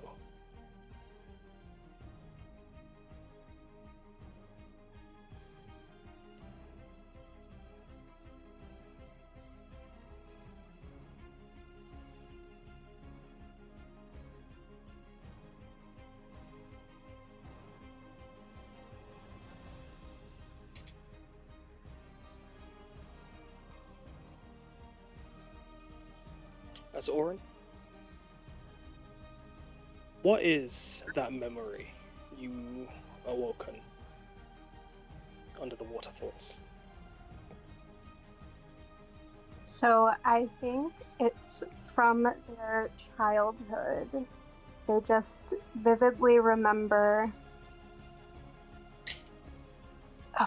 a figure, maybe a parent, maybe just a family member taking them to a waterfall to bathe, essentially.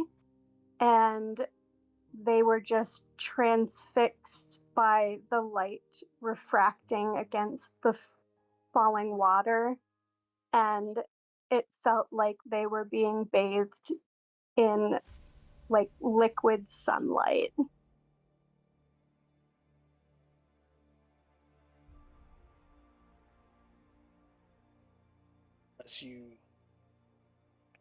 As you reflect on that memory, do you recall that light taking the shape of someone sitting in the lotus position under the water? Light not just reflecting on them, but coming from them as they called you forth. As you recall that presence, you can feel the majesty and just the auspicious energy that you had, or feeling you had gotten when you were under that waterfall then. And you have it now too.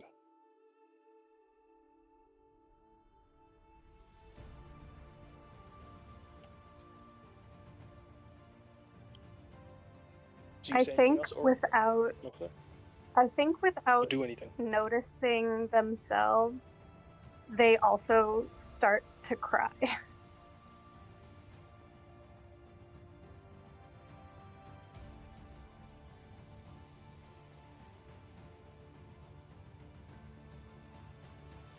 What about you, Piyar, Karna, May, or Enza? Meiying. What do we do? Do you say anything? Do you do anything? Do you Do allow we still have the her psychic to just... whispers on? Yes. Mhm. Yeah. Right. Oh yeah, these will be up for an hour. But Oryn's all the way up there. We were talking about trying to leave. I don't think we can leave without a fight, especially with Oryn up there. I think they're corrupting at this point. Yeah. I can try. I'm gonna hit her. Like Susan? now. Am I part of the psychic whispers? Yes, I can choose up to 6 people, not counting myself in that. I can get enough for this party. Okay, I think Oryn would snap out of it when they hear you say you're gonna hit her. Don't. Oh. Don't hit who? What? The lady? She's corrupting. Yeah. You got a plan, Oryn? Yeah, if you got a plan. Let's hear it. It's not her fault. She's just in pain. She does not know. She does not feel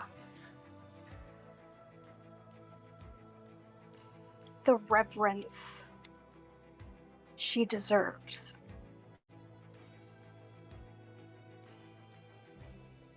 Oryn, there's a possibility that we might be able to talk them down from this, but they're slowly getting corrupted. Yeah, what can we do to, I guess, bring her back? 'Cause I don't want to When this fight her. We don't happened, have to. it's rare to be able to actually do this. And even then, the people that I helped uncorrupt were some of the people closest to me. Exactly. They have to be willing to attempt to fight it in some way. And right now, she is full of hatred and vengeance. If she can't let that go, I don't know if we're going to be able to bring that back. We can try our best to try and put a stop to this, but it's going to be very dangerous to do so. Alright, well, if we're gonna try and do it, what do we do? We try and talk her down. And if that doesn't work, then we have to put her back on the path. And doing so would be by sending her to the other world. The same thing Sorry, one more time? Oh, I said the same thing as what we were trying to do with the Chirel, with, you know. Is Piyar referring to the shaman? Yeah. Like, do we have to... Not exactly. What we did there, they had physical forms. She is a yokai. She doesn't necessarily have that. When I mean that we might need to have her move on in this way, I mean that if we can't bring her back from this corruption, then killing her would be the merciful thing to do here.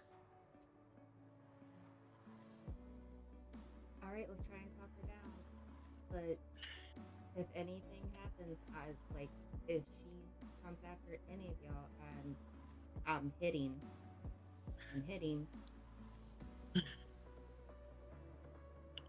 Oryn, you understand? Is the face in the water still there? It is. Okay. Okay, so we're gonna learn some social skills, guys. On the fly. Let's go. We're gonna try to Alright, let's go! Right. Beautiful lady. Would you speak with me? You okay there, Shiva? Sorry, no, go ahead.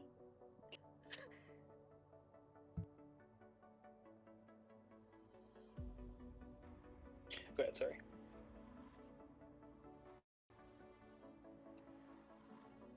They basically just asked if she would be willing to speak with them. As you watch, as she turns around on the lily pad, her form appears in the waterfall. Okay. As it grows, Holy shit. and you watch this floral hand lift you from the waters as she towers over all of you. God. As the green glow of the crystals burn behind her.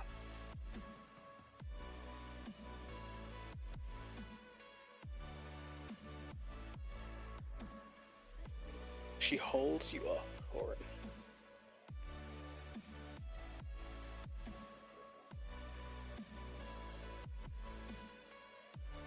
She holds you. One hand brings the water with her as it cascades down onto you. As she stands over the waterfall herself, it cascades over her.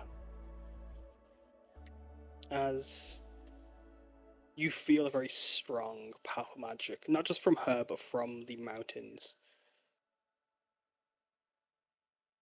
As she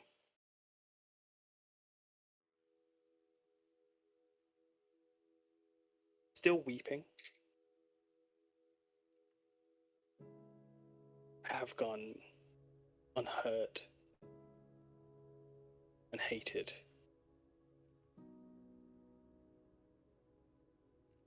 As I watch time take my ruins and twist the stones on my palace, till all that's left to hold it up is myself and my own belief in what I deserve, in the respect that I am owed for keeping this forest lush, full of life, and continuing Hokera. As the grass with her faces speaks, sings with her, a voice taking on a ancient Shian, but as it's distorting and crackling, it doesn't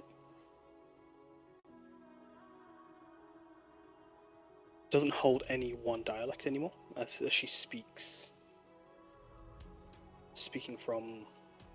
Although she's speaking across the entire forest through the faces that appear on the ground. As she holds you, Oryn, and looks down at you, she's speaking solely just to you.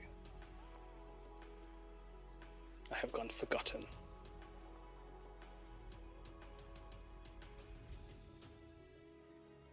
And I am the only one holding the memory of my name.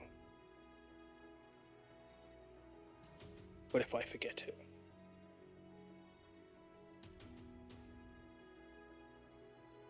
then I will be no more. I don't want to forget. And I have so much I want to say. So much I want to share.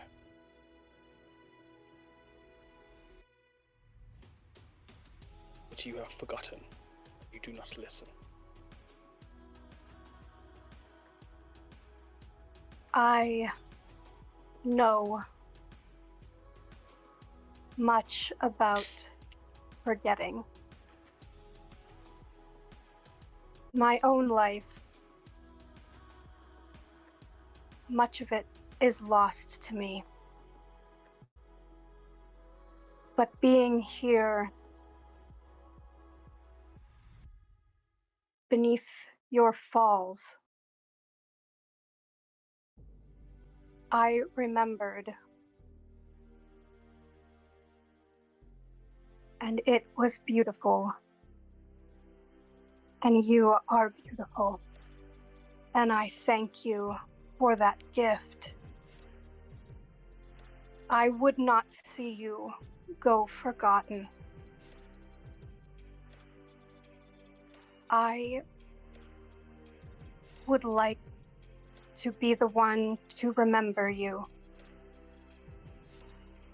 If you would allow.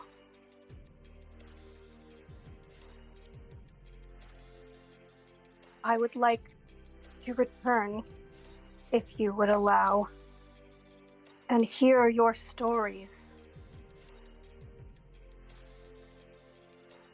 and pass them far, and grant you the reverence you deserve.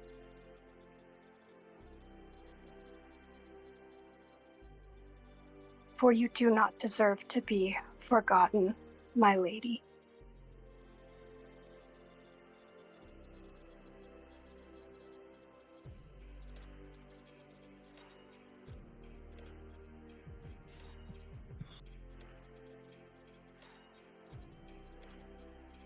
Smile as she just looks down upon you.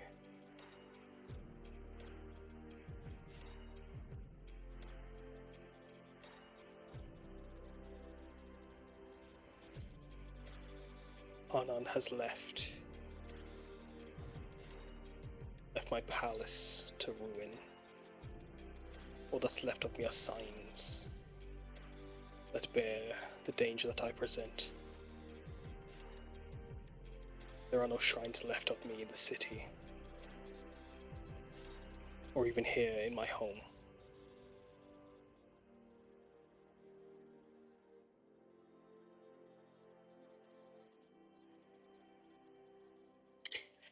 But do you promise that you would carry my name? I would.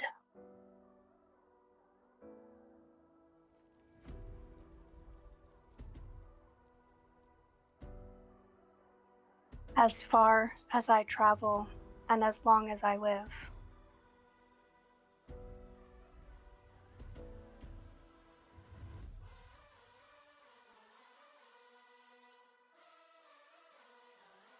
What is your name, Star Child?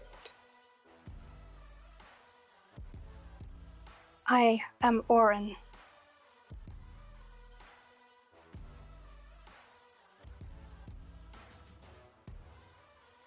I cannot Does she remember the hold- name oh. of my family. Sorry. No, it's okay.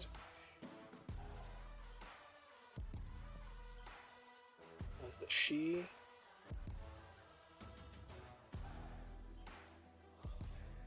As she holds you in her hand, a golden lotus blooms beneath you as it bathes you in its light. As she steps back, you watch the mountains blooming with the golden lotuses around it. As the petals wrap around you and bathe you in their light, as she steps into the waterfalls, her tears streaming down as she becomes the water itself. As her face looks down to you, her form still corrupting as eyes appear and glow, but all of them focused on you, her voice distorting and twisting. My name was Devi Vinu Kinala, the Golden Lotus of Hanan.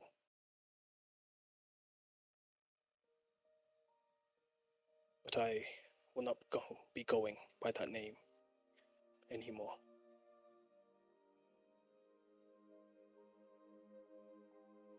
Oryn, take my name, take my boon, take me far away. Do not wish to call this forest my home. I do not wish to give these people my blessing no more.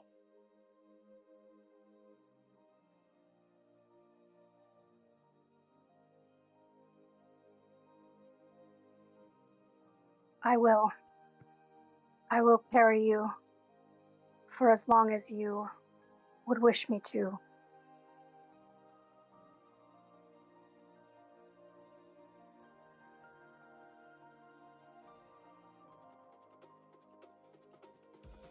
As she looks up to the Periton, still flying, as her form becomes the waterfall.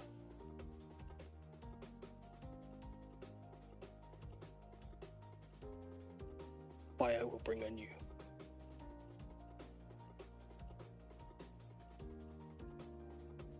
Let's go, Oryn Kinala. And thank you. Thank you, my lady. As you watch her form be bathed in white fire, she places you back down beneath her. As it distorts and glitches, you watch as from her mouth, the mouth that is formed through her center, she becomes the waterfall. She just tears as it becomes petals that splay outwards and create a storm of golden lotus petals that form cascade over the glade. As Vinu Apsara is gone. Yay, we didn't have to fight And her. I was trying everything. Yeah. Everything I could think of. Are you okay? As she Not be crying leaves you. right now. Aw, It's okay. yeah. As she thanks you, Oryn, crystals glow green for a moment, as you can see them starting to crack as the the golden lotus wrap around them and try to hold onto them. They aren't able to destroy crystals. They do keep back its green glow. But as she leaves, smiling down on you through the waterfall, as she says goodbye, that she'll see you in the next life, when you next share her name, she has departed for Otherworld until she's reincarnated. And Oryn, you bathe in her light. You feel your skin crack and break in places as your Goliath marks shift. As amongst them are the outlines of golden lotuses. As this is her boon. Yes! Can't take it.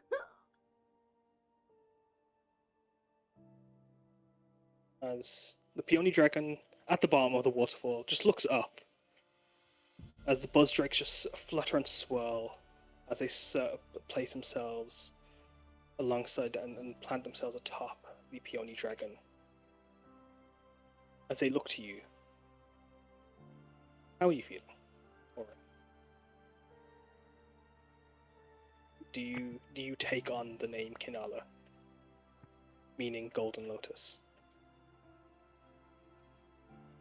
Oryn, I think they're gonna stand there a while, just kind of staring up at where she disappeared. And again, just like the silent, quiet tears rolling down their cheeks, I don't think have stopped. And they feel a lot lighter than they have since they awoke outside the gates of Tajima. And they don't want to leave, but they know that they have to. But they definitely will seek to come back here if they can. They definitely feel connected to this place now.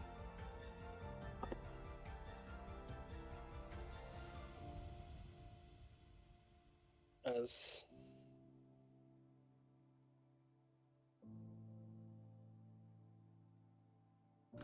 here, just the stream of the waterfall, peaceful and washing over you, as you just stay there for a while. How are you feeling, Enza, as you watch the goddess corrupt and leave, or corrupt but then leave? With the flowers intact, with the hummingbird in May's grasp, the flowers being safeguarded by Laurel as she runs back to Hanan. Enza's kind of forgotten why they were there in the wake of everything that's just happened. She's behind everyone, so you could hear little sniffles every now and then. And after it's all said and done, and in the silence that follows while everyone's kind of coming to terms with what just happened, you hear just like a horn noise of her blowing her nose.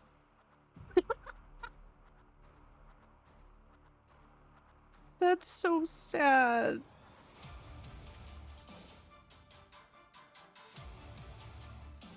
Or changing I music feel also so says, bad.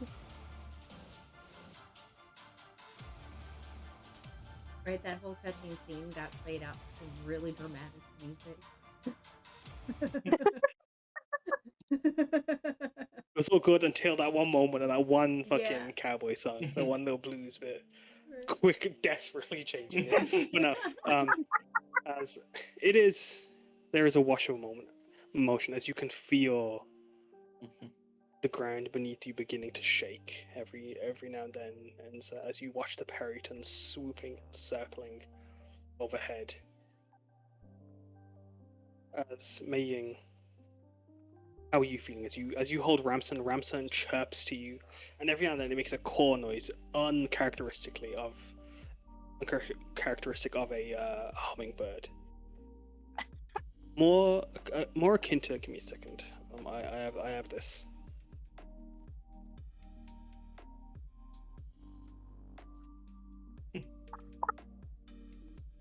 I am not sure what bewilders her more.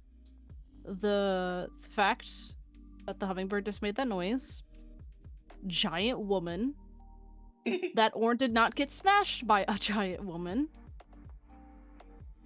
So she's just gonna keep letting things happen and just hold Ramson and not let him go out on any more adventures until they can get him back, and just try and take in what she just saw. That's about all she feels like she can do right now. Mm.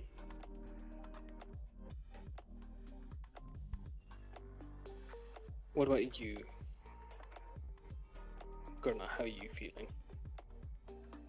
I think he was holding his breath, seeing Oryn in front of the Apsara, and he was just like I think he didn't even realize that like one hand was probably like still on like Sadaraha, still just ready to draw it, and he's still kind of coming to terms with the fact of like the possibility of just adding on to that, like the amount of guilt that he has felt for like all the yokai, and like that he couldn't do this too, and I think there is such a sense of relief seeing that Oryn was actually able to pull it off, and I think he'll quickly just like kind of kneel to the ground, and like almost as if touching the feet of an elder to show respects. He's going to touch the ground and then his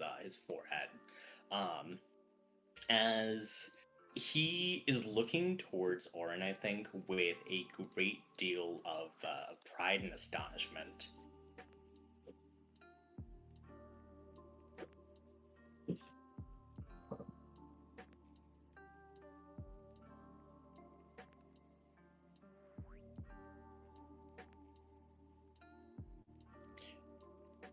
Piyar. Piyar like feels like her body is jello right now from relief. Between Oryn like being okay with the goddess Akami, and feeling so bad for her that she had been left forgotten, and people had said, you know, all the signs and everything that, you know, had demonized her and everything like that, whenever, you know, all she was concerned about was her domain, and that she was so disrespected. And yeah, she just kind of like lets out a deep breath of like relief. And oh yeah, and on the way back she's gonna tear down all of those signs that Oh yeah, said horrible things about her. Mm-hmm.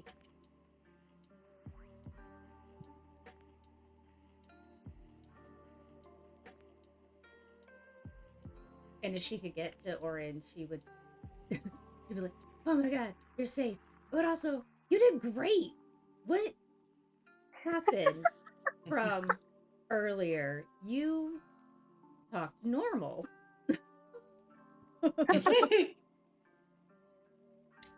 big leaps from this is unpleasant.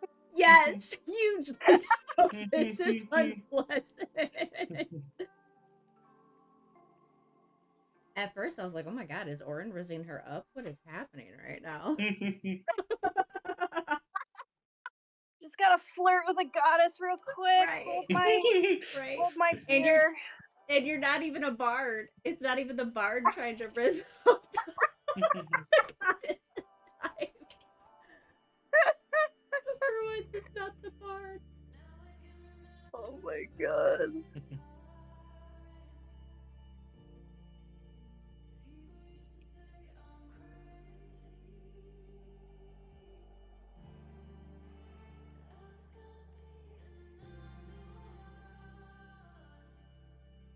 As you return and gather yourselves together, the Peony Dragon and the Buzzstrakes join you. The Periton goes to place itself, starts searching for rocks around.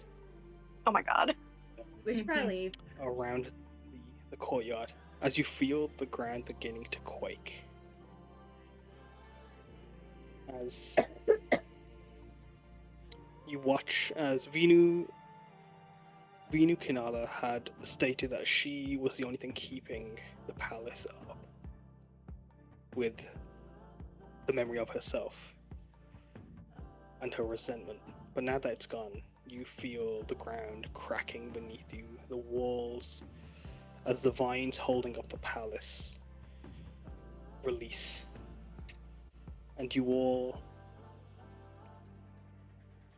need to do have a mad dash to escape and flee.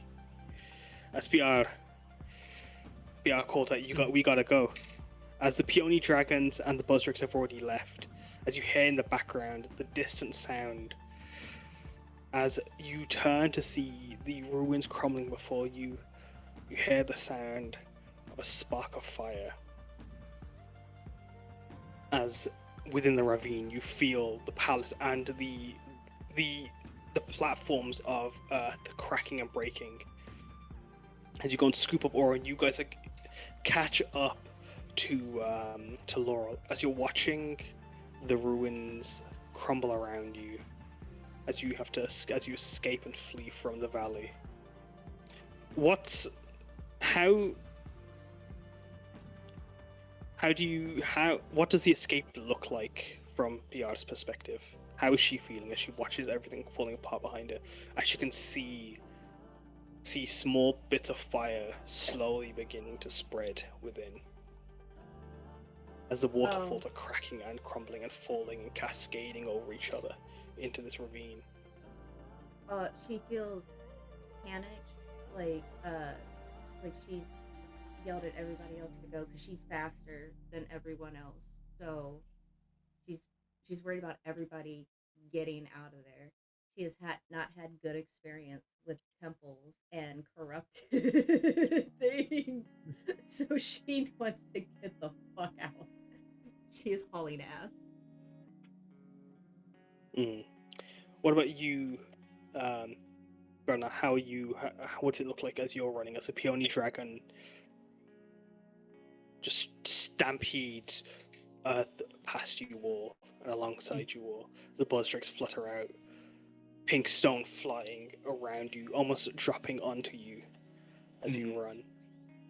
I think he's using his flight just to stay above the group and try to push away any of the boulders that could be dropping on people to slow them down or squish them. What was that again? Sorry, repeat that last bit. If any boulders are falling on the group, he's using his strength to push them away to clear a path out. As you, as Piyar, using her size and enormity to be able to scoop up who she can, you clear a path for her as you and the Peony Dragon just shoulder and barge the stone away, cracking it. Recalling back to the straits you might have split when you guys were in Garo many moons ago, but as you watch the ruins crumble around you, as the remains of a god, or what was once a god, crumble around you, you lead the charge forward. As Meiying, what are you doing in the situation? How are you safeguarding yourself or the party? So you begin to I am catch up to going to Laurel. provide a visual example of how she is leading the way. Hold on. Excellent. She is just fucking sending it. Yeah. Like, This is everything. She's Just- down on the ground. Bam. oh yeah, just no form. Trying to like zoom to find the path of least resistance out of here. Mm. Yeah, like Well, if you. you're behind PR, you guys have to leap- will have the path of least resistance because she's probably gonna mow the shit down. At times. Listen, if there's rocks in her path, PR just be there to make sure they're extra gone. Yeah. No, so at times, the two strongest are able to barge and shoulder through, but Meiying and Enza having to, as like Meiying, you need to squeeze through the smallest spaces you can, as you like just shooting yourself as if like you're on psychic blades through tiny pinholes and through the cracks in the ground that are forming around you, launching yourself over over craters and grabbing onto vines as you swing. As Enza, what about yourself as you fly through, dodging the rocks that are cascading down before you as the vines try to grab hold of you as they unfurl and pull away, allowing this ruin to be just a memory. Yeah, no, she's using all of her flight training to dodge and bob and weave and spiral. She's just like a fluffy bullet flying, like as fast as she can. Like that bullet that you are, as you launch forward, leaving a trail of rose perfume behind you. Oryn, as you're scooped up for a moment by Piyar, do you try to break free to help yourself through, or are you to make your own way out, or are you still just in the moment and allow Piyar to keep you in place as you have to as you steady yourself mentally and emotionally? How are you feeling? I think they're definitely still in their feels and in the memory, I think, and again a little bit of maybe a flash of a memory of being held and carried by a different larger figure in their life in the past.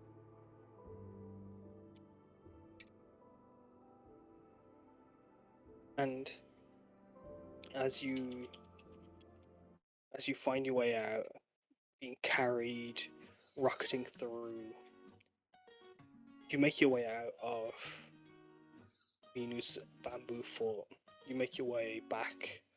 By late evening, at 10 p.m., 11 p.m. is when you return. Adrenaline might have dropped, or you might still be carrying yourself on the high of escaping the crumbling fortress and the what could have been a very messy fight with the entire forest. But now, as you enter Hanan, the gates illuminated by giant braziers on the walkways along the riverside. As you make your way back to the Lotus Pond, Mastrid and Sage sitting there, Sage asleep, as Mastrid, spectacles on, reading away, as Sage is just leaning up into Mastrid as he sleeps. As you can see, the kimono has been shifted for a pink fluffy bathrobe and a nightcap fez. Sorry, not a nightcap, sorry, a fez. A fez of pink. As Mastrid and Sage, being the only two in the tea house left. As you can see, many of the tables have been put up, the chairs have been put up, and the staff closing down. They let you know that they're just about to close in 10 minutes. But there is still rooms available if you guys would like rooms. But then, as Mastrid sees you all rush in, waves them off. Thank you, they're with us. Or Thank you for your patience, he says to the staff member and hands them several golden notes. As a thank you. And then, with a bow, turns to you all, grabbing a swooping Sage like you would be, as he also grabs hold of Sage's briefcase and brings you all out to sit out in the little tea garden.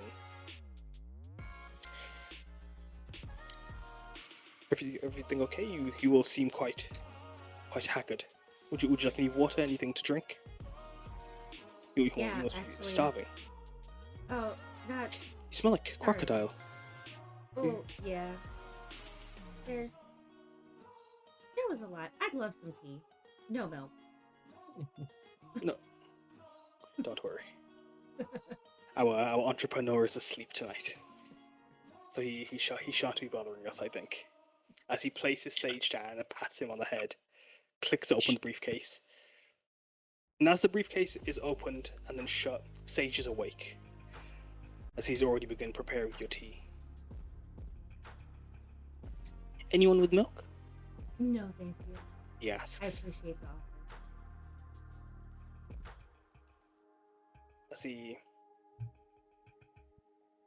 as I ask of how your job went, over the several fruit and berries you brought back, thanking you for your service. We should definitely a tip is indeed in order. They count the extra palm fruits. Was there any trouble? Was there anything? Is everything okay? Would you share anything of your adventure or your trip in the forest? As he hands you your payment and thanks. Yeah, I would kind of look to Oryn as in like asking if it was okay to share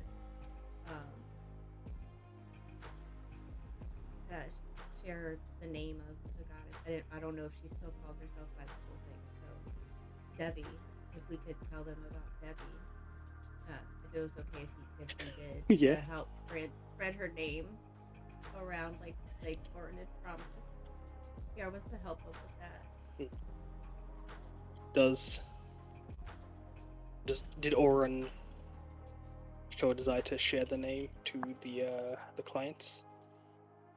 Master of Plume and Sage.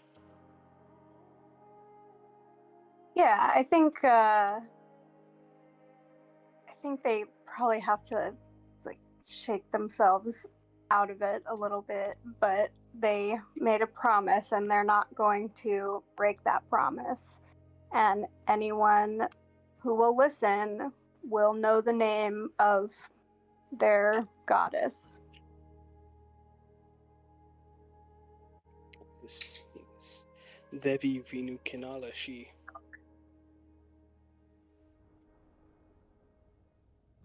seems to be quite a fascinating being. I will do my best to honor the forest and respect the boundaries when I return. You know, and As he nods. remember to tell people, because she did everything that she was supposed to do, and people still forgot about her. People still took advantage of all of the blessings and everything they gave her, that she gave them, and it's not right.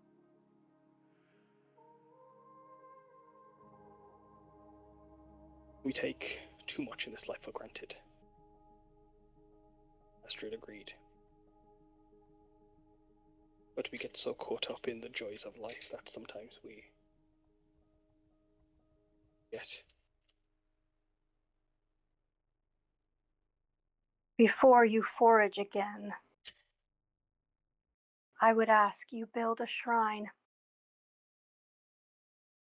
Modest as it may need to be.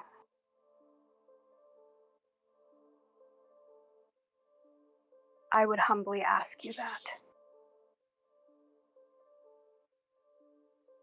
You know, Oryn, if If you that's wanted okay. us to, Piyar and I do have some expertise with building a few things. We do. But I do And- know Would that you she. teach me?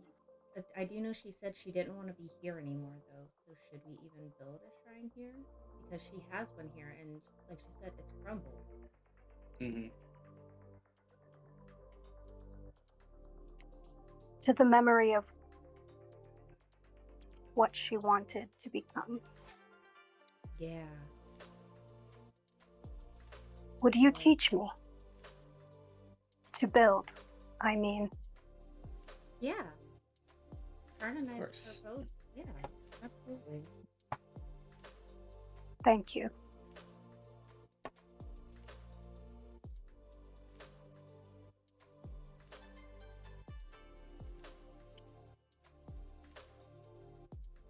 So I think like,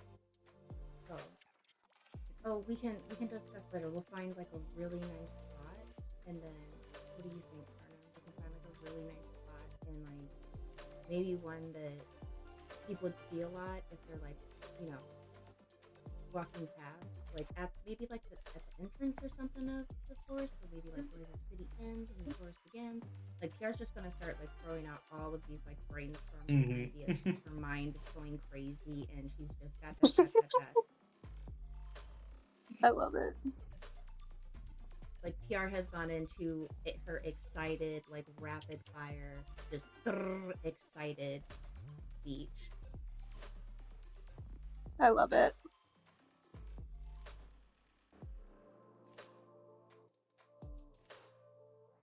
She's a very So, enthusiastic yeah, it's like- gal. As Masrid listens to you speak on building shrines and creating monuments, Masrid nods. If that's the least I can do to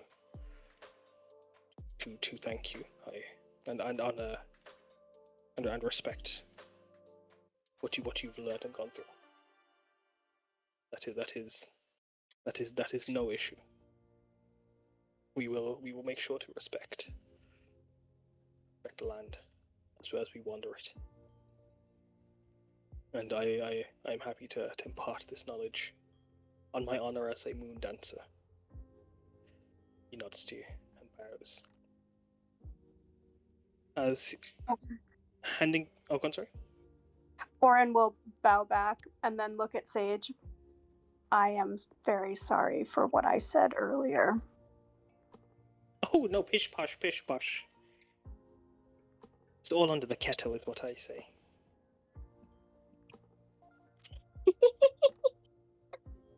I love him. But never over the milk carton. But as he nods. Speaking of potential other situations and thanks, we would be more than happy to provide our tea services and a supply of, say, Hummingbird and Sage tea to your guild if you'd seek it. We could hash out the contracts and the paperwork another time, but if you think that'd be of interest, I just imagine our tea bags in your cafe or wherever you dine. We could have them at the karaoke bar. We sell tea at the karaoke bar, right? Oh, everyone drinks. I would never go to a karaoke bar without tea. As he turns to Master. I mean, I suppose it'd be nice to have enough.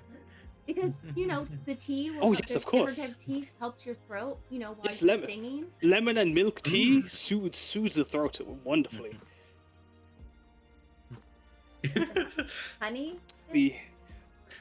No, lemon and milk. Lemon and milk. Yes, lemon and milk. The extra chunks. They help to help to loosen. Oh no! Honey and lemon. I would make it's sour excellent. milk for baby. Excellent for the throat.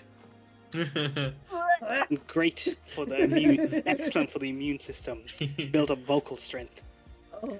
If you can sing past a curd. Oh my god. That's not how that works. A sage. A sage just goes on. Yes, if you think that we have interest in your guild hall, we are happy to provide. But no, thank you for your service, and we do expect to be in Sharei-Laio for a bit longer, and if our services are ever needed, would you mind coming back out, or your guild helping? We'd like to stay loyal with those who have provided such a fine service. Absolutely. My only ask is that you make sure to find out the dangers of wherever you asked us to go to next before we. Oh, like a field report. Yeah, you know. I could do my best. I have had a bit of trouble If you can, from if you can, it would be. there's just been a few. It'd be helpful. Yes, no, I agree. I mean, from a previous adventure of mine, I broke both my legs once because I didn't do a field report. That's neither here or there. But then again, I was thrown. So it's neither here or there. As Masrid and Sage are happy to continue talking into the evening, as they would also offer you a room, as the staff member of the Tea and Lotus would come back out once more, offering a room in the establishment if you would like one, and Sage and Masrid happily offer you to stay for the night. But if you had no more questions for them, or anything you'd wish to ask them, we'll have a very calm, perfumed evening. Oh yeah, we all the smell tea. like The bird bath? roses. We The smell the Lotus Tea intensely like House. roses. You do. Roses and lotuses. Yo, did we give the But bird bef- back? You do get that. Masrid thanks you emphatically for the bird's return. But as you all find rest and prepare for your return back to Tajma, I'm going to ask Oryn, as we close the session, where are her thoughts, where are her feelings, and how does she react as she looks at the golden glow coming from her lotus marks? They're like etched into her. But as you look over to the sill,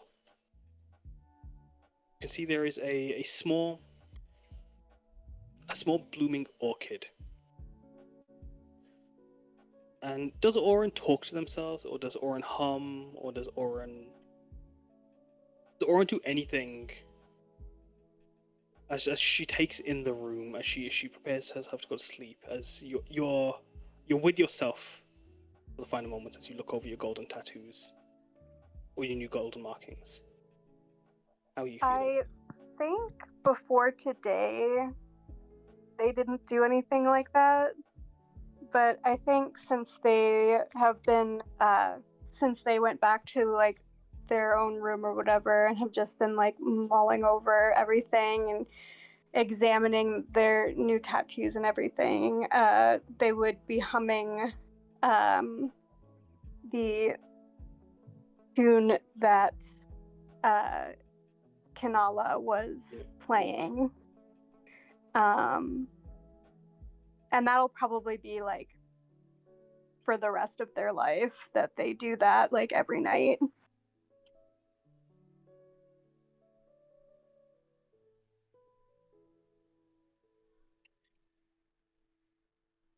As you hum and sing, you hear the humming return to you.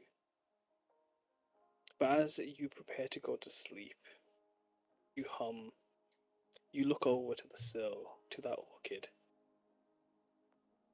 You watch it turn, come back to you. As with your boon, you have the voice of the forest, and you can speak with plants. That is where we end the session. Incredible. Hell yeah. Oh man. there is that. After that, you guys have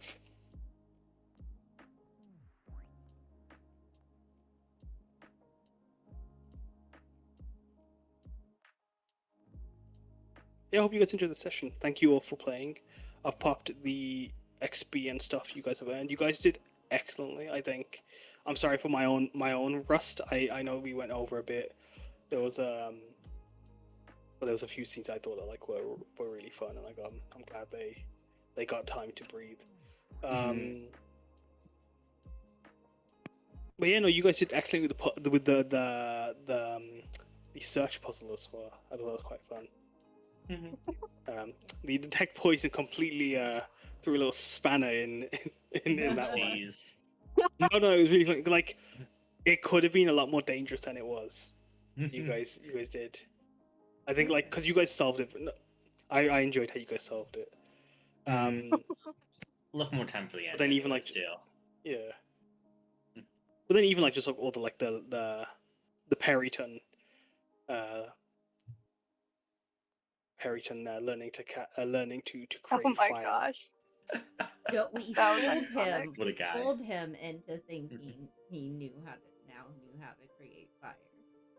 Until he does learn. he's gonna be trying the rest of his life. One of these days, it'll make it. But that won't be our problem anymore.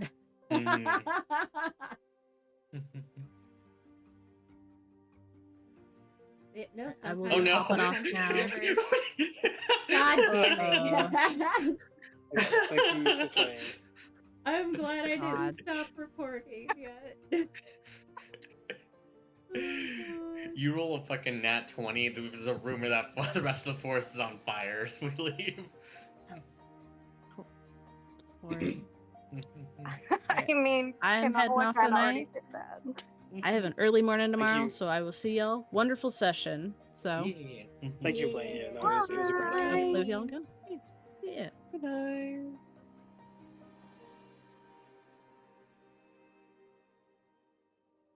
Alright, I'm stopping recording, guys.